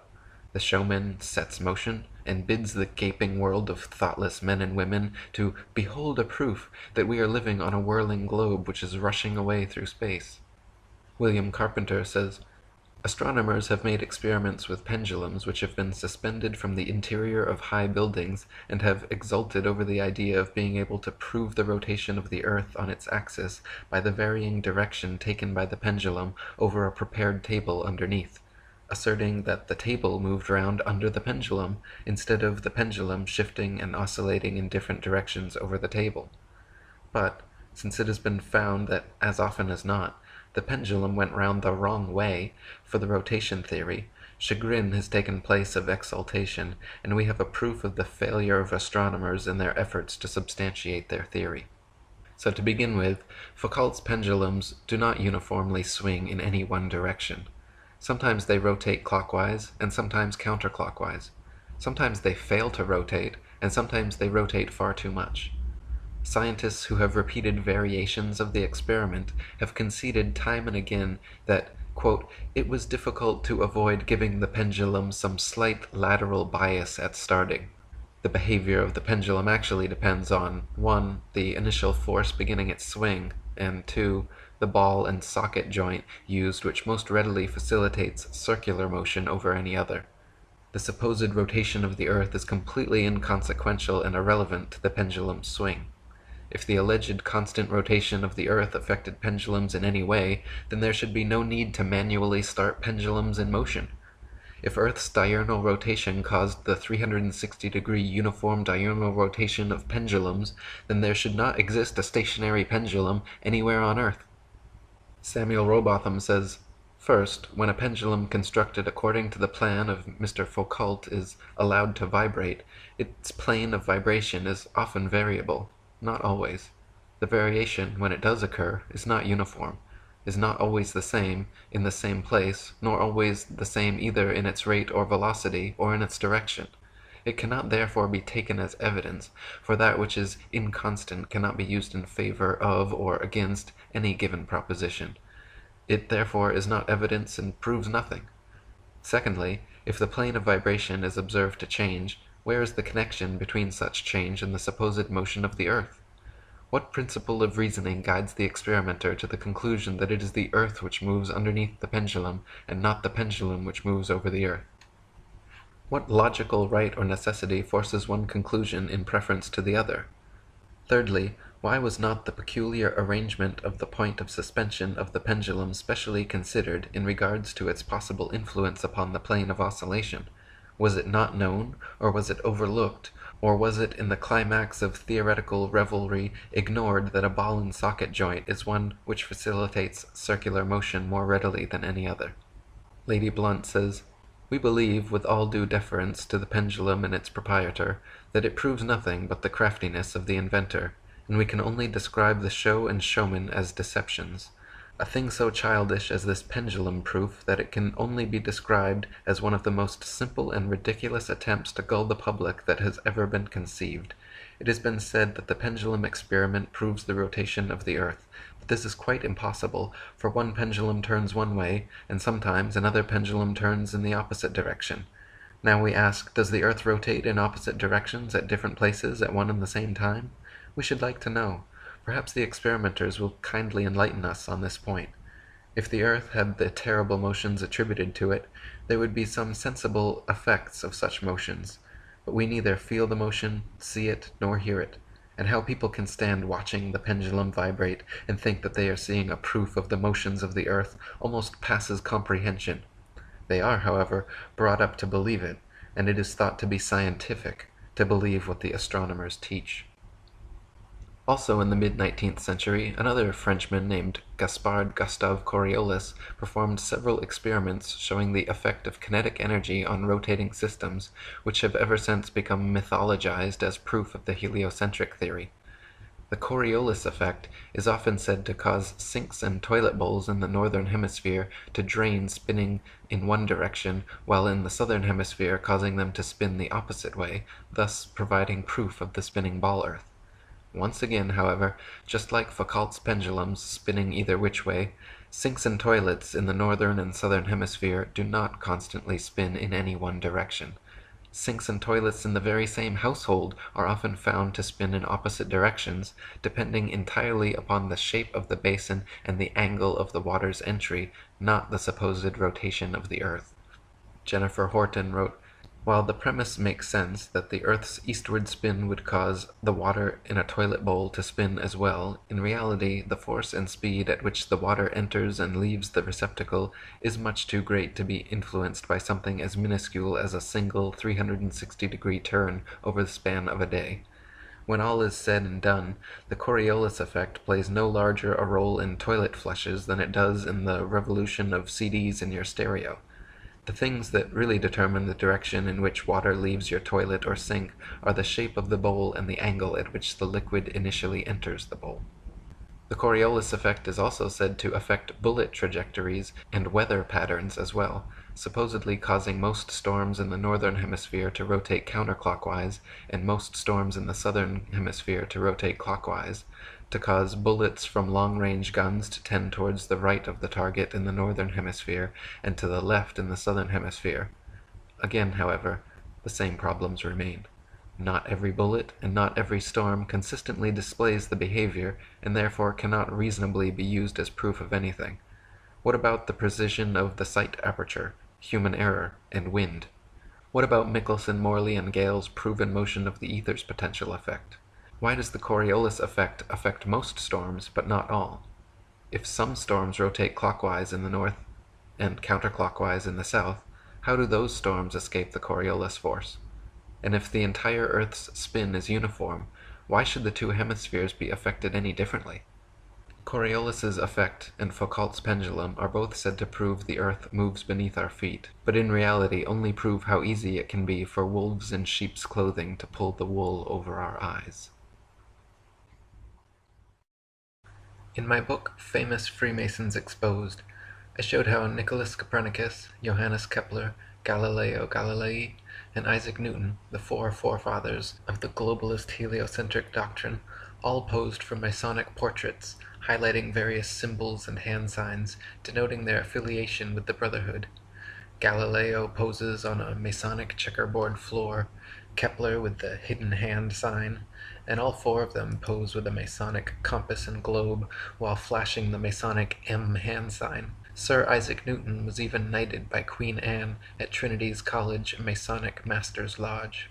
An inordinate number of NASA astronauts, the current propagators of the globalist heliocentric doctrine, are or were admitted Freemasons as well. John Glenn, two-time U.S. Senator and one of NASA's first astronauts, is a known Mason. Buzz Aldrin Jr., the second man to lie about walking on the moon, is an admitted ring-wearing, hand-sign-flashing 33rd degree Mason from Montclair Lodge, number 144 in New Jersey. Edgar Mitchell, another supposed moonwalker aboard Apollo 14, is an Order of Demolay Mason at Artesta Lodge, number 29 in New Mexico. James Irwin of Apollo 15, the last man to lie about walking on the moon, was a Tejon Lodge number 104 member in Colorado Springs. Don Eisel on Apollo 7 was a member of the Luther B. Turner Lodge number 732 in Ohio.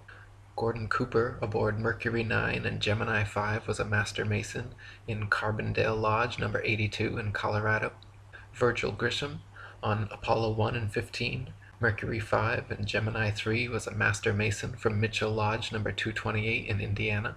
Walter Shearer Jr. on Apollo 7, Sigma 7, Gemini 6 and Mercury 8 was a 33rd degree mason at Canaveral Lodge number 339 in Florida. Thomas Stafford on Apollo 10 and 18, Gemini 7 and 9 was a mason at Western Star Lodge number 138 in Oklahoma. Paul Weitz on Skylab 2 and Challenger is from Lawrence Lodge number 708 in Pennsylvania. NASA astronauts Neil Armstrong, Alan Shepard, William Pogue, Vance Brand, and Anthony England all had fathers who were Freemasons too. The amount of astronauts known to be Freemasons or from Freemasonic families is astonishing. It is likely that more astronauts and people of key importance in NASA are affiliated with the Brotherhood as well, but not so open about their membership. For there to be this many Masons, members of the world's largest and oldest secret society, involved with the promotion and propagation of this globalist heliocentric doctrine from its outset to today, should raise some serious suspicion. C. Fred Kleinecht, head of NASA at the time of the Apollo space program, is now the sovereign Grand Commander of the Council of the 33rd Degree of the ancient and accepted Scottish Rite of Freemasonry of Southern jurisdiction. It was his reward for pulling it off. All of the first astronauts were Freemasons. There's a photograph in the House of the Temple in Washington, D.C. of Neil Armstrong supposedly on the moon's surface in his spacesuit holding his Masonic apron. NASA's logo is a red forked serpent's tongue overlaying the starry heavens. Serpents, and specifically their forked tongues, have long been associated with lying, deceit, cleverness, two-facedness, manipulation, and with Satan, the devil. Why would the National Aeronautics and Space Administration choose this as their official logo? The United Nations, the New World Order government headquarters, built on land donated by 33rd degree Freemason John D. Rockefeller, is represented by a logo and flag which clearly depicts a flat earth divided into 33 sections. There are 33 official degrees of Scottish Rite Freemasonry, and the UN flag features a flat earth divided into exactly 33 sections.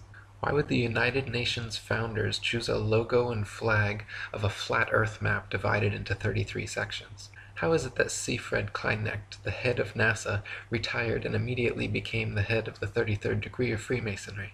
How is it that all the forefathers of the ball earth theory and so many NASA astronauts are all Freemasons? The Masons' esoteric religion, the very basis of their symbols and rituals, is sun worship. From their first day in the lodge, Masonic initiates learn that Freemasonry is all about light, enlightenment, illumination, hence the Illuminati, and hence worship of the sun as the giver of light. Masonic halls are all purposely constructed to correspond with the motions of the sun. They are always situated intentionally facing east towards the sun, with the worshipful master sitting in the far east on a throne engraved with a picture of the sun. The high festival of the Masons is on Christians' St. John's Day, or the 24th of June, otherwise known as Midsummer's Day, when the sun arrives at its annual highest elevation, the summer solstice. Regarding the Masonic rite of circambulation, 33rd degree Freemasonic historian Albert Mackey says, "In Freemasonry, people always walked 3 times round the altar while singing a sacred hymn. In making this procession, great care was taken to move an imitation of the course of the sun. The rite of circumambulation undoubtedly refers to the doctrine of sun worship." Masonry is derived and is the remains of the religion of the ancient Druids, who, like the Magi of Persia and the priests of Heliopolis in Egypt, were priests of the sun. They paid great worship to this great luminary, as the great visible agent of a great invisible first cause. The Christian religion and Masonry have one and the same common origin. Both are derived from the worship of the sun.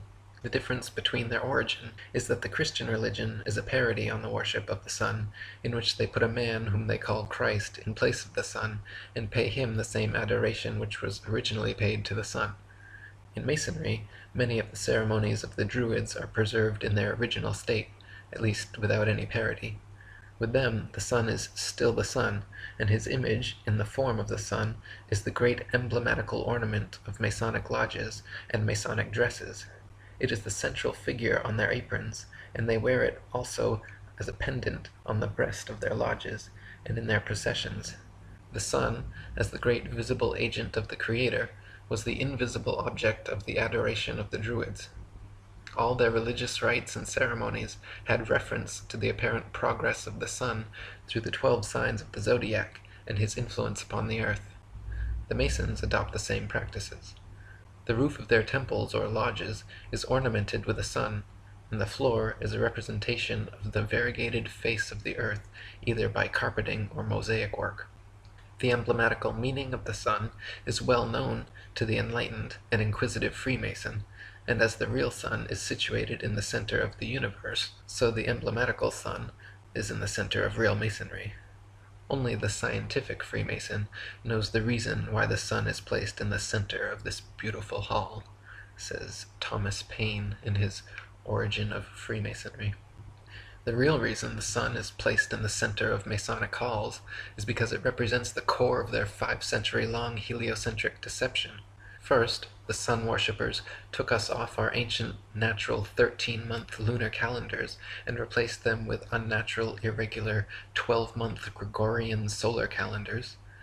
Second, they put the sun into the center of the universe and then convinced people the earth and everything else revolve around it. Third, they made the sun the biggest object in the heavens, supposedly 119 times bigger than the moon, even though we can clearly see they are of equal size. Fourth, they demoted the moon to being a mere reflector of the sun's magnificent light, claiming the moon to have no light of its own. And finally, in 1969, the sun worshippers, aboard a craft named Apollo after the Greek sun god, claimed to land on and thereby spiritually and physically conquer the moon. Tex Mars in Codex Magica says, "The sun has ever been at the center of false religion. The ancient mystery religions venerated the sun, the solar disk, as deity. The Greeks honored Apollo as the child of the sun. The Romans paid homage to Mithra, the sun god. These pagan philosophies form the basis for the worship of the Illuminati and indicate the importance of the sun as a symbol of satanic deity. Now today, the Masons, as did the apostate Jewish elders and priests in the days of Ezekiel, continue to worship Satan the sun god, also called Lucifer or Baal, by other names. The name of their great god Jabulon, which is revealed to the Masons in the higher degrees, is a synonym for the solar deity. 2 of the 3 syllable in the name, Ba and Lan, mean Baal and On, both of which represent sun and fire gods. The winged disc symbol, displayed prominently over the doorway of Masonic lodges, shows a solar disc with eagle's wings and 2 serpents. This ancient symbol was found in Egyptian, Sumerian, Mesopotamian, Hittite, Anatolian, Persian, Native American, Mexican, and Australian tribal cultures, always representative of the sun.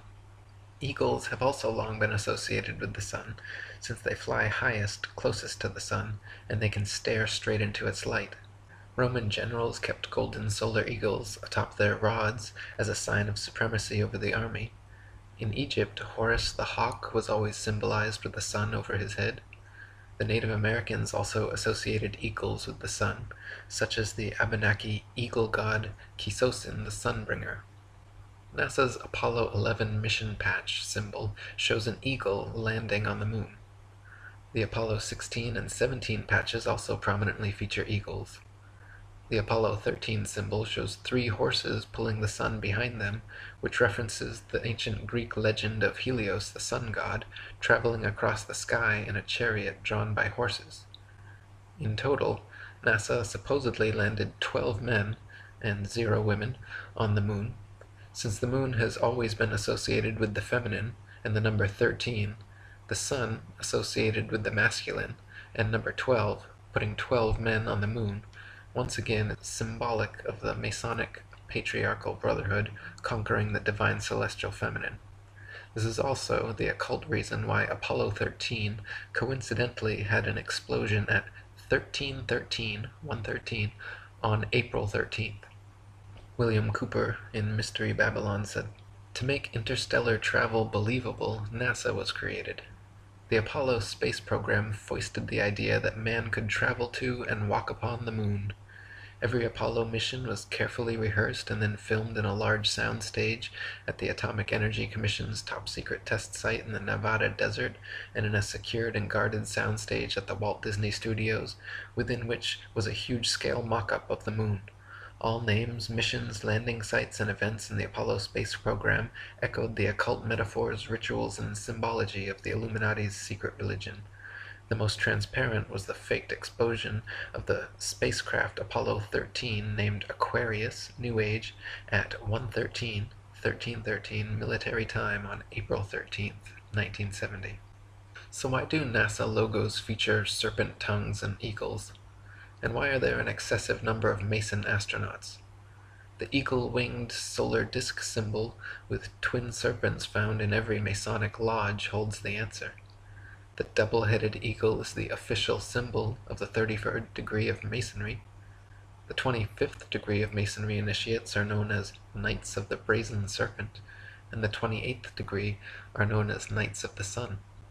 The religion of the Druids, precursor to modern Masonry, was the same as the ancient Egyptians, where priests ruled from Heliopolis, the city of the sun, a city full of obelisks built for their sun god Ra. David Bay in Freemasonry Proven to Worship Lucifer says, "The Egyptians believed that the spirit of their sun god Ra resides within the obelisk. Therefore, they would worship and pray to the obelisk always facing east, 3 times daily if possible. The greatest obelisk in the world is the Washington Monument, created by the Freemasons in honor of President George Washington. To see how important the obelisk is to the Mason, you only have to go to a cemetery where Masons are buried and look at the many graves which display obelisk gravestones." And William Cooper again said, "The serpent is universally the symbol of the sun, as the sun was the great enlightener of the physical world, so the serpent was held to have been the great enlightener of the spiritual, by giving mankind the knowledge of good and evil. And according to the Bible, you know who gave man the knowledge of good and evil? Satan, Lucifer. Now if the adepts knew that the sun was a symbol of something that the people would not support, such as a belief that Lucifer, the devil, was the god that they worshipped, they would have to continue with their charade, so that the people would not decide to stop worshipping. Because if the sheeple figured it out, they would no longer support their activities. They would have to keep their beliefs from the people, and conceal their secret worship in hidden symbols. So sun worship as a religion prospered." The first person to ever present the idea of a sun-centered universe was Pythagoras of Samos in around 500 BC. Pythagoras is also widely recognized by Masonic historians as being the very first Freemason. Master Mason Dr. James Anderson said in his defense of Masonry that, "I am fully convinced that Freemasonry is very nearly allied to the old Pythagorean discipline, from whence I am persuaded it may in some circumstances very justly claim a descent." Master Mason William Hutchinson wrote in his Spirit of Masonry that the ancient Masonic record brings us positive evidence of the Pythagorean doctrine as Basilidian principles making the foundation of our religious and moral duties. Master Mason William Preston wrote that Pythagoras was among the first Masons, but contends in his Illustrations of Masonry that the records of the fraternity inform us that Pythagoras was regularly initiated into Masonry, and being properly instructed in the mysteries of the art, he was much improved and propagated the principles of the order in other countries into which he afterwards traveled.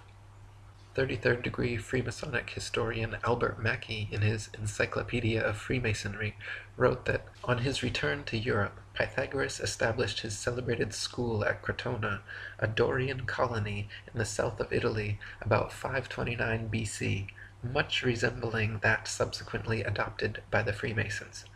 His school soon acquired such a reputation that disciples flocked to him from all parts of Greece and Italy. Pythagoras taught as the principal dogma of his philosophy the system of metempsychosis, or the transmigration of souls. He taught the mystical power of numbers, and much of the symbolism on that subject which we now possess is derived from what has been left to us by his disciples. He was also a geometrician and is regarded as having been the inventor of several problems. The schools established by Pythagoras at Crotona and other cities have been considered by many writers as the models after which Masonic lodges were subsequently constructed. The disciples of this school wore the simplest kind of clothing, and having on their entrance surrendered all their property to the common fund, they then submitted for 3 years to voluntary poverty, during which time they were also compelled to a rigorous silence. The doctrines of Pythagoras were always delivered as infallible propositions, which admitted of no argument. Before admission to the privileges of this school, the previous life and character of the candidate were rigidly scrutinized, and in the preparatory initiation secrecy was enjoined by an oath, and he was made to submit to the severest trials of his fortitude and self-command. He who, after his admission, was alarmed at the obstacles he had to encounter, was permitted to return to the world, and the disciples, considering him as dead, performed his funeral obsequies, and erected a monument to his memory. The mode of living in the school of Crotona was like that of the modern communists. The brethren, about 600 in number, with their wives and children, resided in one large building. They arose before day to pay their devotions to the sun. The meals consisted principally of bread, honey, and water, for though the table was often covered with delicacies, no one was permitted to partake of them. It was in this secret school that Pythagoras gave his instructions on his interior doctrine and explained the hidden meaning of his symbols. There were 3 degrees. The first, or mathematic, being engaged in the study of the exact sciences, and the second, or theoretic, in the knowledge of God and the future state of man, but the third or highest degree was communicated only to a few whose intellects were capable of grasping the full fruition of the Pythagorean philosophy. In addition to these admissions by Masonic historians, the life and work of Pythagoras closely resembles many aspects of the craft, from his obsession with triangles and geometry to his school cult full of initiatory rites and brainwashing. Candidates were rigidly scrutinized, just like candidates for Masonry are given the 3rd degree, i.e. forced to answer many probing personal questions, and are then either given a white ball or black ball by Masons in the lodge, just one black ball resulting in being blackballed or kicked out. If initiated, just like in Masonry, Pythagorean initiates had to swear oaths of secrecy and loyalty, then submitted to various tests, trials, and rituals. The brethren lived like communists and worshipped the sun. Over time, they progressed through a series of 3 degrees, in which only the privileged few in the highest degree learned the truth of the symbols and rituals. The many parallels of the Pythagorean school and modern Freemasonry are far too similar to ignore.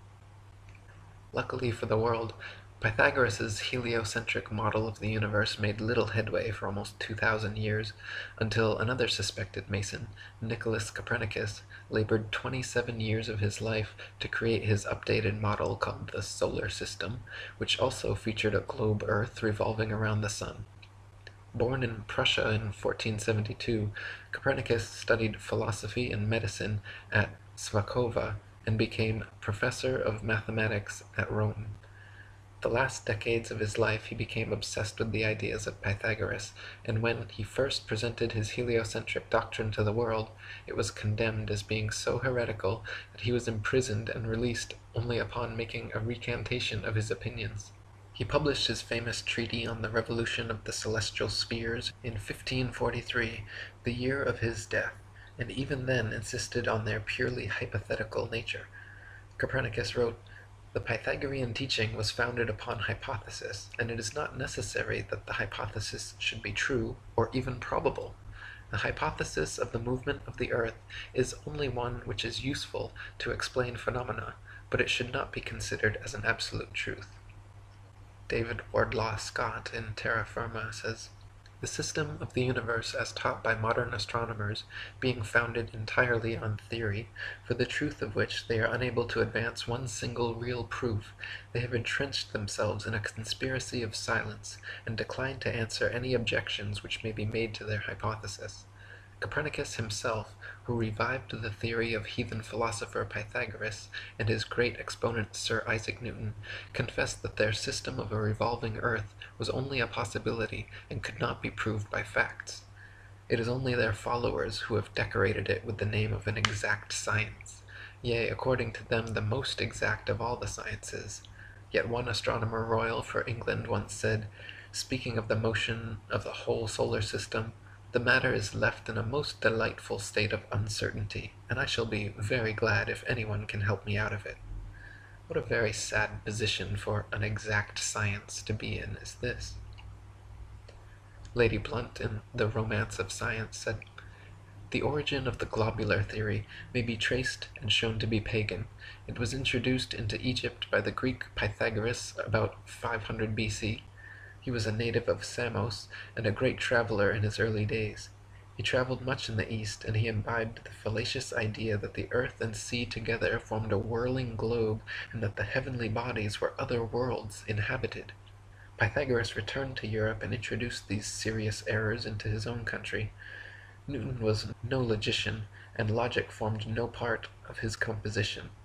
Nor did he profess to possess this quality, which is absolutely essential to a discerner and founder of true science. He spent his whole life in investing, formulating an elaboration which he called the solar system, building upon the mythical fallacies which Pythagoras had brought from the East in the first place, and which had been handed down by Copernicus, Kepler, and Galileo. Without testing the nature of his foundations, he accepted the whole fabrication and took Copernicus's hypotheses all for granted. Gabrielle Henriette in Heaven and Earth said, Copernicus had evolved another theory, which he also explains in his treatise on the revolution of the celestial spheres, that if a body is to revolve around another, the first one must have a spherical shape and rotate about its axis in the manner of a spinning top. Consequently, in order to make this notion fit in with the movement of the earth round the sun, which he had devised in order to explain the seasons, he suddenly decreed that the earth was round, contrary to the general opinion at the time, and then proclaimed that it had a movement of rotation about its axis. The great inconvenience in this proposition is that the rotation of the earth cannot be seen to exist, either with regard to the position of the sun or clouds during the day, or of the moon and other planets by night. On the other hand, the fact of the immobility of the earth has an immense advantage over the theory of the rotation, in that it can positively be recognized as such, and it can safely be said that if the earth cannot be seen to move, there are 100 chances in 100 that it does not do so. So trust your eyes and trust your experience. Trust your feeling, trust your intuition. Look out, see the horizon flat. Feel for yourself. You're not moving. Just sit still.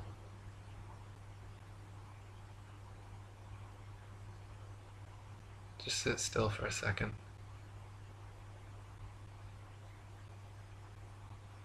You're not moving.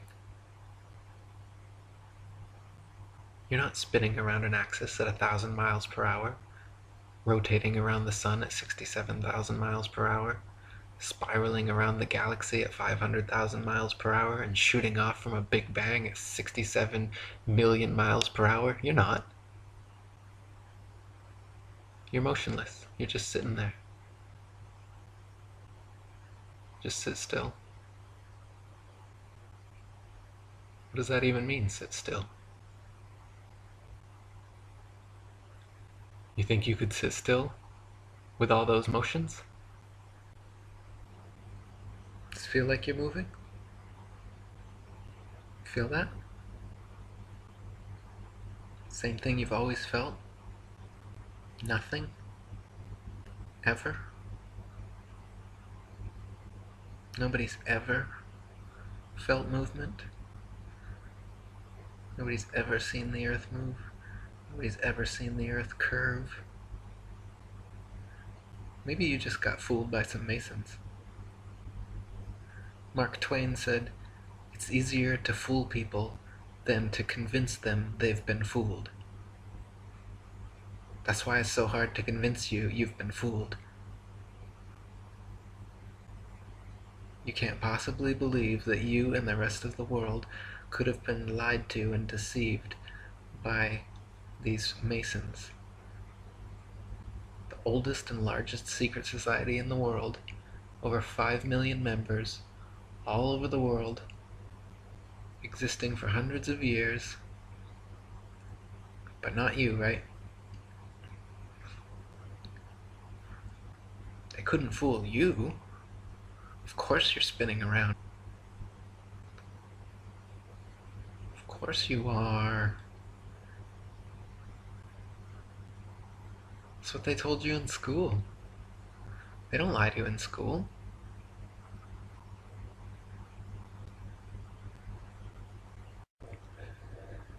The 1969 Apollo moon landings, the 1976 Viking and other subsequent Mars landings, all images showing a spherical rotating Earth, all supposed space stations and satellites orbiting the ball Earth, every Hubble photoshopped image, and the entire NASA organization are one big hoax created to convince you that the Earth is not flat.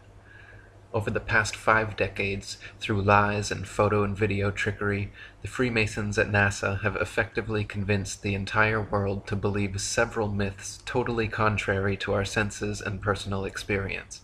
They claim, contrary to our senses, that many of us are standing upside down, thinking we are right side up, on the underside of a spinning ball Earth. They claim, contrary to our senses, that we are reeling through space at millions of miles per hour, that stars are actually suns, that the sun is actually bigger than the moon, and that most stars are actually bigger than the sun. We can clearly see and feel, however, that we are standing right side up on a motionless, flat Earth. The sun and moon are the same size. The stars are clearly smaller than both, and cannot be proven to be distant suns in other solar systems. With a little Photoshop, rocket technology, and a bunch of lying Freemasons, NASA has convinced nearly everyone on Earth to disbelieve their own eyes, common sense, and experience. As mentioned in a previous chapter, stars and planets have often been seen through the moon, which means it is semi-transparent, and if the moon is semi-transparent, it cannot be the solid, spherical planetoid claimed by modern astronomy. Samuel Shenton, president of the Flat Earth Society, was quoted before the Apollo supposed moon landings, stating that stars have been seen through the moon. The astronauts had better be ready to come right back, because there isn't anything much to land on. Samuel Shenton also said, "We so-called flat earthers, observing certain false presentation used by the Americans in TV and films, showing the orbits and descents of their space vehicles, wish to place our views before young and interested people. In so doing, we trust that no more jibes about flat earthers will be occasioned from Prime Minister Wilson of the Socialist Party and Enoch Powell of the Conservative Party." Many of the first people to unequivocally call out the NASA moon landings as being a staged hoax, besides knowledgeable flat earthers, were professional photographers. When the official NASA photographs of the moon are closely examined, it is clear that many were taken inside a studio using repetitive backgrounds, artificial lighting, wires, and cranes. Others were composite desert photographs with the backgrounds blacked out and astronauts superimposed in. Award-winning British photographer David Percy, photo analyst and historian Jack White, photographer for Nexus magazine publisher Marcus Allen, and many others have put their professional reputations on the line to expose NASA's photographic evidence. David Percy from Dark Moon, Apollo, and the Whistleblowers says, "The numerous inconsistencies clearly visible in the Apollo photographic record is quite irrefutable. Some of the many errors we evidence were due to haste and poor thinking. Others were deliberately planted by individuals we have dubbed whistleblowers, who were determined to leave evidence of the faking in which they were unwillingly involved. Probably the most emphatic of these whistles was a bottle that rolled across the moon landscape on the TV screens in Western Australia during a live transmission from the moon. None of the Apollo missions brought any extra studio lighting with them on the lunar lander, so the sun should be the only light source on the moon, and in all pictures taken there. In that case, the light should only come from one direction and all shadows should be cast in the opposite direction. However, in dozens of official NASA photos, there are shadows being cast in up to 3 directions simultaneously, often at up to 90-degree angles, which can only be the result of multiple light sources not present on the moon. Several pictures even show overhead spotlights reflecting in astronauts' helmets, and multiple lens flares originating from 2 or more light sources. Analyzing several images from the 6 missions shows repeated background features, the exact same hills, dunes, craters, being used over and over again in supposedly different places on the moon, as well as visible foreground and backdrop lines indicative of a studio set. In images from Apollo 11, Buzz Aldrin can be seen wearing different color gloves and different length boots in pictures that were supposedly taken within minutes of each other. If Buzz was really in the vacuum of space in a pressurized spacesuit, he certainly would not have had time or reason to depressurize and repressurize his suit just to make such fashion adjustments. Some pictures show the lunar rover with no tracks anywhere around it. Others show rover tracks all over the foreground while it is yet to be unpacked and unloaded. A couple pictures even show what appear to be sneakers and ladies' heels tracks on the moon, in addition to astronauts' boot prints. Ralph Renee from NASA Mooned America says, "If you look at the backgrounds of most NASA pictures, there is a relatively sharp transition line where anything beyond becomes smooth and featureless. This is a sure sign of a grade Z studio backdrop. Every time the American flag is shown, there is a great deal of light on it, even if it's in the shadow side of the lunar lander. Also, NASA never filmed either stars or planets. The reason is simple. Before the era of computer enhancement, the stars would have been impossible to fake accurately enough to fool the world's amateur astronomers." Sam Colby, in Apollo Fake, says, "Michael J. Tuttle faked the so-called Apollo training simulation photographs using Photoshop 3 and then posted them on NASA websites as being genuine photographs taken on the moon. I regularly get email from people claiming that digital manipulation of photographs was not available back in 1969. People have been creating fake photographs ever since the camera was invented, and who is saying the pictures were faked back in 1969 anyway? People don't understand that the majority of NASA's fake moon pictures were created in the mid-90s. The proof lies in the fact that most do not appear in any books or magazines prior to 1990.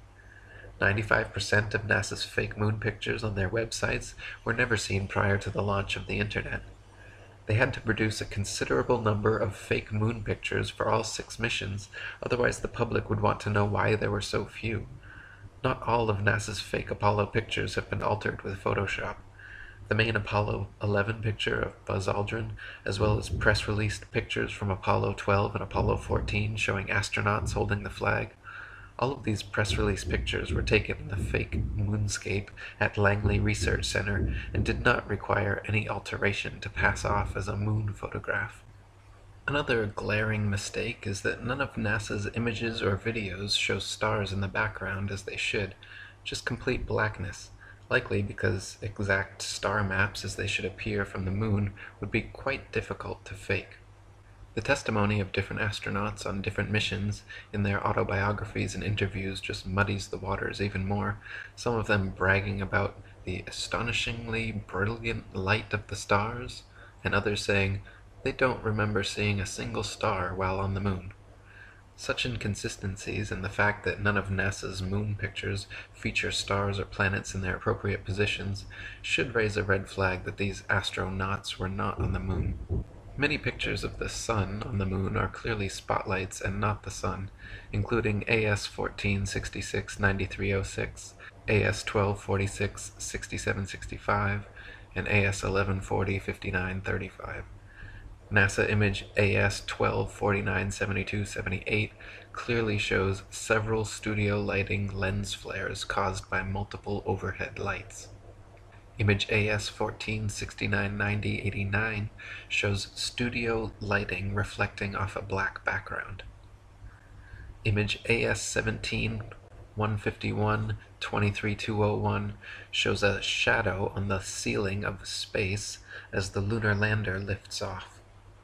Images AS16-118, 18894, AS17-134, 20471, AS1144, 6581, and AS1144, 6642 show crude computer retouching to hide cables and background problems and add the round Earth, but NASA claims they are original photographs. AS1466-9306 shows shadows of reticule crosshairs suspended in air over a print underneath, proving it to be doctored and not an original, as claimed. Image AS1140-5922 of the lunar lander supposedly on the moon shows a pathetic 1969 attempt at creating high-tech looking equipment using what appears to be construction paper, gold foil, scotch tape, and metal shower rods.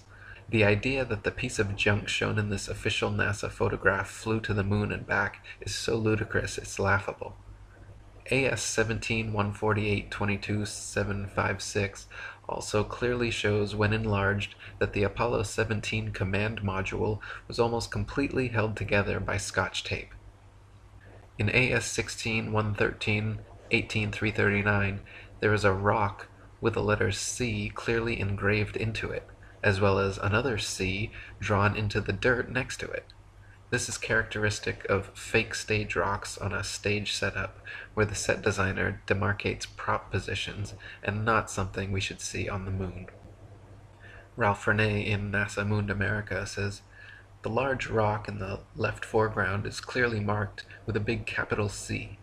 The bottom right corner has a crease similar to that caused by wetting a folded newspaper. This makes it a showbiz flap rock, which the people who work in Hollywood studios throw at visitors. They used to be made from wet newspaper and paste and showed similar flaps. Stage rocks are usually placed by stagehands over similarly lettered markers positioned by the set designer. Did NASA really carry fake boulders and stagehands onto the moon?" NASA image AS1140-5926 shows a close-up of the footpads of the lunar lander without a speck of dust on them and without a burn print under its 10,000-pound thrusters, like it was just gently set down in place.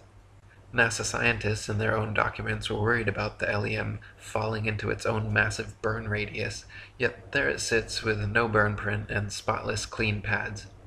Even the astronauts' boot prints made deep impressions in the moon dust, yet the lander's 10,000-pound thrusters left not a trace, no blast hole, and no dust on the pads. Eugene Cernan of Apollo 10 and 17 said in an interview that as they descended in the lander that the engine was very loud, yet when Alan Bean of Apollo 12 was asked the same question, he answered that you couldn't hear the engine at all in the vacuum of space. I tend to believe Alan, because watching the Apollo 17 liftoff sequence from the moon, it is clear that the LEM is being hoisted by a crane from above and not propelled by thrusters from below. Ralph Renee says, "I remember watching the first astronauts land on the moon and wondering why the TV pictures were so murky. We watched two blurry white ghosts who did little or nothing while they lurked in the shadow of the lunar lander. NASA seemed to have lost 100 years of photographic progress. It was boring, but I believed. During the next few years I caught glimpses of subsequent missions as they flashed in color upon my TV screen, and I believed. Pictures improved with each mission, and toward the end the Apollo program, the moon buggy tore up the moon's surface while NASA began to talk up a Martian adventure. I still believed in apple pie, the CIA, and NASA. Years later, watching a TV show, I thought I saw the moon flag ripple on the airless moon. The worm of suspicion slid into my system. I then began watching NASA film clips very closely and with less emotion. As those rose-colored glasses slipped lower on my nose, I began to notice flaws in the pictures. The astronauts and their backpacks weighed less than 75 pounds on the moon, yet they left deep footprints in the moon dust and gravel. The blast of a rocket engine that lowered the 33,000-pound LEM on the moon's surface left no crater, and apparently it didn't even blow away the dust beneath the footpads. Strange. Here on Earth, footprints usually require some type of wetting agent. There is no wet on the moon. When the video evidence is examined, even more anomalies are found. In certain frames, light pings can be seen reflecting off overhead stage wires attached to astronauts' backpacks. In one Apollo 16 clip, an astronaut falls to his knees and is quickly jerked back up to his feet by what can only be an unseen wire hoisting him straight upwards.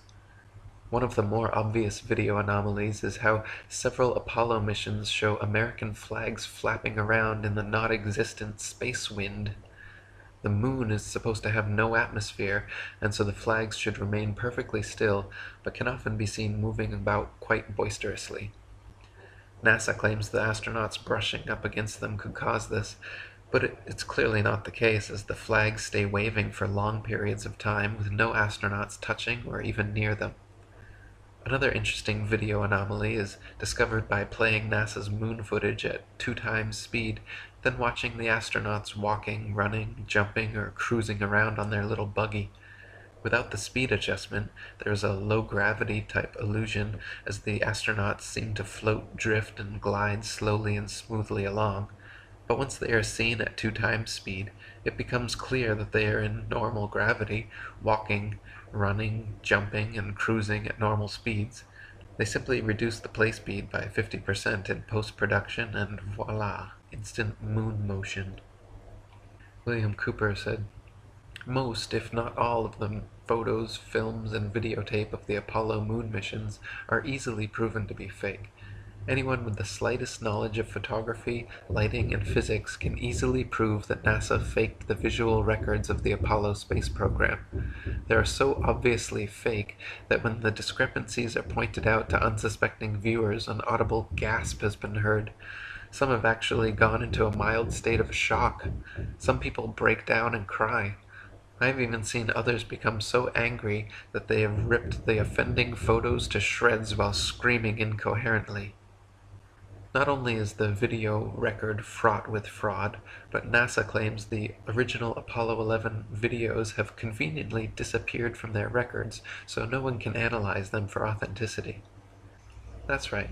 They spent over $30 billion of American taxpayer money traveling to the moon and then lost the video evidence.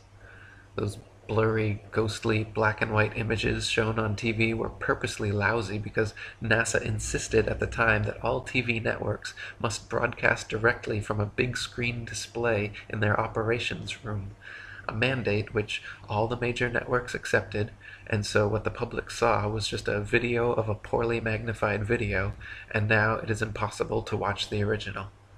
Not only has the Apollo 11 original disappeared, but NASA claims to have lost all original audio tapes from the Apollo missions, and that their contractors have lost all prints and plans for the lunar rover, LEM lander, and Apollo ship engines. What are the chances that these are actually lost? And what are the chances that NASA simply cannot have the public scrutinizing their records because of what might be exposed?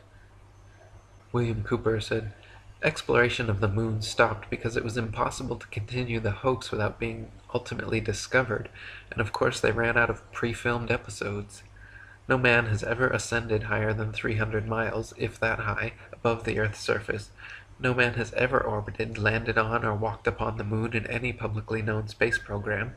If you doubt this, please explain how the astronauts walked upon the moon's surface enclosed in a spacesuit in full sunlight, absorbing a minimum of 265 degrees of heat surrounded by a vacuum. Temperatures on the moon supposedly range from 279 degrees below zero during the depths of the lunar night, which is far colder than even Antarctica's coldest winter, and up to 243 degrees above zero at lunar midday, which is hotter than boiling water. NASA claims their special suits are fitted with both heating and cooling systems, but nothing which could withstand these incredible temperatures. These suits are also supposedly pressurized to keep the vacuum non-pressure of space from bursting their blood vessels, but they clearly have deep creases and wrinkles all over. Astronauts in true pressurized suits would look like the Michelin Man bubbling out. Also, the amount of radiation in space, especially through the Van Allen belt, is far too intense for them to be spacewalking in such flimsy suits. One Russian study found that the amount of radiation present on the moon would require astronauts to be clothed in 4 feet of lead in order to avoid instant death. John Malden, a NASA physicist, said they would need at least 2 meters of thick shielding around them at all times, yet there they are, bouncing around the moon in their 2-inch thin suits. Another solid proof of NASA living up to its forked serpent tongue logo are the many supposed moon rocks given to museums the world over by Neil Armstrong and Buzz Aldrin. Shortly after Apollo 11, private investigator Paul Jacobs reported asking the U.S. Department of Geology head whether he had examined the moon rocks and if he could verify their authenticity, to which the geologist simply laughed and insinuated that people high in the U.S. government knew all about the cover-up.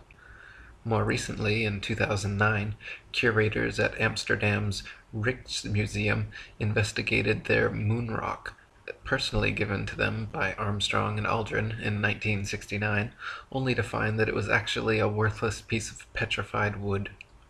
Bill Kaysing, another moon hoax researcher, worked at Rocketdyne, where NASA Saturn V rocket engines were built, and became exposed to documents pertaining to the Mercury, Gemini, Atlas, and Apollo NASA programs, which proved trickery was afoot. Kaysing said of the documents that one does not need an engineering or science degree to determine that a hoax was being perpetrated. He wrote a book about his findings called "We Never Went to the Moon, America's $30 billion Swindle." In it, he exposes how NASA staged both the Apollo 1 fire and Challenger accident, deliberately murdering the astronauts on board to silence them. Before the first Apollo mission ever even cleared the launch pad, 11 NASA astronauts died in highly suspicious accidents. Gus Grissom, Roger Chaffee, and Ed White were all cremated together in an Apollo capsule fire during a completely unnecessary and dangerous test where they were strapped down and locked into a 100% oxygen chamber which incinerated the 3 of them to death in seconds. 7 other astronauts, Ted Freeman, Charles Bassett, Elliot See., Russell Rogers, Clifton Williams, Michael Adams, and Robert Lawrence, died in 6 separate airplane crashes, and Ed Givens in a car crash. 8 of these deaths were in 1967 alone. So many astronauts coincidentally dying under such circumstances is highly unlikely and lends credence to the idea that these were intentional hits by the Masons trying to find the right people to sell their hoax. One of the most outspoken of the fallen astronauts was Gus Grissom. By 1967, Grissom had become increasingly irritated and vocally negative about NASA's chances of ever landing on the moon. He stated the odds were pretty slim and famously hung a lemon on the Apollo capsule after it repeatedly failed safety testing procedures. Grissom threatened to go public with his complaints about the LEM and even told his wife Betty, "If there ever is a serious accident in the space program, it's likely to be me." Right after his murder, government agents raided Grissom's house before anyone had been informed about the fire or his death. They removed all his personal papers and his diary, never to be returned. Ralph Renee writes, "In a prosecutorial mode, I accuse NASA, the CIA, and whatever super-secret group that controls the shadow government of these United States of fraud on the grandest scale imaginable, of murder by arson, and of larceny of over $40 billion in conjunction with the Apollo program that allegedly landed men on the moon. I also accuse them of violating a federal law against lobbying by government-funded entities and of serial murder of low-level NASA employees, witnesses, and other citizens who happen to be in the wrong place at the wrong time. Such accusations seem incredible because none of us ever want to believe our governmental father is deceiving us. However, by the end of this book, even the most trusting reader will have no doubt that NASA mooned America." In 2001, investigative journalist and award-winning filmmaker Bart Sibrel produced the excellent documentary A Funny Thing Happened on the Way to the Moon. When requesting footage for his movie, Sabrell was sent, either by mistake or by a well-meaning whistleblower, an official raw-slated NASA clip from the Apollo 11 mission showing a young Buzz Aldrin, Neil Armstrong, and Michael Collins for almost an hour using transparencies and camera tricks to fake shots of a round Earth. They communicate over audio with control in Houston about how to accurately stage the shot, and someone keeps prompting them on how to effectively manipulate the camera to achieve the desired effect. First, they blacked out all the windows, except for a downward-facing circular one, which they aimed the camera towards from several feet away. This created the illusion of a ball-shaped Earth surrounded by the blackness of space, when in fact it was simply a round window in their dark cabin. Neil Armstrong claimed at this point to be 130,000 miles from Earth, halfway to the moon, but when camera tricks were finished, the viewer could see for themselves the astronauts were not more than 100 miles above the Earth's surface, likely flying in a high-altitude plane. Sam Colby writes in NASA, numerous anomalies and scams abound. Many gullible people still accept NASA's claim of sending men to the moon without bothering to carry out any research or investigation to see if NASA are indeed telling the truth. There are some who will never accept the moon missions were faked, regardless of how much factual evidence of a fake is put before them. In 2004, Bart Sabrell completed a second documentary entitled Astronauts Gone Wild, where he set out to film interviews with Apollo astronauts and ask them to swear on the Bible that they walked on the moon. In reaction to Sabrell's accusations, many of the astronauts indeed went wild. John Young of Apollo 10 and 16 threatened to knock him in the head, then ran away into a nearby closing elevator. Ed Mitchell of Apollo 14 literally kicked him out the door and threatened to shoot him. Buzz Aldrin punched him square in the face. The documentary is a fascinating psychological study, watching the astronauts repeatedly squirm and quickly escalate to threats and violence. They behave more like pathological liars than honorable cosmonauts. Many of them have battled depression and alcoholism since returning from the moon as well. Buzz Aldrin was once asked at a NASA banquet what it felt like to first step onto the lunar surface. He staggered to his feet speechless, then left crying uncontrollably. On the 25th anniversary event for the Apollo 11 landing, one of the few interview appearances Armstrong ever made, he gave a cryptic speech basically telling the young people in attendance that there were many truths about Apollo that they could uncover if they dug deep enough. He said, holding tears back, "Today we have with us a group of young students, America's best. To you we say, we have only completed a beginning. We leave you much that is undone. There are great ideas undiscovered, breakthroughs available to those who can remove one of truth's protective layers." In the past 45 years, the Masons in Hollywood and NASA have only gotten more adept at Photoshop, CGI, and faking shots of Earth from space. Hit movies like Apollo 13 and Gravity show how realistic and convincing these soundstage, green screen, computer-built environments can be. People believe it more too. A night's newspaper survey taken just after the Apollo landings found 30% of Americans were suspicious of NASA's trip to the moon. A Gallup poll taken in 1999 found only 6% of Americans had any doubt about the Apollo astronauts walking on the moon. Ralph Renee says, NASA is now preparing to take us to Mars, the same way they took us to the moon. This time, a small cadre of computer experts will astound us with photos created by the new digitized computer graphics which didn't exist in 1969. Next time, we will have no way of determining the truth.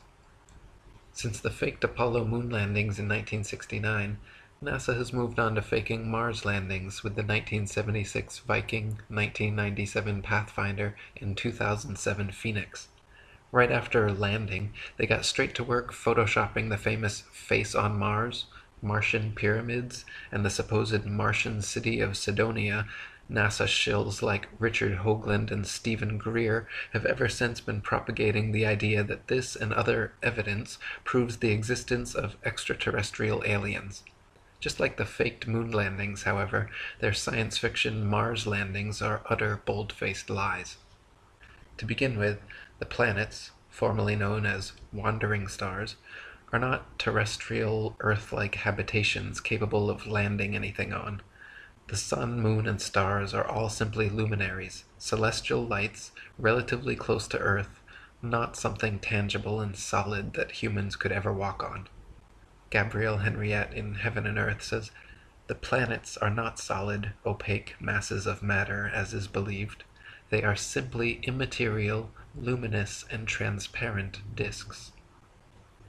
Even assuming Mars was an actual spherical desert planet, as NASA claims, it is impossible for them to have safely landed the probes based on their own trials and statistics. They say the surface pressure on Mars is only 0.3% the surface pressure on Earth, and equivalent to the pressure at about 23 miles above Earth. There is not enough air matter at that pressure, however, to provide any lift for opening and billowing out the parachutes NASA uses to land its Mars probes. No parachute ever devised has been able to successfully deploy at that altitude. They simply stream straight back, then never fill the rest of the way down. Joe Kittinger's record highest, fastest, and longest parachute dive from the Earth's upper atmosphere had him free-falling from only 19 miles high for 15 minutes at 767 miles per hour, and his drogue chute proved useless and offered no deceleration. Yet NASA would have us believe, for example, that Phoenix's parachute managed to somehow slow it down from 12,738 miles per hour to 123 miles per hour in just 2.86 minutes before its final landing. In other words, NASA is claiming to do something on Mars that we have no evidence is even possible on Earth at significantly lower altitude and 16 times slower speed. Ralph Renee says, on July 14th, 1976, the orbiter module, which weighed 5,125 pounds, detached its lander. I can find no listed weight in my encyclopedia on space, but since it could carry up to 638 pounds of fuel in addition to its payload, that lander had to weigh at least 1,000 pounds. NASA claims that after the lander was detached, rockets were used to slow it down to 560 miles per hour at an altitude of 800,000 feet. Then it was allowed to fall 781,000 feet under Martian gravity before a parachute was deployed at 19,000 feet. At 4,600 feet, this chute was detached, and NASA tells us that it then had a velocity of 145 miles per hour. Rocket engines under computer control then landed it. Martian gravity, about 0.37 that of Earth gravity, accelerates an object at 32 feet per second. This gives Mars the ability to accelerate an object at 11.84 feet per second. The 560 miles an hour horizontal motion will not affect the downward velocity of an object that falls 781,000 feet on Mars.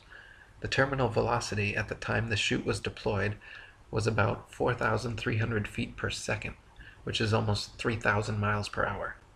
That's much faster than a speeding bullet. NASA claims that in a matter of 14,400 feet, that chute, operating under near vacuum conditions, reduced the lander's speed to 145 miles per hour. Sure it did. That was then. Let's look at now. The next probe to land on Mars did so on July 4th, 1997. NASA tells us that the Pathfinder came in at 16,600 miles per hour and was then jettisoned to boldly plunge into the fringes of the Martian atmosphere without using retrorockets to enter orbit. As usual, there were two different histories given by NASA. The first states that by some miracle during the next minute its speed was reduced to 1,000 miles per hour. The second states that it was jettisoned at 5,300 miles and its speed was reduced in 30 minutes while it fell to 80 miles. In the first case, the deceleration would have been incredible. However, in the second case, the Pathfinder would be at the 80-mile high place, still doing 4,280 miles per hour. The NASA story gets murky, but it is assumed the Pathfinder was again allowed to free fall until it was 7 miles high, when NASA claims the parachute opened. Instead of streaming because it had been popped in almost a vacuum, it billowed forth and slowed the Pathfinder down. When it was 1 mile up, it dropped the chute, blew up the airbag, and fired retro rockets, reducing its speed to 23 miles per hour. Then the airbag hit the ground and bounced either 3 times or 16 times, depending on which official NASA story you believe. MX News on June 3, 2008, featured a picture given to them by NASA of the Phoenix's first dig into Martian soil. But on June 6, 2008, 3 days later, the London Daily Telegraph reported from NASA that another communications glitch stopped NASA's Phoenix lander from making its first dig into Martian soil. How could they give the photo to MX News if they had yet to make their first dig? And why can they never keep their stories straight? Then Mars Phoenix lander's robotic arm photographed image 896662759, taken at 143937 LST, and image 896662868 at 144123 LST, only 2 minutes and 46 seconds later. In the first image, there is a fallen loose screw visible by the leg, which disappears before the second photo is taken. NASA themselves claim the robot arm did not touch Martian soil until the next day, so they cannot claim to have moved it themselves, and the topical arrangement of sand and rocks remains exactly the same, so it cannot be explained by strong winds. Thus the question remains, who picked up the screw? More than likely, an observant and well-meaning stagehand picked it up between shots. Jera White, a diligent Mars hoax researcher, also noticed that the Columbia commemorative plaque attached to the Spirit rover on Mars photos and videos is not the same one pictured on Earth seconds before launch. This is blatant proof that photo trickery is going on with these Mars missions. Several photography experts have even mentioned how Mars looks exactly like Arizona or parts of the Australian outback desert, and it appears NASA simply added a red tint to the atmosphere in post-production. By using the Auto Levels tool in Photoshop, even NASA Mars photographs lose their red tint, however, and look exactly like the Earth. Adolf Hitler said, "In the big lie there is always a certain force of credibility, because the broad masses of a nation are always more easily corrupted in the deeper strata of their emotional nature than consciously or voluntarily, and thus in the primitive simplicity of their minds they more readily fall victims to the big lie than the small lie, since they themselves often tell small lies in little matters, but would be ashamed to resort to large-scale falsehoods. It would never come into their heads to fabricate colossal untruths, and they would not believe that others could have the impudence to distort the truth so infamously.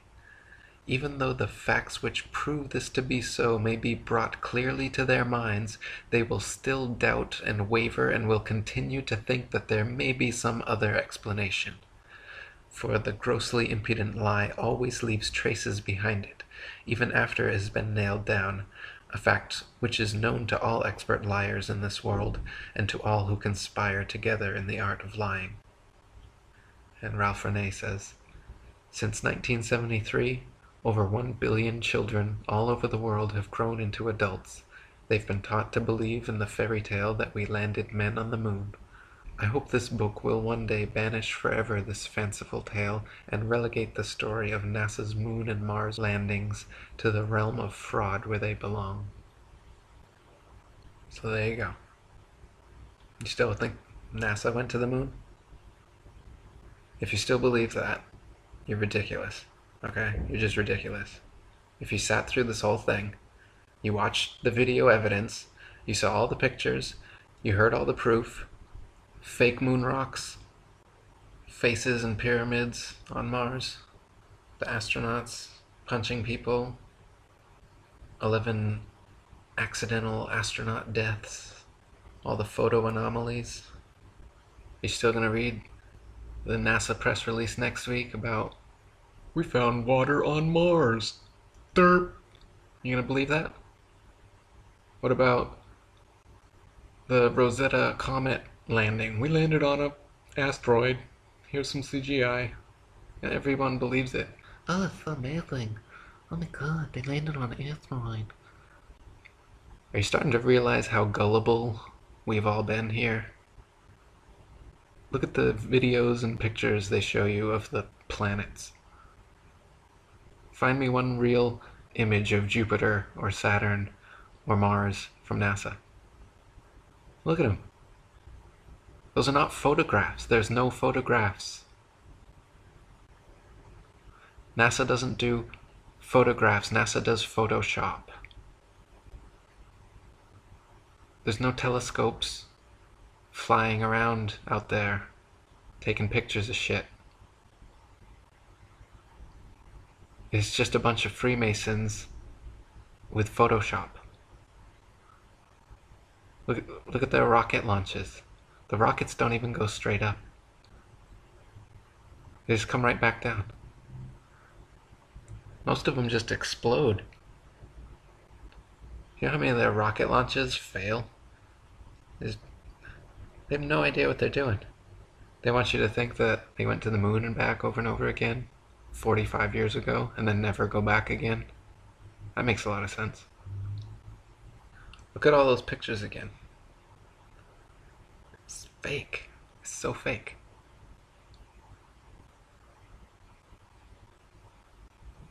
Just admit it to yourself.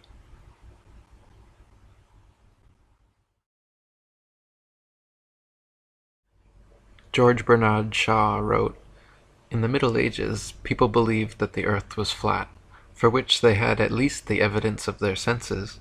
We believe it to be round, not because as many as 1% of us could give the physical reasons for so quaint a belief, but because modern science has convinced us that nothing that is obvious is true, and that everything that is magical, improbable, extraordinary, gigantic, microscopic, heartless, or outrageous is scientific.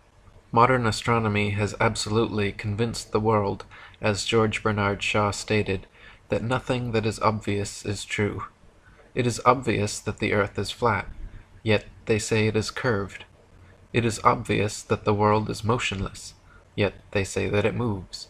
It is obvious that the heavens revolve around us, yet they say it is us that revolves.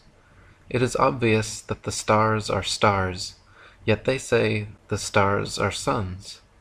It is obvious that the sun is bigger than the stars, yet they say the stars are bigger than the sun. It is obvious that the sun and moon are the same size, yet they say the sun is 400 times larger.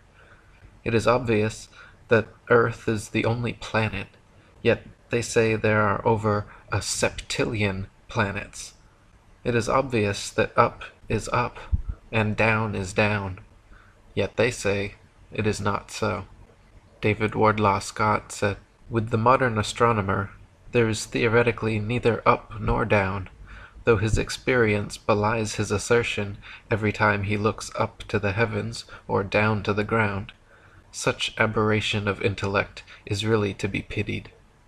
William Carpenter wrote, "Astronomer Denison Olmsted, in describing a diagram which is supposed to represent the earth as a globe, with a figure of a man sticking out at each side and one hanging head downwards, says, 'We should dwell on this point until it appears to us as truly up in the direction given to these figures as it does with regard to a figure which he has placed on the top.' Now a system of philosophy which requires us to do something which is really the going out of our minds by dwelling on an absurdity until we think it is a fact, cannot be a system based on God's truth, which never requires anything of the kind.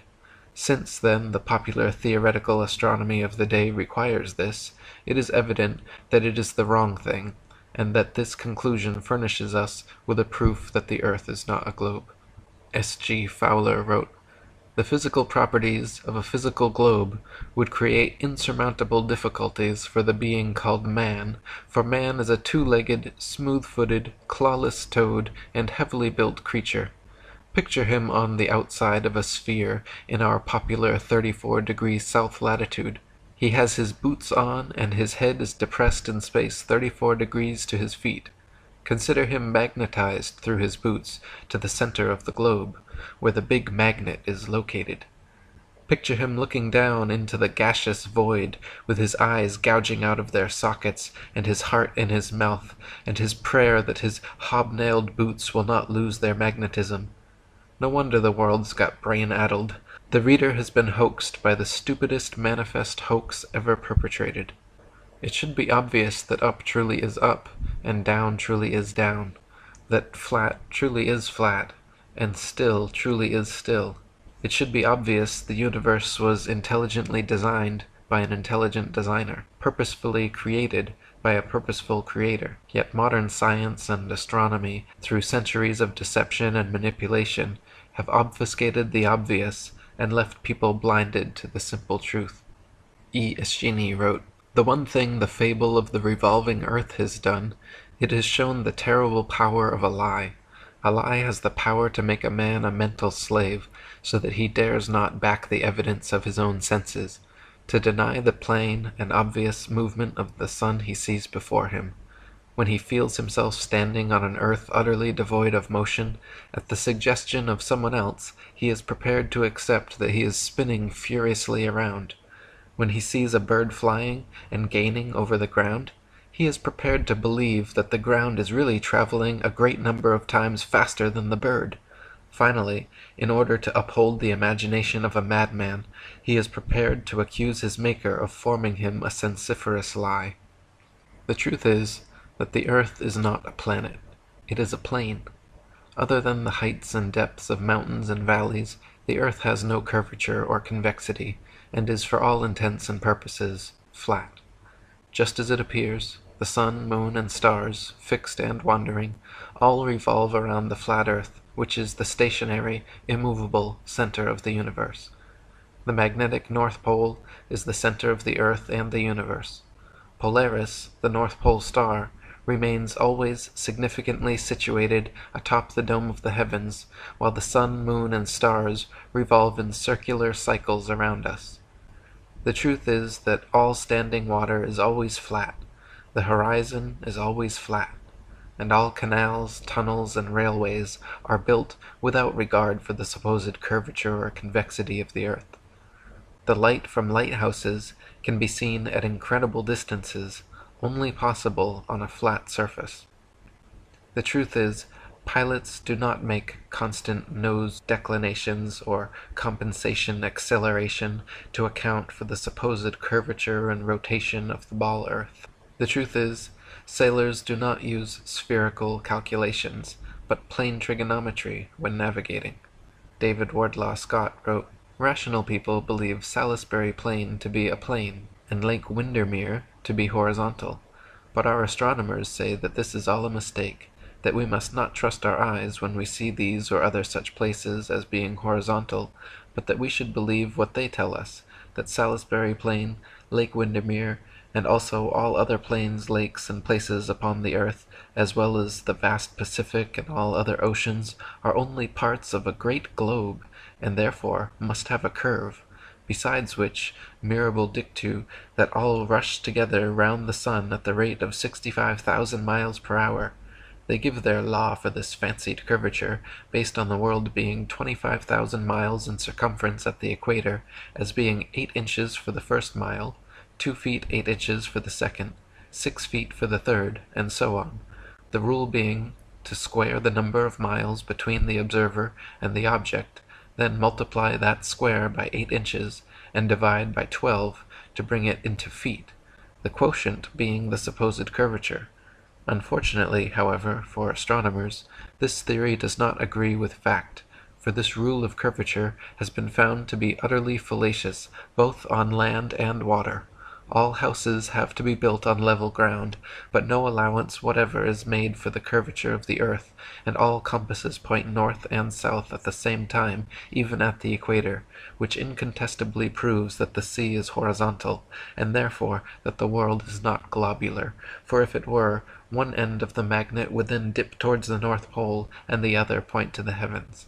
The truth is that Antarctica is a giant ice wall holding in the oceans, and the South Pole does not exist. Various anomalies and differences between the Arctic and Antarctic prove the Earth is not a ball. The Arctic midnight sun proves the universe is geocentric. The truth is, the sun and moon are equal divine balanced opposites made for signs and seasons, to light the earth and divide day from night. The moon is not merely a reflector of the sun's light, but emanates a demonstrably unique light of its own. It is completely self-luminescent and semi-transparent. The truth is that man has not and cannot ever walk on the moon or Mars, because the heavenly bodies are simply luminaries and not terrestrial terra firma like the Earth. The moon and Mars landings were and are all hoaxes staged and filmed by Freemasons on Earth. Orbiting satellites and space stations do not exist. All video and photographs you have ever seen from NASA, Hubble, and other official sources are all CGI, computer-generated images. Gravity does not exist, and all floating astronauts are simply using wires or filming aboard zero-G planes. Relativity does not exist, and that is why Einstein is always sticking his tongue out at you. The truth is, the universe was intelligently designed by an intelligent designer, purposefully created by a purposeful creator, not the haphazard result of some inexplicable cosmic accident. The truth is that life, consciousness, the incredible, beautiful diversity and complexity of nature is divinely created, not coldly, blindly evolved out of nothing. Dr. Woodhouse wrote, "When we consider what the advocates of the Earth's stationary and central position can account for, and explain their celestial phenomena as accurately to their own thinking as we can ours, in addition to which they have the evidence of their senses, and scripture, and facts in their favor, which we have not, it is not without a show of reason that they maintain the superiority of their system. However perfect our theory may appear in our own estimation, and however simply and satisfactorily the Newtonian hypothesis may seem to us to account for all the celestial phenomena, yet we are here compelled to admit the astonishing truth, if our premises be disputed and our facts challenged, the whole range of astronomy does not contain one proof of its own accuracy." Reverend John Wesley wrote, "The more I consider them, the more I doubt all systems of astronomy. I doubt whether we can with certainty know either the distances or the magnitude of any star in the firmament, else why do astronomers so immensely differ with regard to the distance of the sun from the earth, some affirming it to be only 3 and others 90 million miles away?" Thomas Winship wrote, "Many have been able to see through the delusions of modern astronomy. Letters from various parts testify that in some cases men and women have begun to make use of their brain power, which had been stunted and dwarfed by acceptation, without the slightest proof of the unscientific, unreasonable, unnatural, and infidel teachings of men foisted upon a credulous public in the name of science. Others, again, tell that the writers have thrown to the moles and to the bats the worldwide and almost universally believed hoax that we are living on a whirling sea-earth globe, revolving faster than a cannonball travels, rushing through space at a rate beyond human power to conceive, and flying, with the whole of the so-called solar system, in another direction 20 times the speed of its own rotation." In conspiracy research, the term globalist usually refers to internationalists, people in favor of a one-world order, but more literally and more accurately, as the UN World Government logo shows, the term globalist signifies those who propagate the centuries-old myth of a globe Earth. Heliocentrism and the ball Earth mythos have long been promoted by Masonic patriarchal pagan sun worshippers. In typical sun-worshipping fashion, the sun was made to be the most important and central entity of the so-called solar system. The earth was demoted to being a mere planet, like the wandering stars. All the fixed stars were turned into distant suns as well. The sun was said to be the only giver of light, and the moon demoted to a mere reflector of the sun's light. The sun was said to be the largest thing in our corner of the galaxy, bigger than the earth, moon, and planets. By removing Earth from the motionless center of the universe, these Masons have moved us physically and metaphysically from a place of supreme importance to one of complete nihilistic indifference. If the earth is the center of the universe, then the ideas of God, creation, and a purpose for human existence are resplendent. But if the Earth is just one of billions of planets revolving around billions of stars and billions of galaxies, then the ideas of God, creation, and a specific purpose for Earth and human existence become highly implausible. By surreptitiously indoctrinating us into their scientific materialist sun worship, not only do we lose faith in anything beyond the material, we gain absolute faith in materiality, superficiality, status, selfishness, hedonism, and consumerism. If there is no God and everyone is just an accident, then all that really matters is me, me, me. They have turned Madonna, the mother of God, into a material girl living in a material world. Their rich, powerful corporations with slick sun cult logos sell us idols to worship, slowly taking over the world while we tacitly believe their science, vote for their politicians, buy their products, listen to their music, watch their movies, sacrificing our souls at the altar of materialism.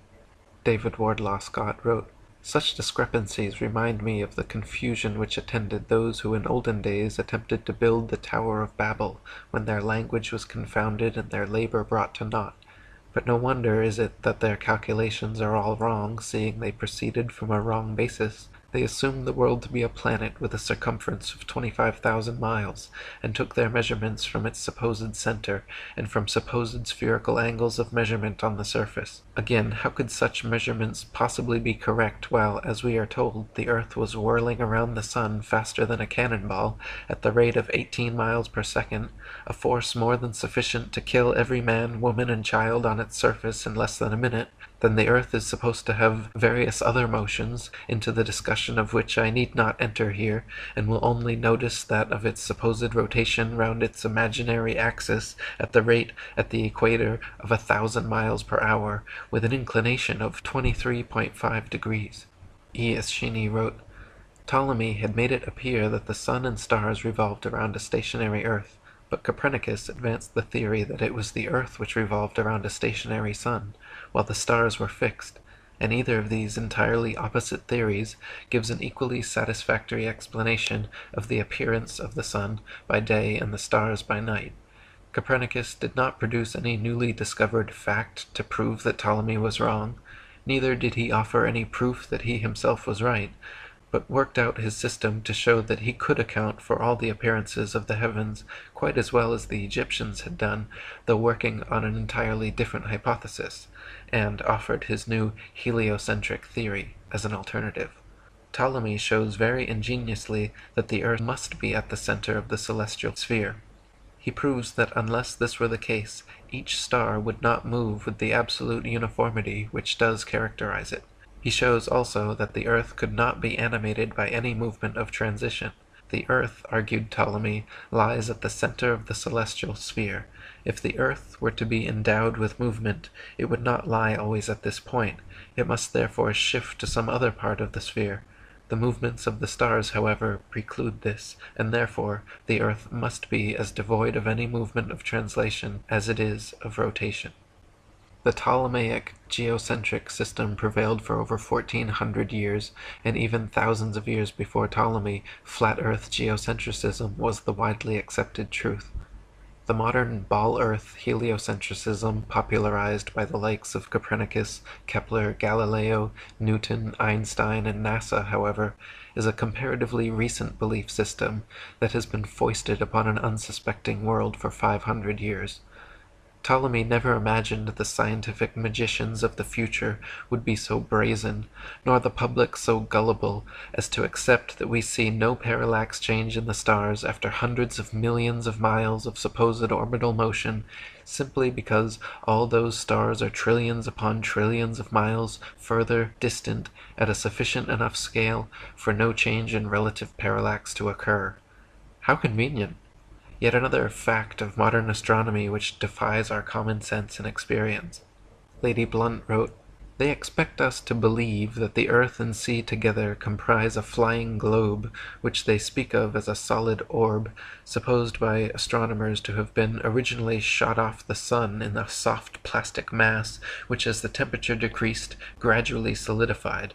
Yet not one single fact or proof can they produce for this far-fetched idea, and in spite of the fact that the whirling globe theory was, even according to the open confessions of its founders, set forth to the world in the first instance as a mere supposition, it is now presented as unquestionable truth.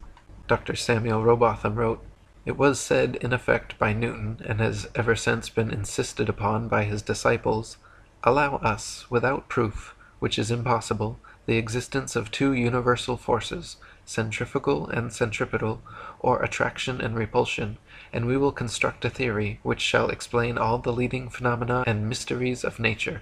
An apple falling from a tree, or a stone rolling downwards, and a pail of water tied to a string and set in motion, were assumed to be types of the relations existing among all the bodies in the universe. The moon was assumed to have a tendency to fall towards the earth and moon together towards the sun. The same relation was assumed to exist between all the smaller and larger luminaries in the firmament, and it soon became necessary to extend these assumptions to infinity. The universe was parcelled out into systems, coexistent and illimitable. Suns, planets, satellites, and comets were assumed to exist infinite in number and boundless in extent, and to enable the theorists to explain alternating and constantly recurring phenomena which were everywhere observable, these numberless and forever extending objects were assumed to be spheres. The earth we inhabit was called a planet, and because it was thought to be reasonable that the luminous objects in the firmament, which were called planets, were spherical and had motion, so it was only reasonable to suppose, as the earth was a planet, it must also be spherical and have motion. Ergo, the earth is a globe, and moves upon axes, and in an orbit around the sun. And as the earth is a globe and is inhabited, so again it is only reasonable to conclude that the planets are worlds like the earth, and are inhabited by sentient beings. What reasoning! What shameful perversion of intellectual gifts! Gabrielle Henriette wrote, "Copernicus put forward the hypothesis of the revolution of the earth round the sun in order to explain the cycle of the seasons. His theory is not very satisfactory, seeing that the earth is supposed to be at its greatest distance from the sun in the summer, during the hot weather, and at its shortest distance in the winter, when the temperature is at its lowest. These unusual conditions, which clearly contradict the laws of nature as regard the effects of heat, are, it is said, due to the angle formed by the rays of sun as they fall on the earth's surface. It is also stated that the opposition of the seasons north and south of the equator is due to a tilt of the earth, first on one side and then on the other, which conveniently occurs at the right moment. Nothing is said, however, of the shifting of the waters of the sea and rivers which this change in the center of gravity and in the position of the earth would inevitably bring twice a year. It might also be assumed that, under those conditions, very high constructions would swerve from the vertical.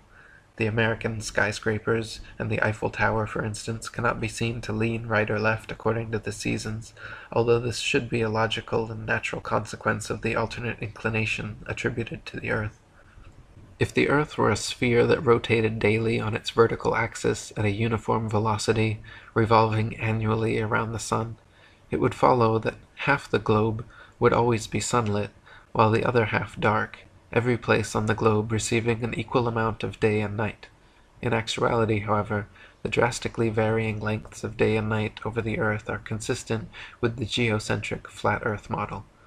If the earth were a sphere, it would follow that the seasons the world over would be simultaneous, due to the distance from the sun. When the earth is farthest away from the sun, the entire globe should be ensconced in winter and recording the coldest temperatures for the year. When the earth is closest to the sun, the entire globe should be summery and recording the warmest temperatures for the year. In actuality, however, this is not the case. The frozen depths of Antarctica remain forever frigidly foreboding, while just a few thousand miles away it is tropical summer. How is it that the heat from the sun could supposedly come from an eyebrow-raising 93 million miles away to simultaneously burn the skin of beach bums in Hawaii while leaving Antarctic explorers frozen in their boots just a few thousand miles away?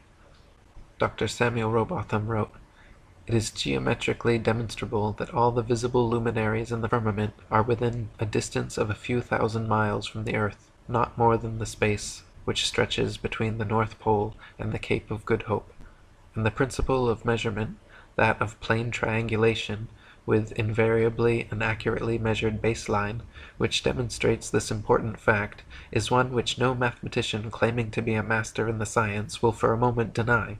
All these luminaries, then, and the sun itself, being so near to us, cannot be other than very small as compared with the earth we inhabit.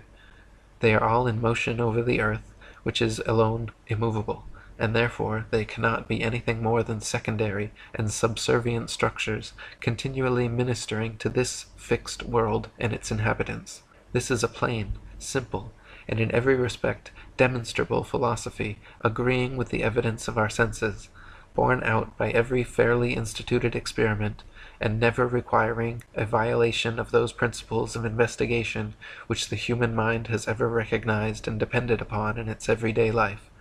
The modern or Newtonian astronomy has none of these characteristics. The whole system taken together constitutes a most monstrous absurdity. It is false in its foundation, irregular, unfair, and illogical in its details and in its conclusions, inconsistent and contradictory. Worse than all, it is a prolific source of irreligion and of atheism, of which its advocates are practically supporters.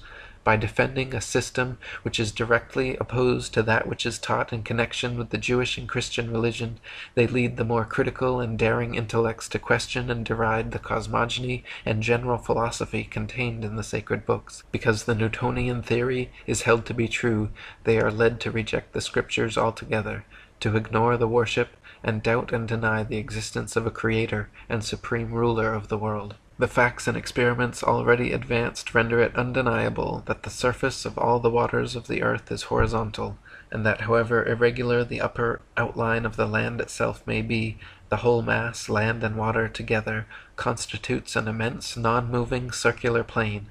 If we travel by land or sea from any part of the earth in the direction of any meridian line and towards the northern central star called Polaris, we come to one and the same place, a region of ice, where the star which has been our guide is directly above us, or vertical to our position.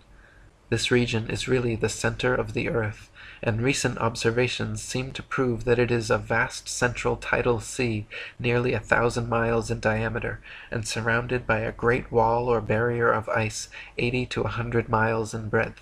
If from this central region we trace the outline of the lands which project or radiate from it, and the surface of which is above the water, we find that the present form of the earth or dry land, as distinguished from the waters of the great deep, is an irregular mass of capes, bays, and islands, terminating in great bluffs or headlands, projecting principally towards the south, or at least in a direction away from the great northern center.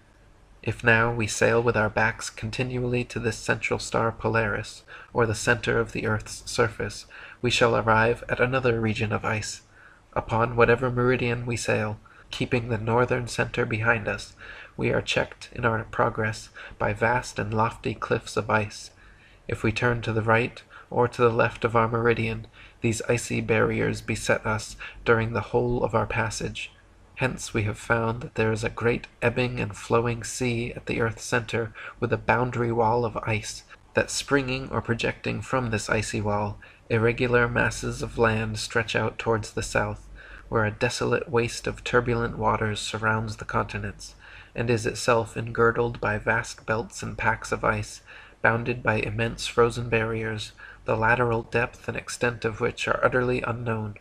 How far the ice extends, how it terminates, and what exists beyond it, are questions to which no present human experience can reply. All we at present know is that snow and hail, howling winds, and indescribable storms and hurricanes prevail, and that in every direction human ingress is barred by unsealed escarpments of perpetual ice, extending farther than eye or telescope can penetrate, and becoming lost in gloom and darkness. What remains unknown at this time are the extent of the Antarctic ice wall. How far can one travel southwards atop the ice? Is it just water, snow, ice, and darkness forever? Or is there some limit, like the glass wall in the Truman Show? Is there a limit to space? Is the universe infinite, or, as the Bible claims, contained within a physical firmament, the vault of heaven? What exists beneath the mighty deep?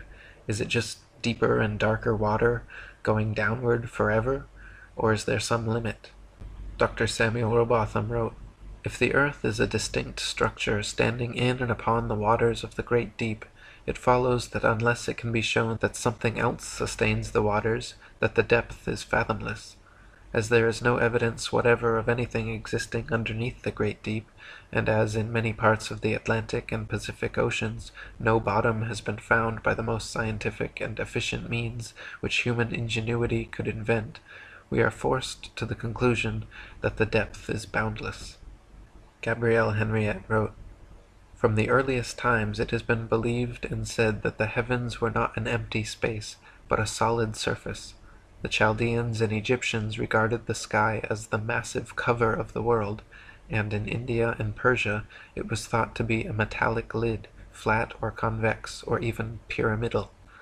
Up to the 17th century, the earth was always regarded as the center of an empty sphere with solid walls, and on this account it was always represented with a cover.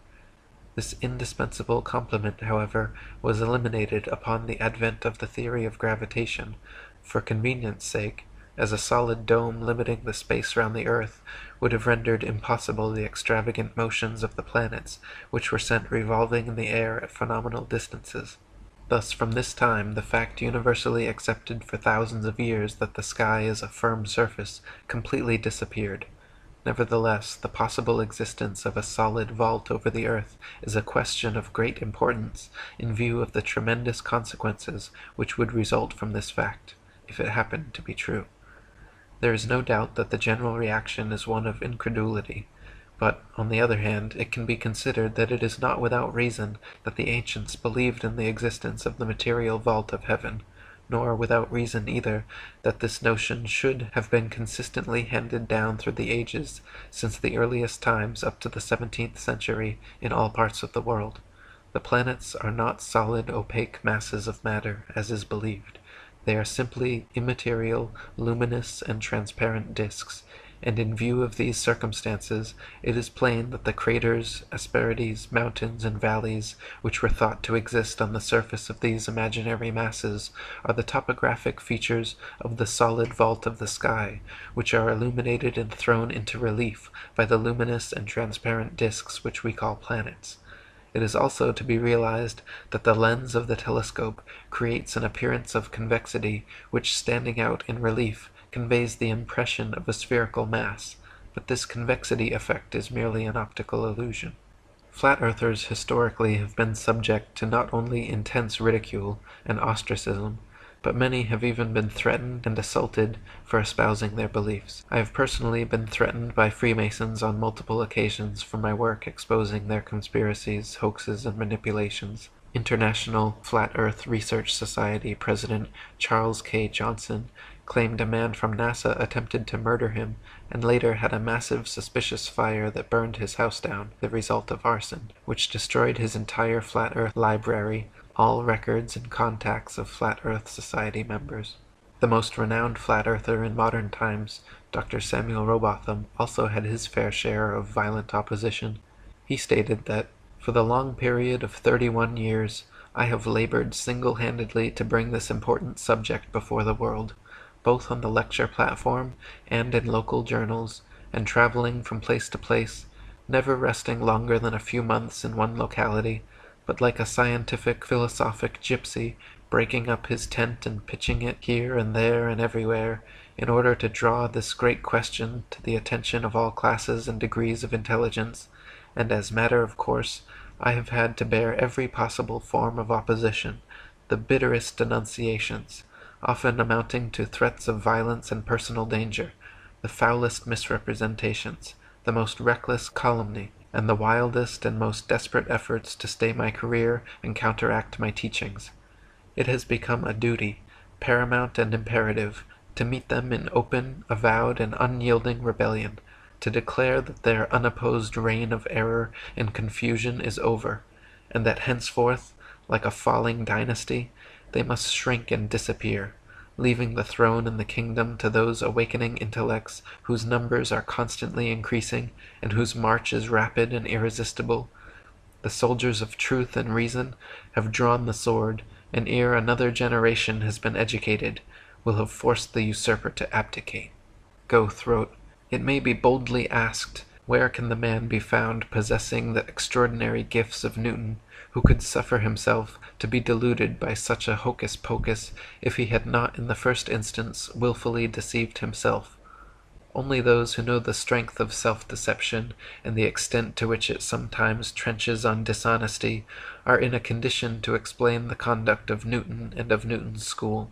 To support his unnatural theory, Newton heaps fiction upon fiction, seeking to dazzle where he cannot convince. In whatever way or manner may have occurred this business, I must still say that I curse this modern theory of cosmogony, and hope that perchance there may appear, in due time, some young scientist of genius, who will pick up the courage enough to upset this universally disseminated delirium of lunatics. David Wardlaw Scott wrote, I could easily cite other good authorities to similar effect, but I think enough have been already given to show that the absurdities of modern astronomy have not been palmed upon the world without a strong protest from thoughtful minds, and I sincerely trust that the following pages may prove useful to some honest thinkers, not only in exposing the fallacies of this chimerical science, but in showing the true position of the world as proved by facts in nature. I sincerely trust that, after considering the evidence which has been brought before him, the thoughtful reader will clearly see that this world of ours is not a planet, as supposed by our modern astronomers, but a real terra firma, founded upon the waters of the great deep, from which come and to which return with unceasing flow the rivers of the earth, in accordance with the wise and beneficent purpose of our divine Creator. Dr. Samuel Robotham wrote, Thus we see that this Newtonian philosophy is devoid of consistency. Its details are the result of an entire violation of the laws and legitimate reasoning, and all its premises are assumed. It is, in fact, nothing more than assumption upon assumption, and the conclusions derived therefrom are wilfully considered as things proved, and to be employed as truths to substantiate the first and fundamental assumptions. Such a juggle and jumble of fancies and falsehoods, extended and intensified as in theoretical astronomy, is calculated to make the unprejudiced inquirer revolt with horror from the terrible conjuration which has been practiced upon him, to sternly resolve and to resist its further progress, to endeavor to overthrow the entire edifice, and to bury in its ruins the false honors which have been associated with its fabricators, and which still attach to its devotees. For the learning, the patience, the perseverance and devotion for which they have ever been examples, honor and applause need not be withheld, but their false reasoning, the advantages they have taken of the general ignorance of mankind in respect to astronomical subjects, and the unfounded theories they have advanced and defended, cannot be otherwise than regretted, and ought to be, by every possible means, uprooted. The globe earth lie, or what I have titled the Flat Earth Conspiracy, is in my humble opinion the greatest deception in human history, and most important taboo issue which desperately needs to be exposed. If people knew the extent to which they have been lied to and brainwashed from birth, there would be a veritable revolution in critical thinking, personal sovereignty, and belief in God by morning. The New World Order globalists, or Satan's prophesied one-world government Masonic minions, are everywhere, spreading their scientific disinformation, deceiving the very elect, and herding the sheeple to their slaughter. Please help spread the word to your friends, family, neighbors, and co-workers. Direct them to atlanteanconspiracy.com and ifers.ace.st, and send them copies of this book to help awaken them and support my lifelong efforts to bring truth, freedom, peace, and love to the flat earth. Yo, Dubay's back to blast tracks and ask you questions. Final mass class, the last flat pastor's pending. First class, broken glass, globe package sending. With a message to the Jews that your reign is ending. Like Payday said, warriors are gathering. So here's a smattering of what your stupid fucking sheeple ass should be asking NASA. Why the race with Rasa? How'd you get there faster? Where's the original tapes and telemetry data? You said you lost it, but what's the cost? You spend billions of dollars turning us all into ballers. Now take the fallen while you're stalling. Ponder who you choose and Mason's gonna call when the ball is burning. When the world ain't turning and the people learning that it was you that lied to us, told us we were moving. My mission's coming to fruition, I don't envy you, dude. The end is coming so soon, one is through. Life on the ball, baby. Fantastic, we don't fall. Astounding how we don't fall, baby. Amazing how the sun can shine so high. 93 million miles away. Life on the ball, gravity explains it all. That's what they say. Be thankful that the moon remains in your sky. Now tell me, why do seemingly logical men behave hostile when you question the orthodoxical nature of their gospel and present several obstacles that render it impossible to reconcile the assertions they read in periodicals? The masses can't stop screaming with emphatic passion. They have been inculcated in a dogmatic fashion. They do not know the extent to which NASA's lying. They can't wrap their curved mind around the flat horizon. It isn't that surprising when they feel they got a license to utter fallacies like Neil deGrasse Tyson, saying the earth is pear-shaped. What, you freebasing? You are just an actor, clown, front man, Freemason. Tilting your earth 23.4 degrees, leaving you with 666. Now you're on your knees. Filleting these demons, see Satan has stolen your power at 66,600 miles an hour. Life on the ball, It's beautiful. fantastic, we don't fall. You've been stuck in a spin cycle. Amazing how the sun can shine so high. Hoodwinked and bamboozled. Life on the ball, It's magical. gravity explains it all. Nothing short of laughable. Be thankful that the moon remains in your sky. You better count your lucky stars, Earthling.